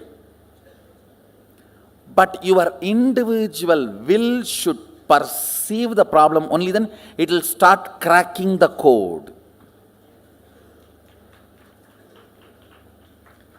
Understand, the Katakashic existence is called accidental existence. You need to use your will persistence ferociously. You need to break the laws of Katakasha, that is called tapas. Breaking the chains of your Vatavarana by will persistence is called tapas. More tapas, more alive you will feel. That is why in Hindu tradition, if somebody wants to become a king, he will not enter into politics. He will retire to forest and start meditating for 12 years. When he becomes alive and walks into the city, the elephant comes and puts the garland and carries him and puts him on the throne of the king. Whether conquering infrastructure or internal structure, breaking Katakasha by your will is the only thing any human being need to do in the life. Katakasha is the accidental ambience you are breathing, which gives the illusion or delusion you are alive. Your existence is given a delusory idea that you are alive. Because you are breathing, you are made to believe you are alive. Like ups and downs of the wave gives the feeling as if the ocean is alive in that area, even though there is no independent individual energy exists. Listen. Will is not astra, it is shastra. I'll explain these two concepts. Astra means a weapon loaded, pre-planned, pre-programmed and operated. Shastra means power is generated and immediately released is Shastra. Will cannot be programmed earlier and kept and used. No. Now you generate and you release. The good news is, does not need training. Will to manifest will persistence and will, you need not be trained for 12 years. Person who has tried to have will for 22 years and who is beginning today, both will have the same will. Because will is the weapon from the space which cannot be programmed. Listen carefully. Subtler and subtler you go, they can only be less baggaged, programmed. When you are going in bullock cart, you can carry the whole city. When you go in bus, you will have to reduce. When you go in train, you have to reduce more. When you are going in the flight, it has to be reduced a lot more. If it is jet, you can only carry pills. The subtler and subtler you go, baggage, the past patterns, compilations, judgments, concepts are not allowed. Understand, Mahadeva very clearly says, state, space, manifestation, all the three does not need pre-training. Because it is fundamentally based on the space, will power, will persistence is enough.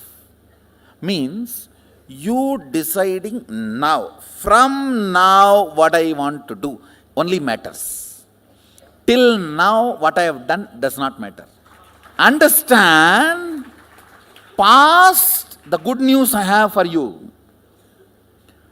Past is irrelevant when you are working with the space, akasha. Present is too relevant when you are working with akasha. Clear?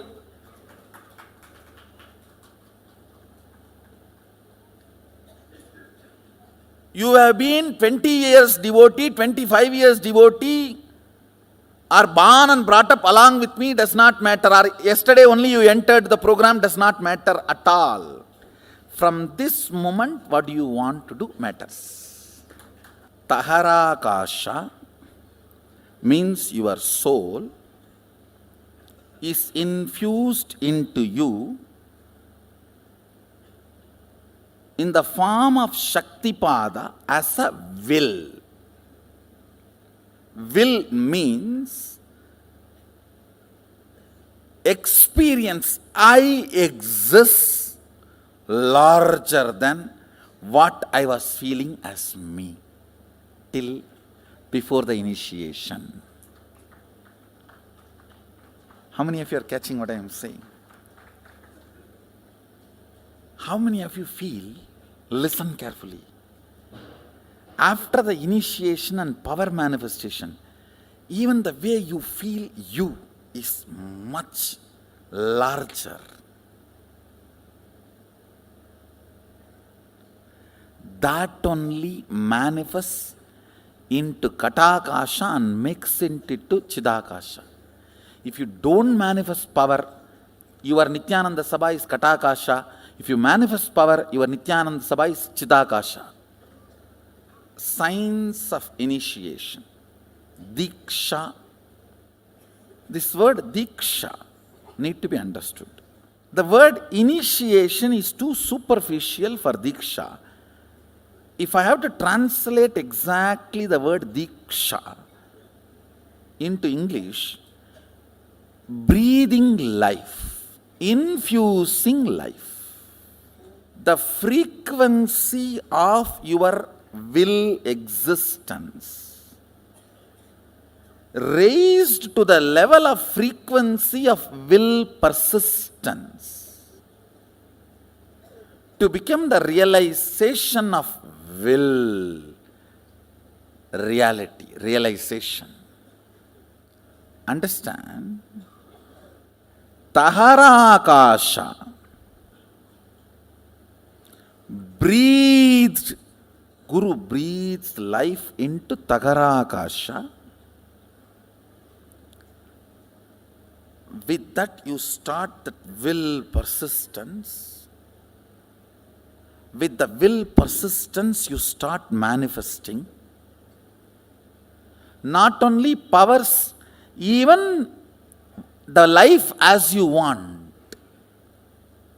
Katakasha becomes Chitakasha.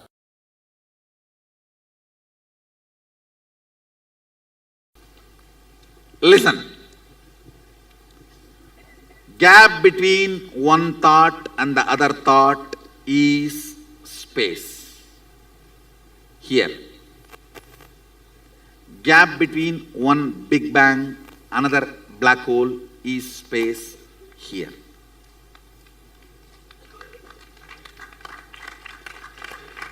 Listen. Listen carefully. LBD, active. LBD, active on the space generates time. Anything gets active on the space generates time. Space is the canvas on which all these four exist.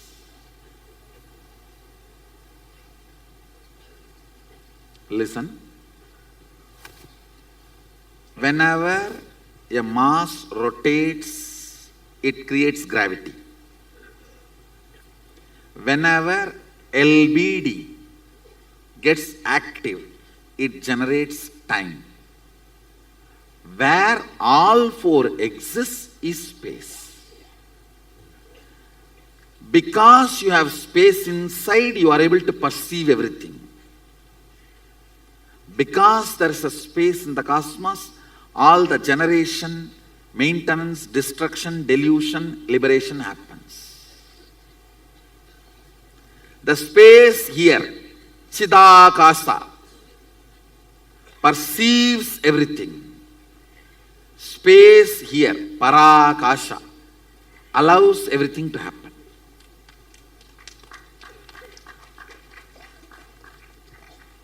Little more. Little more.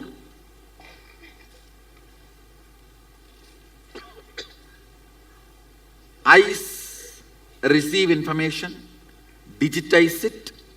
I should call bio-digitizing. Sense it. It hits at one space and the response comes back. For example, you see the snake, response of let's run away or beat. The spot where this information hits and the response comes back is called space, Akasha. The spot which responds to information is space. If the thought, the gap between one thought and the other thought is too little, you do not perceive the existence of space. If there's a more gap, you perceive the existence of space. It's like if you are taking 2000 files, quickly you have to come back. If you are taking only 2 files, you can spend time with him. Ability to spend time with him is called luxury, Lakshmi.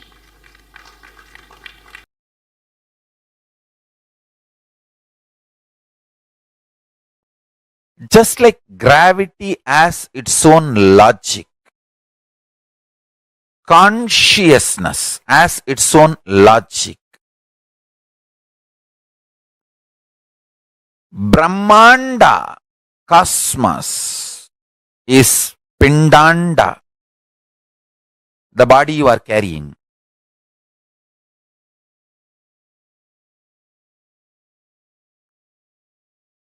If you decide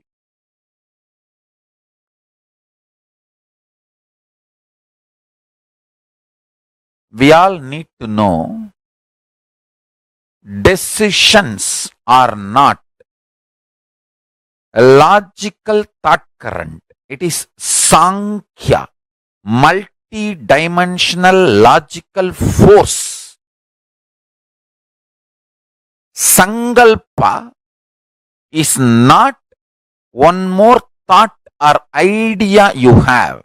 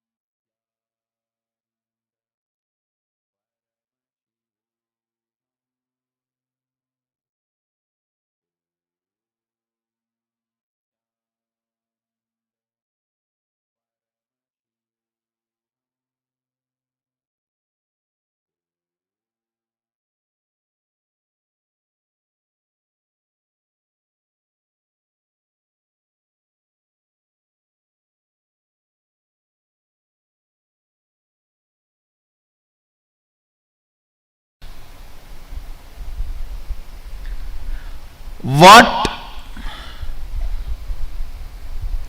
you desire in the life is different. What you believe is going to be happening in your life is different. What you desire will not manifest in your life. What you believe only will manifest in your life. What you desire is not going to manifest. What you believe is only going to manifest.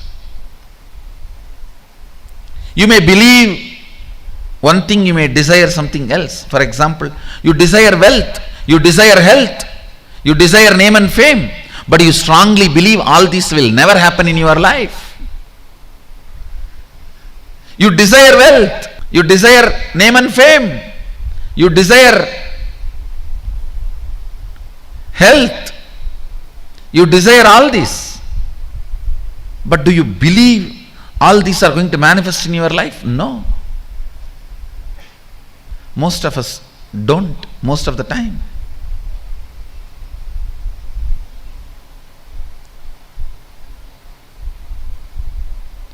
What do you believe only manifests.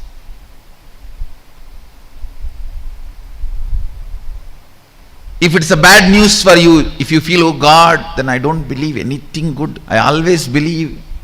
When it comes to bad things, I visualize so clearly and see that it is possible for me, it is going to happen. When it comes to good thing, I can't even imagine. Even if I push my visualization, it is not clicking. How many of you feel that? I have a good news for you. Desire, belief, both can be redundant, can be made irrelevant by the conscious will.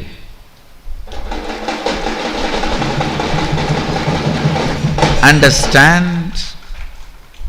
You desire for great health,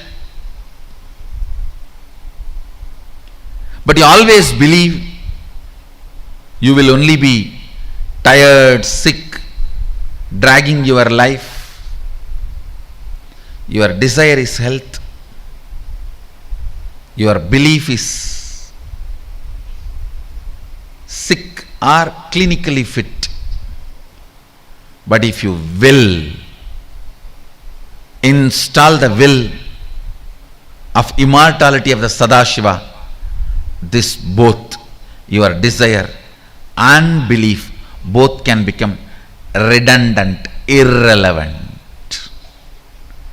Bringing the will to play and making your belief and desire redundant is what I call Jivan Mukti, living enlightenment. Listen, bringing your will,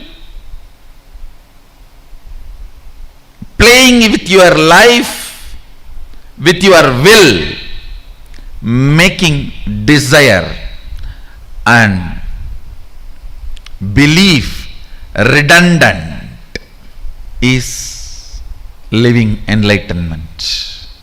You may be believing your life is negative. You may be desiring to have your life positive, but you can bring your will and make both redundant and manifest the life you want is the science of Sadashivoham. That is the science of Sadashivoham. Your will, Anya, is powerful enough to make your desire and belief both redundant.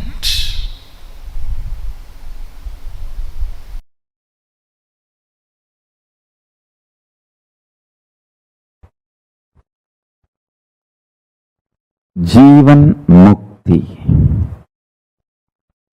living enlightenment, is establishing your confidence and declaring your conscious integrity and manifesting your conscious intention, Satya Sankalpa, on cosmic principles. I'll repeat. Living enlightenment, Jivan Mukti, is establishing your confidence, declaring your conscious integrity, manifesting your conscious will, Satya Sankalpa,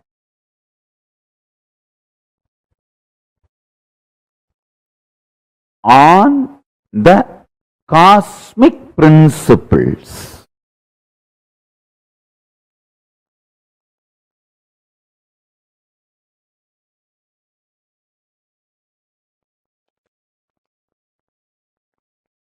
Pure consciousness residing in his formless state is Paramashiva. If it manifests in your body with absolute freedom, no suffocation, suffering, pain, conflict, powerlessness, nothing. Absolute powerfulness as it is. If it is radiating in your body, that is called Jivan Mukti, living enlightenment.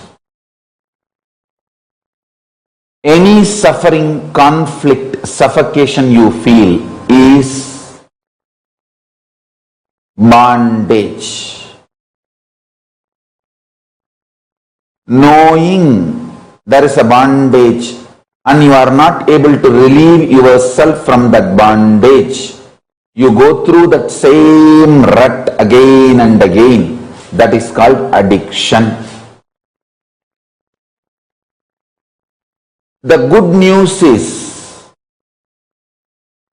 a being who manifests as pure Paramashiva, an incarnation, can de-addict you just like that.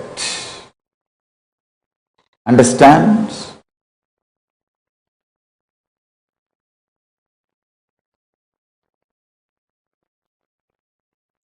Your consciousness having your brain completely for its enjoyment, possession, cognition and manifestation of its existence absolutely freely, healthily, happily is called living enlightenment.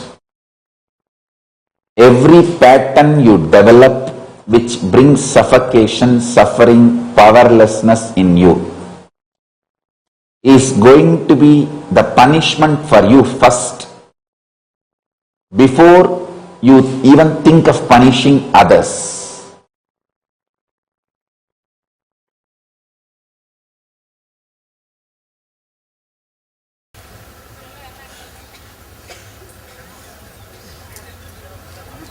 My message for all of you today is only one word, one phrase: live enlightenment.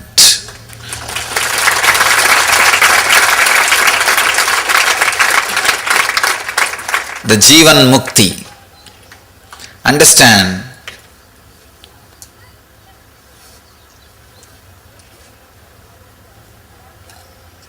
this year let us all dedicate it to live enlightenment.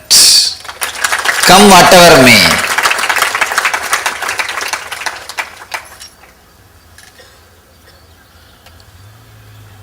But only bliss will come, nothing else will come. The moment you risk come whatever may, you opened your door for bliss. Because the moment you say, come whatever may, you accepted the whole. You are ready for the whole. You are ready for whatever is. Whatever is always bliss. Whatever exists is always bliss. Let's dedicate this year for living enlightenment, for Jivan Mukti. Understand? Let me describe Jivan Mukti.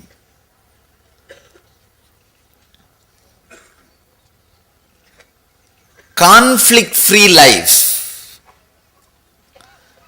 in the inner world and the outer world.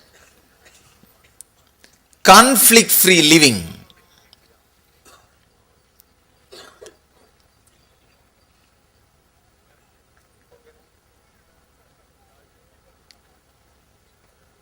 Living without gap between the inner world and the outer world. Either raise your energy, Shakti, to catch up with the outer world, or bring your Buddhi to catch up with the inner world. Raise your Shakti so that you can do whatever you want in the outer world, and raise your Buddhi so that you can accept whatever you have or whatever you are.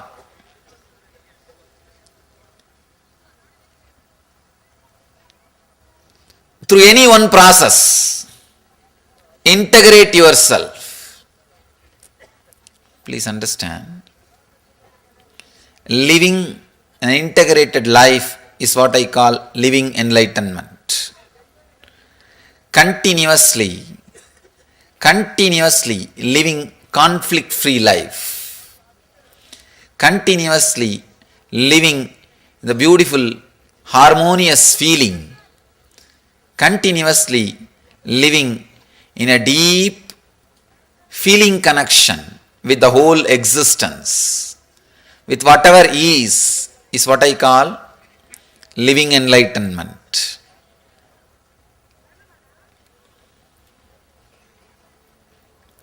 You have to put it in 4 words. Shakti, energy to change whatever you can,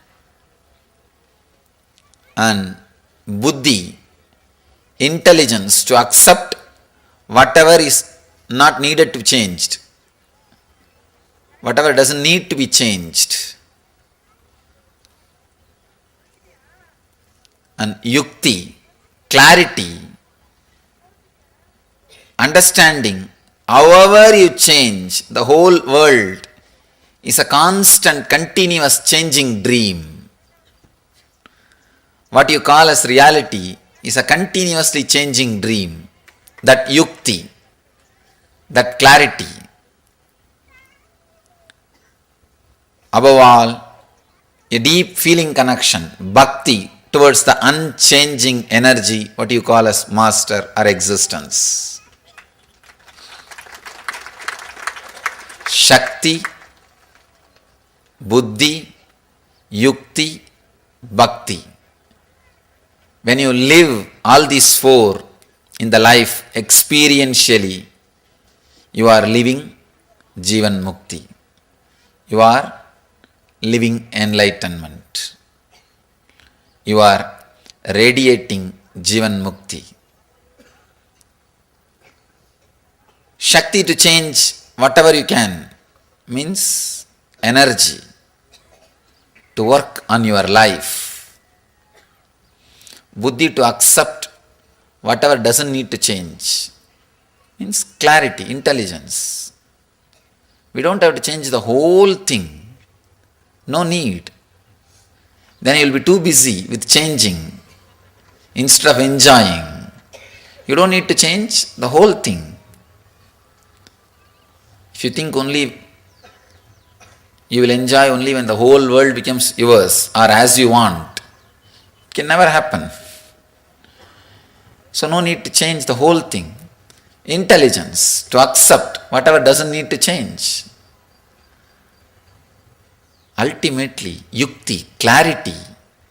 However you change, whatever you change, this existence, the whole thing is a continuous changing dream. With that clarity, you will have the ultimate inner healing or the ultimate rest or peace.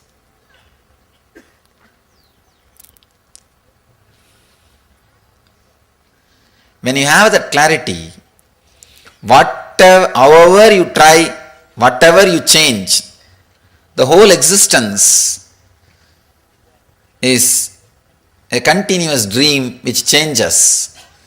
Suddenly you will have deep feeling connection with one thing which does not change, which is eternal, Nitya Ananda. The feeling connection with that which does not change is what I call bhakti. When you live all these four experientially, it is mukti.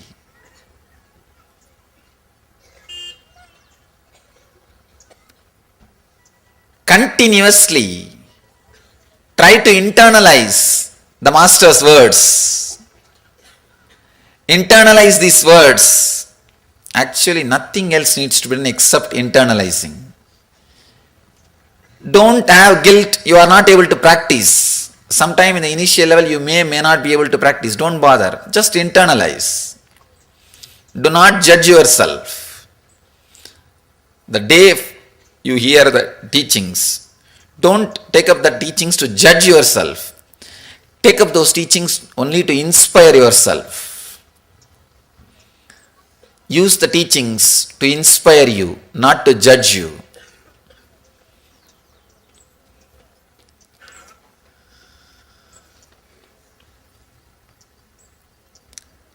Read, listen, contemplate and internalize the Master's words. You will see automatically in your life, day-to-day life, whenever needed, those words will come up as a support. They will express themselves in your life as an experience. You will be living enlightenment. You will be living as Jivan Muktas.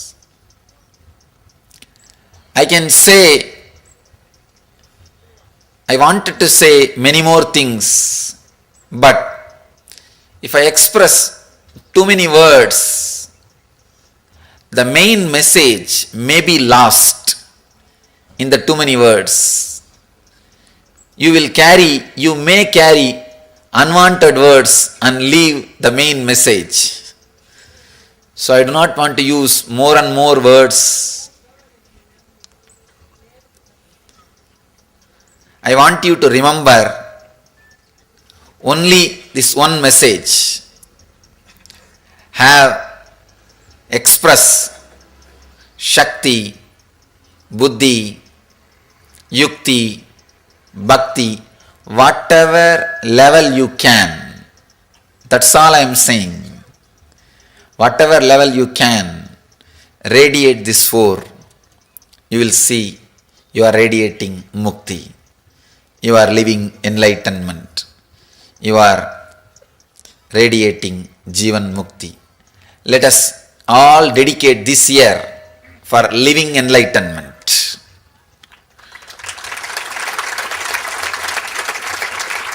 All of you decide, from this moment, I'll live enlightenment. I'll radiate enlightenment. Come whatever may happen in my life, from this moment, I'll radiate enlightenment. Take this strong sankalpa. I bless you all. I initiate all of you into living enlightenment. Jivan Mukti. Let you all radiate Jivan Mukti. Let you all live enlightenment. When one person starts living enlightenment, just by his presence, he initiates hundreds and thousands of people into living enlightenment. Understand? When you go and start living enlightenment in your area, you don't have to do anything else. Just your very walking, your very breathing, your very presence, your very smell will raise hundreds and thousands of people's consciousness, will inspire hundreds and thousands of people. Spontaneously, they will all start raising. You don't even have to talk about enlightenment.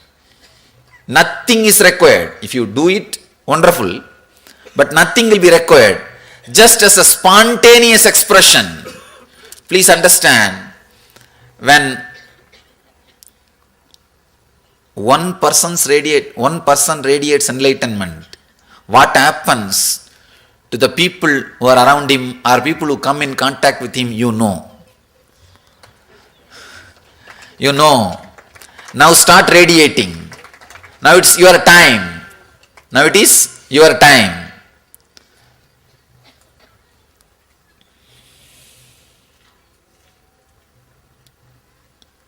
Start radiating. You will see, just by your presence, spontaneously, you will transmit enlightenment. Your very walking, your very touch, your very words, your very seeing, or even those things are not required. Your very breathing, your very presence will raise human consciousness. It is time that we need to have a breakthrough in human consciousness. It is time, I think too late. Human consciousness needs to enter into a new cycle, new field, the divine consciousness. It has to enter into the divine consciousness. It is time. Let you all be the pioneers. Let you all be the pioneers of that great conscious transition from human consciousness to the divine consciousness, from the human consciousness to the super consciousness. Understand, sitting with a group or sitting in a classes, sitting in programs or sitting in satsangs, whatever I have expressed verbally and through my writing, I have put the whole thing in essence and shared with you all. The essence is live as a Jivan Mukta, live as a liberated being. Essence is living enlightenment. That is the ultimate thing you can do to yourself and you can do to the whole planet Earth. You can do to the whole cosmos. Cosmos wants you to be a Jivan Mukta. Understand, you are conscious miracle of cosmic energy. You are not an accident. You are a conscious miracle of cosmic energy. Live enlightenment. Radiate enlightenment. Live as Jivan Mukta. Radiate Jivan Mukti. That is what is the message. That is the essence. Try to read, contemplate, listen and internalize the Master's words. They will work miracles inside you. The moment you internalize them, you will start radiating enlightenment. Just remember one thing. Today you have been initiated as a Jivan Mukta. Just remember this one thing. Any conflict comes inside you, anything comes inside you, just remember, Master has initiated me as a Jivan Mukta. An avatar has initiated me as a Jivan Mukta. I am a Jivan Mukta. How can this stand in front of me? Just ask, how can I be in this situation? How can any conflict come in me? How can I have any disturbance? How can there be something called disturbance at all in my life? Just remember this one sutra, one key, one click. I am a Jivan Mukta. I am a Jivan Mukta. That is a top priority in my life. Living as a Jivan Mukta is the first priority in my life. Everything else is secondary. If I have to forget I am a Jivan Mukta for any reason, I am not interested in that. I'll remember I am a Jivan Mukta. With this remembrance, whatever I can do, let me do. Whether it is business or family or relationship or work or education or study or anything it may be. The first priority is remember I am a Jivan Mukta. Every moment remember I am a Jivan Mukta. Be a Jivan Mukta doctor, Jivan Mukta lawyer, Jivan Mukta engineer, Jivan Mukta businessman, nothing wrong. But Jivan Mukta, that's the first title. That should be the first title.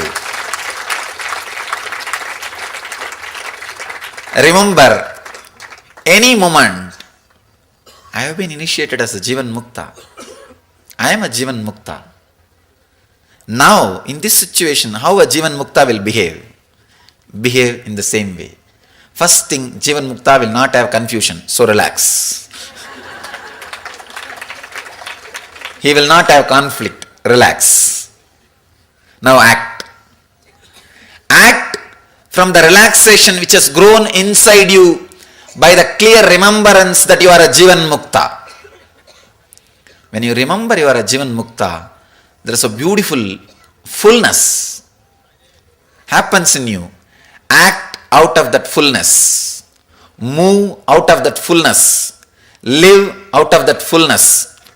That is what our Upanishad Rishis say.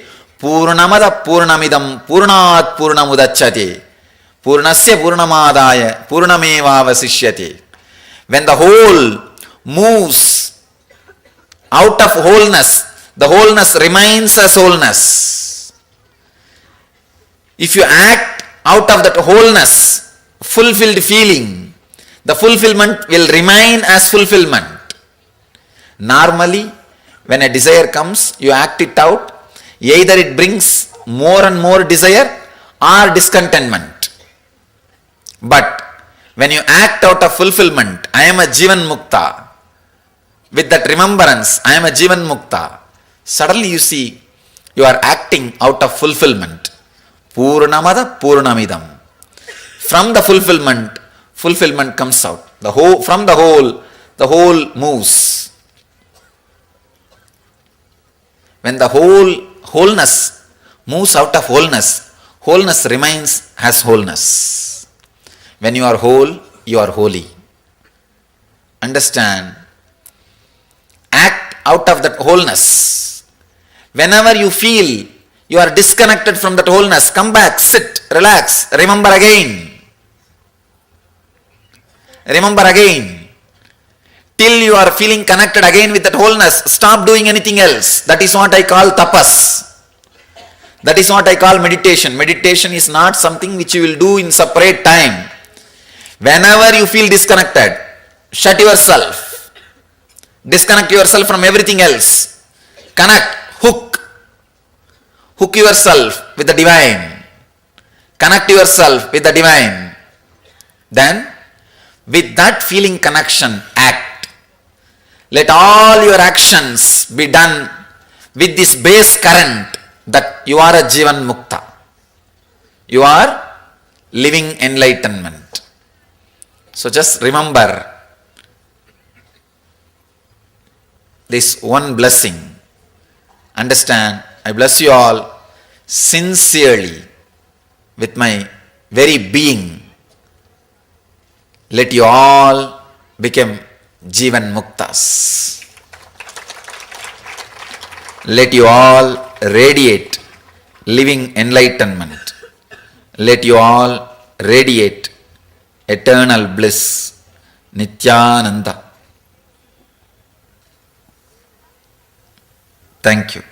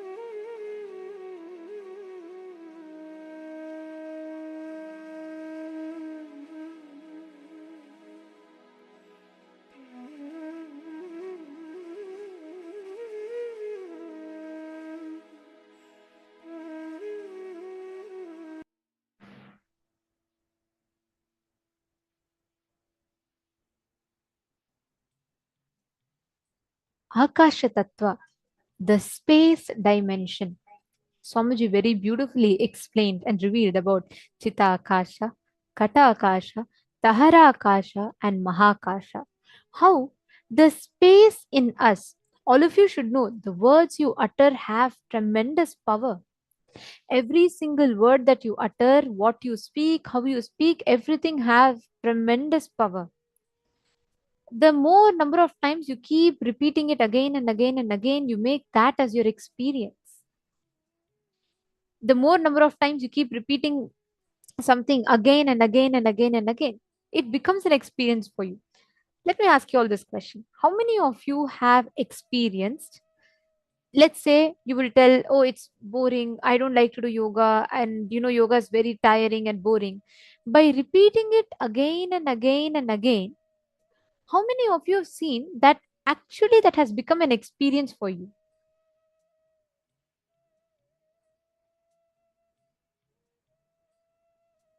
How many of you have experienced that? Please understand, good or bad, right or wrong, any word that you utter, you are literally giving that cognition to yourself. You are literally creating that space inside of you. So every word that you utter becomes your experience by default. You see all of you putting yes? This session is going to focus on deconstructing the inner space that you carry with which has so many negative words and patterns, and reconstructing them with the right powerful cognitions. And most importantly, since today is Diwali, we have a very special satsang and live address with Swamiji today. It is a very, very, very important day. So I would like to request all the participants here. Very, very soon the darshan is going to be starting. We're going to be having the Diwali celebrations. Diwali is not just important for us as an Hindu festival. In addition to that, it is the first blessing day. This is the day where Swamiji uttered the very first words, be blissful. Anandamaga irungal in Tamil, after his great pause, after the realization of his avataric mission. I request all the participants to take a few minutes. Please reach out to all your friends and families. Share with them. Share with each one of them. Invite them. And let them not miss today's special session. We have a live satsang with Swamiji. How many of you are going to go ahead and invite your friends and family members? See, this is Akasha Tattva. Please understand, Akasha Tattva is nothing but all the words that you carry inside you. Literally shifting the space. See, when thought hits space, reality is generated. Now, for example, when the right hand is struck against the left hand, what happens? Sound is generated, right? When the right hand hits the left hand, you hear the sound. Sound is generated.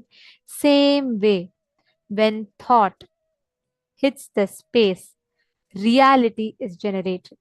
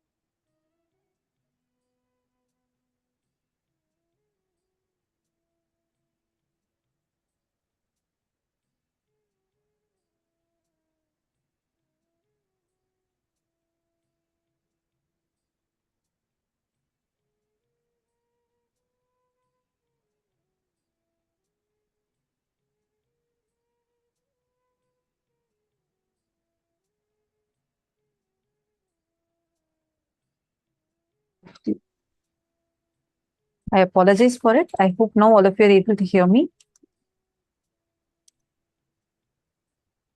Nityanandam, I sincerely apologize for it.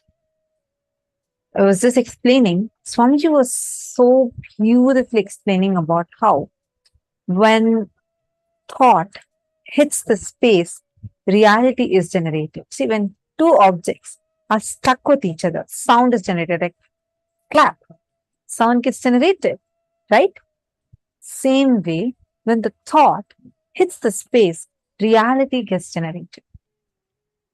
See, even in your own life, how many times you started cherishing things as a small sentence inside of you, but now you manifested it as a reality.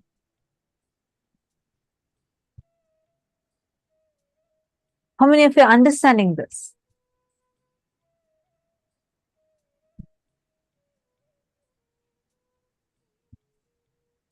When the thought hits the space, reality gets generated. I'll give you a small example.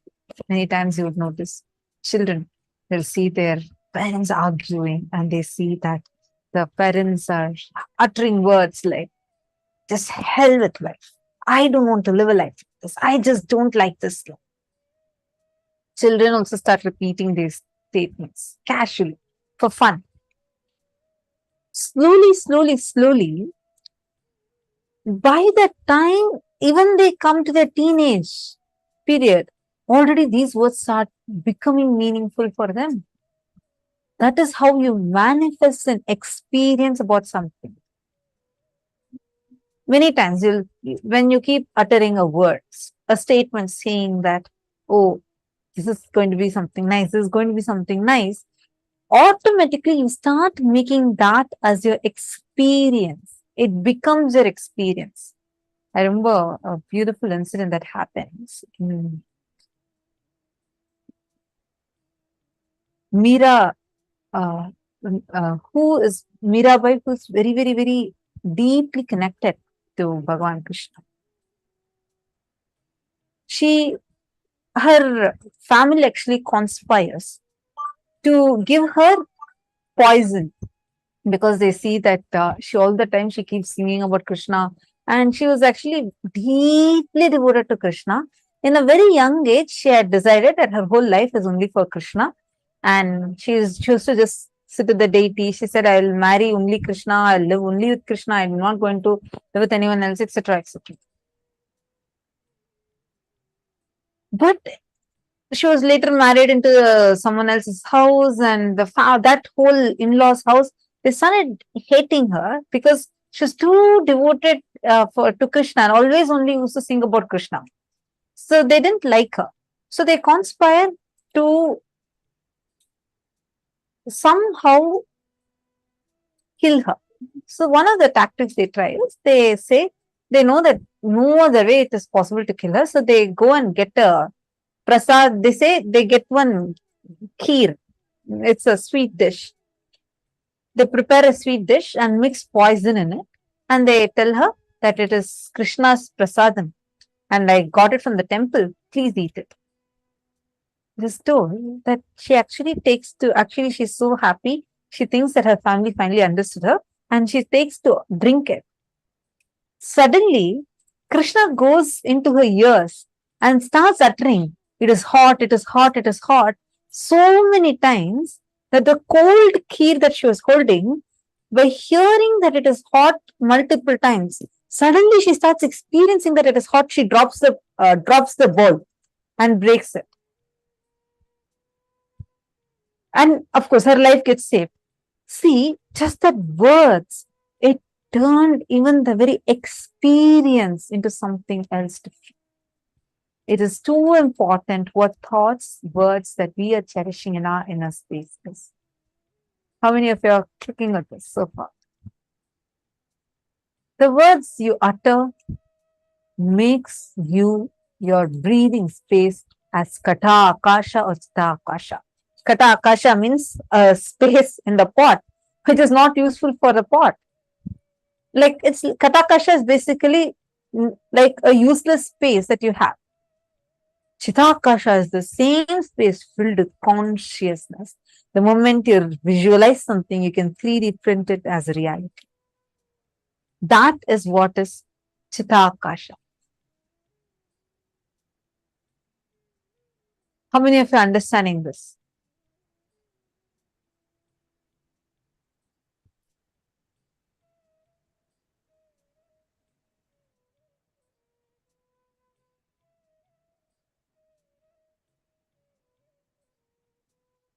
So now take a few minutes. Let's internalize this step by step. Okay.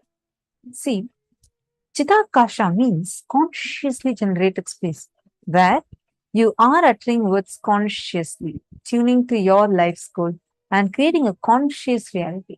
Conscious reality is Chitakasha. You're uttering without knowing why you're uttering or because of compulsion and manifest the default reality. It is called as Katakasha. Default reality is Katakasha. Only when you are initiated by Swamiji, you use your conscious will. With that will, you manifest something consciously in your inner space. Now, let us all do a small, quick internalizing exercise. Take a few minutes. Pen down 5 negative statements that you commonly use in life. For example, I am feeling very suffocated. I am very irritated. I cannot handle that. You use strong words and generate those ideas and experiences in your life. Please pen them down. Same way, pen down 5 positive statements that you use in life. An experience of those statements are deepened since the first time you use that statement. For example, I feel very peaceful after doing puja. Whenever I do something, some seva for KAILASA, I feel so fulfilled. Whenever I listen to Mahavakya, I instantly get de-stressed. Like this, any positive statements that you utter and how that has become deeper. Let us all do this exercise now.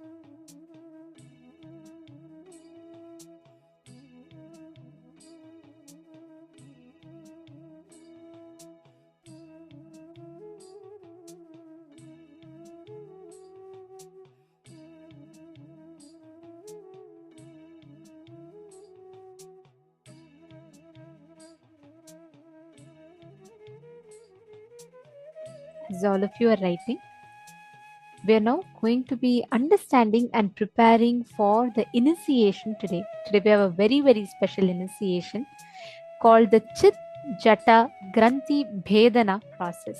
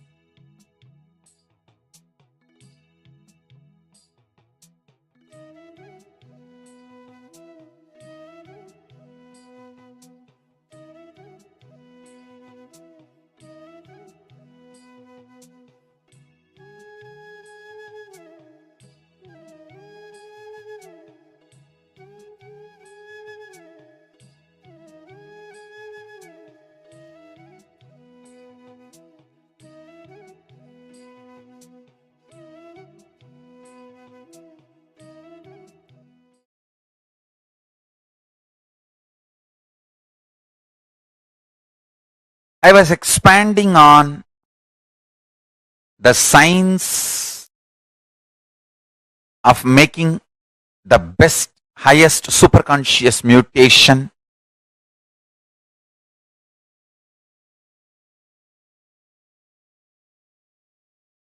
as Paramashiva gave this science to Devi and Devi brought to planet Earth in Kanchipuram and started manifesting it. What I am saying is the ultimate truth from Paramashiva directly. Understand? The strands of DNA, components of DNA is kept together through sound. So, if you want superconscious mutation in you,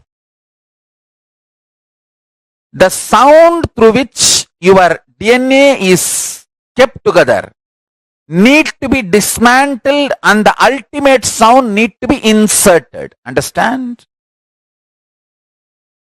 You need to disconnect the threads with which your consciousness and DNA is bound together and alter the connecting point, the sound, into highest possible sound. What kind of a sound is used to bind your consciousness and DNA strands together? That decides what kind of a powers you are going to manifest and what kind of a life you are going to have in your body. I'll repeat.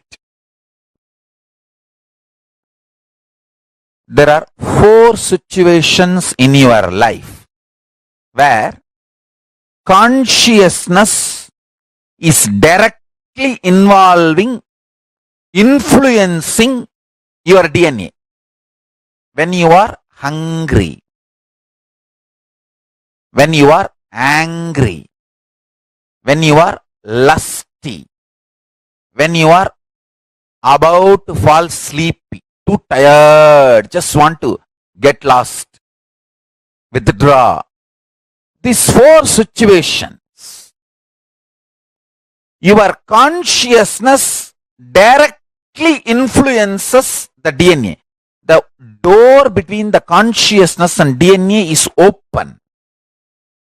During these 4 situations, if you use these 4 situations, you can detox, remove all the unconscious ideas, words you stored inside you, and you can pull them out. Add Mahavagya. Powerful sounds, Mahavagya, inside you. Listen carefully. Listen carefully. I'll repeat.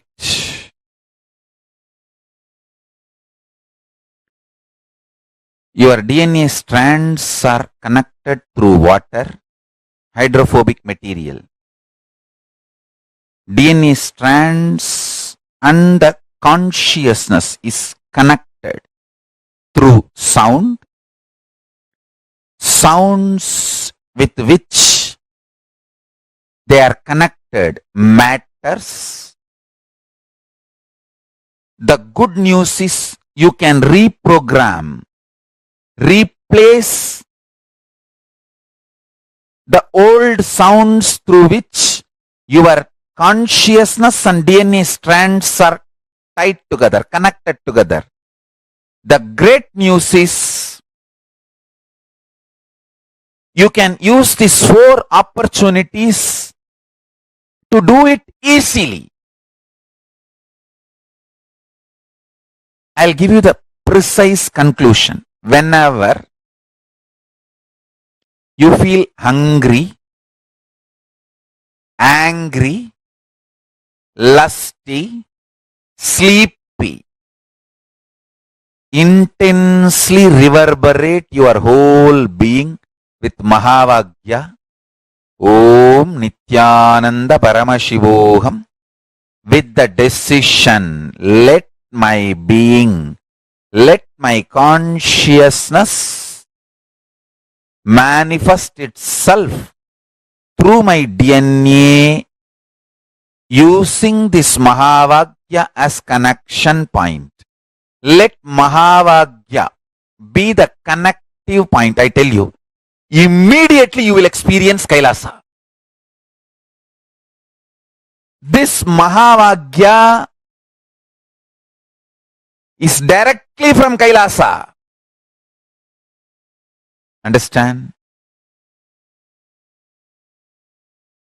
Your life is all about what kind of a connection your consciousness and DNA has. That's all. Chit Jata Kranti. Chit means consciousness.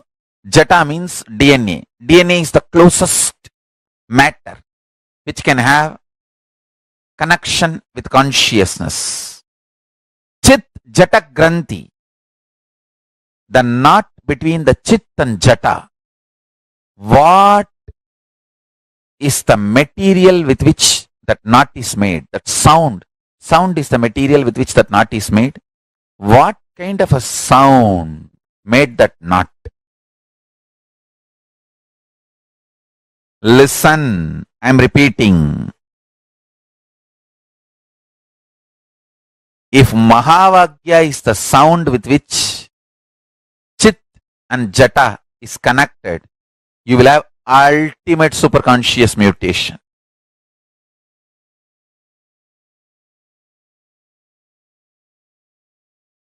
Ultimate superconscious mutation.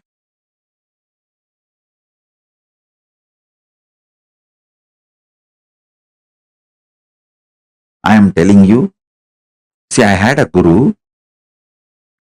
His name was Narayana Swami Tata. He's an adept in the science of Aushadha, medicines. He will collect herbs from the ground which was never walked by human beings. மனித கால்படாத இடத்திலிருந்து வேர்களும் செடிகளும் மூலிகைகளும் கொண்டு வருவார். Let me repeat. The place where human beings never walked, from that kind of places he will bring herbs, roots. How you know? He had a trained dog and a goat. The dog will take the goat and go. Goat will identify the herb. Dog will just pick it up and bring it. I have seen this happening. I am not telling you stories. He lived just few years, maybe 30 years before. And still his son, grandsons are, his family is still living in Tiruvannamalai. You can go and talk to them. You will find what I said is true. His name is Narayana Swami Tata. still the home he lived is there, and all the things he used is there. Maybe the dog may not be alive because you can see his photograph. But surely the family knows whatever I am saying and you can talk to them. I had this kind of masters who are adepts. He told me once, when he was making the aushadha for a so-called incurable disease, kind of a very dangerous cancer. For that he was making aushadha.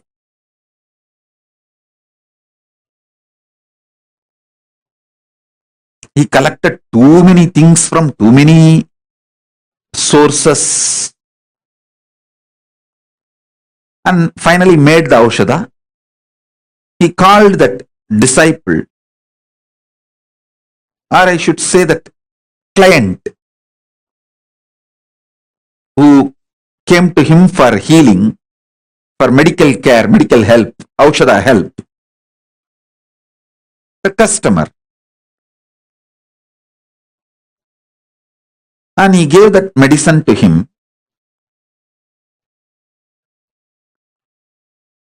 Asked him,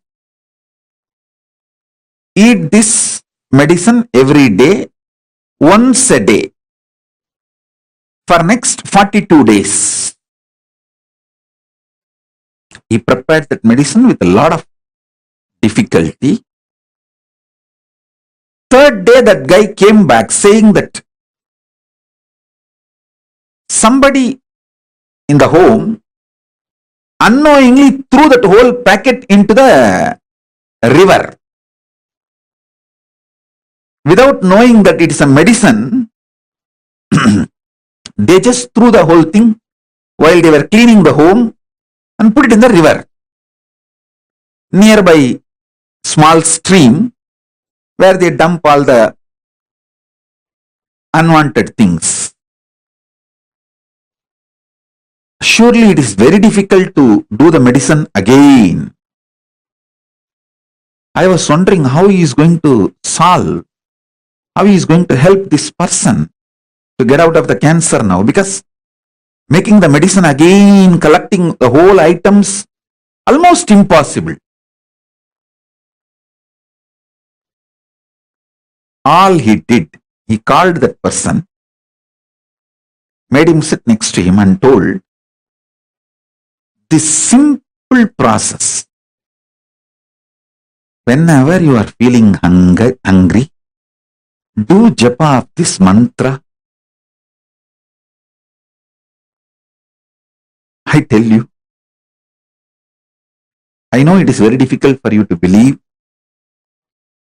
Maybe the power of his initiation, his words, energy.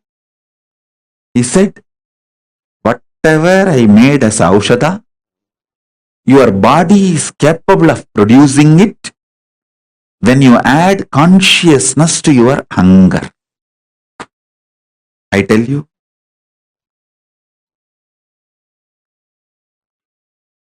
surely it is the power of his initiation, because I saw he was having his hand on the shoulder of that person while he uttered these words.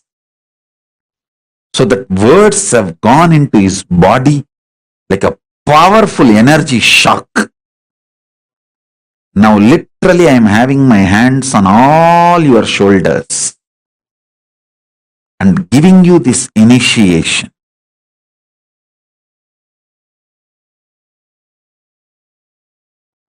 Whenever you fall for someone, you are in deeply love with that person, the human being, the person for whom you fall for, you are in love, that person takes you for granted. You feel the other person for whom you have fallen is not loving you so much as you feel for him or her. Listen. Whenever you fall for someone,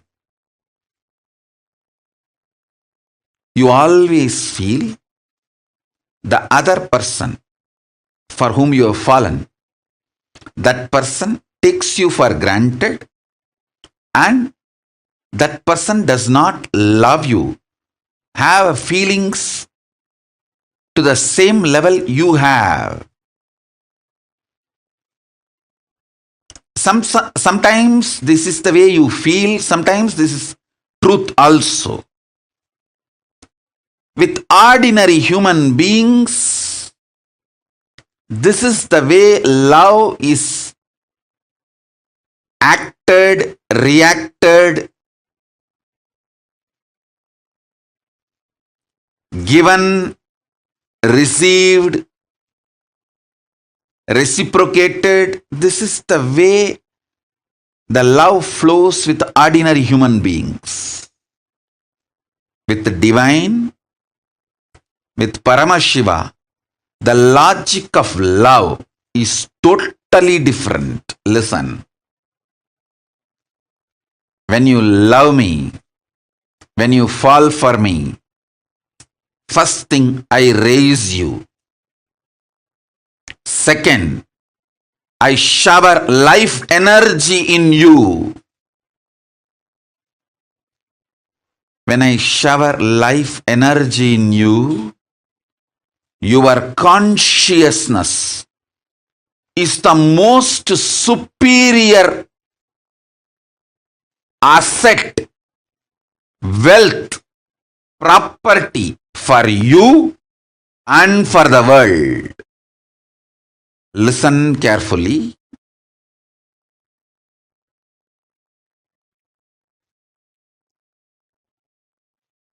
I'll tell you one small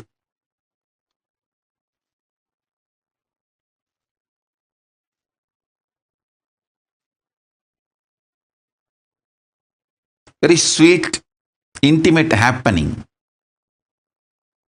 between me and my Guru Arunagiri Yogeshwara. I carried food for him one day and he was eating. Few food parts fell from his mouth with his saliva by mistake when he was eating with the hand. I just took that. He thought I am cleaning it up and I may throw it away, but I did not throw it away. I just put it in my mouth. Prasada. The Guru Uchishtam. Guru Prasada. He smiled at me. I still remember. He said, now this body, showing my body, has also become precious asset for the world. It will do a lot of good. In Hindu tradition, the Guru Uchishta, the food partaken by the Guru Prasada is sacred, very sacred. Guru Padodaka means the water with which Guru's feet is washed. The food which Guru has partaken, Guru Uchishta, Guru Padodaka, is highly sacred in Hindu tradition.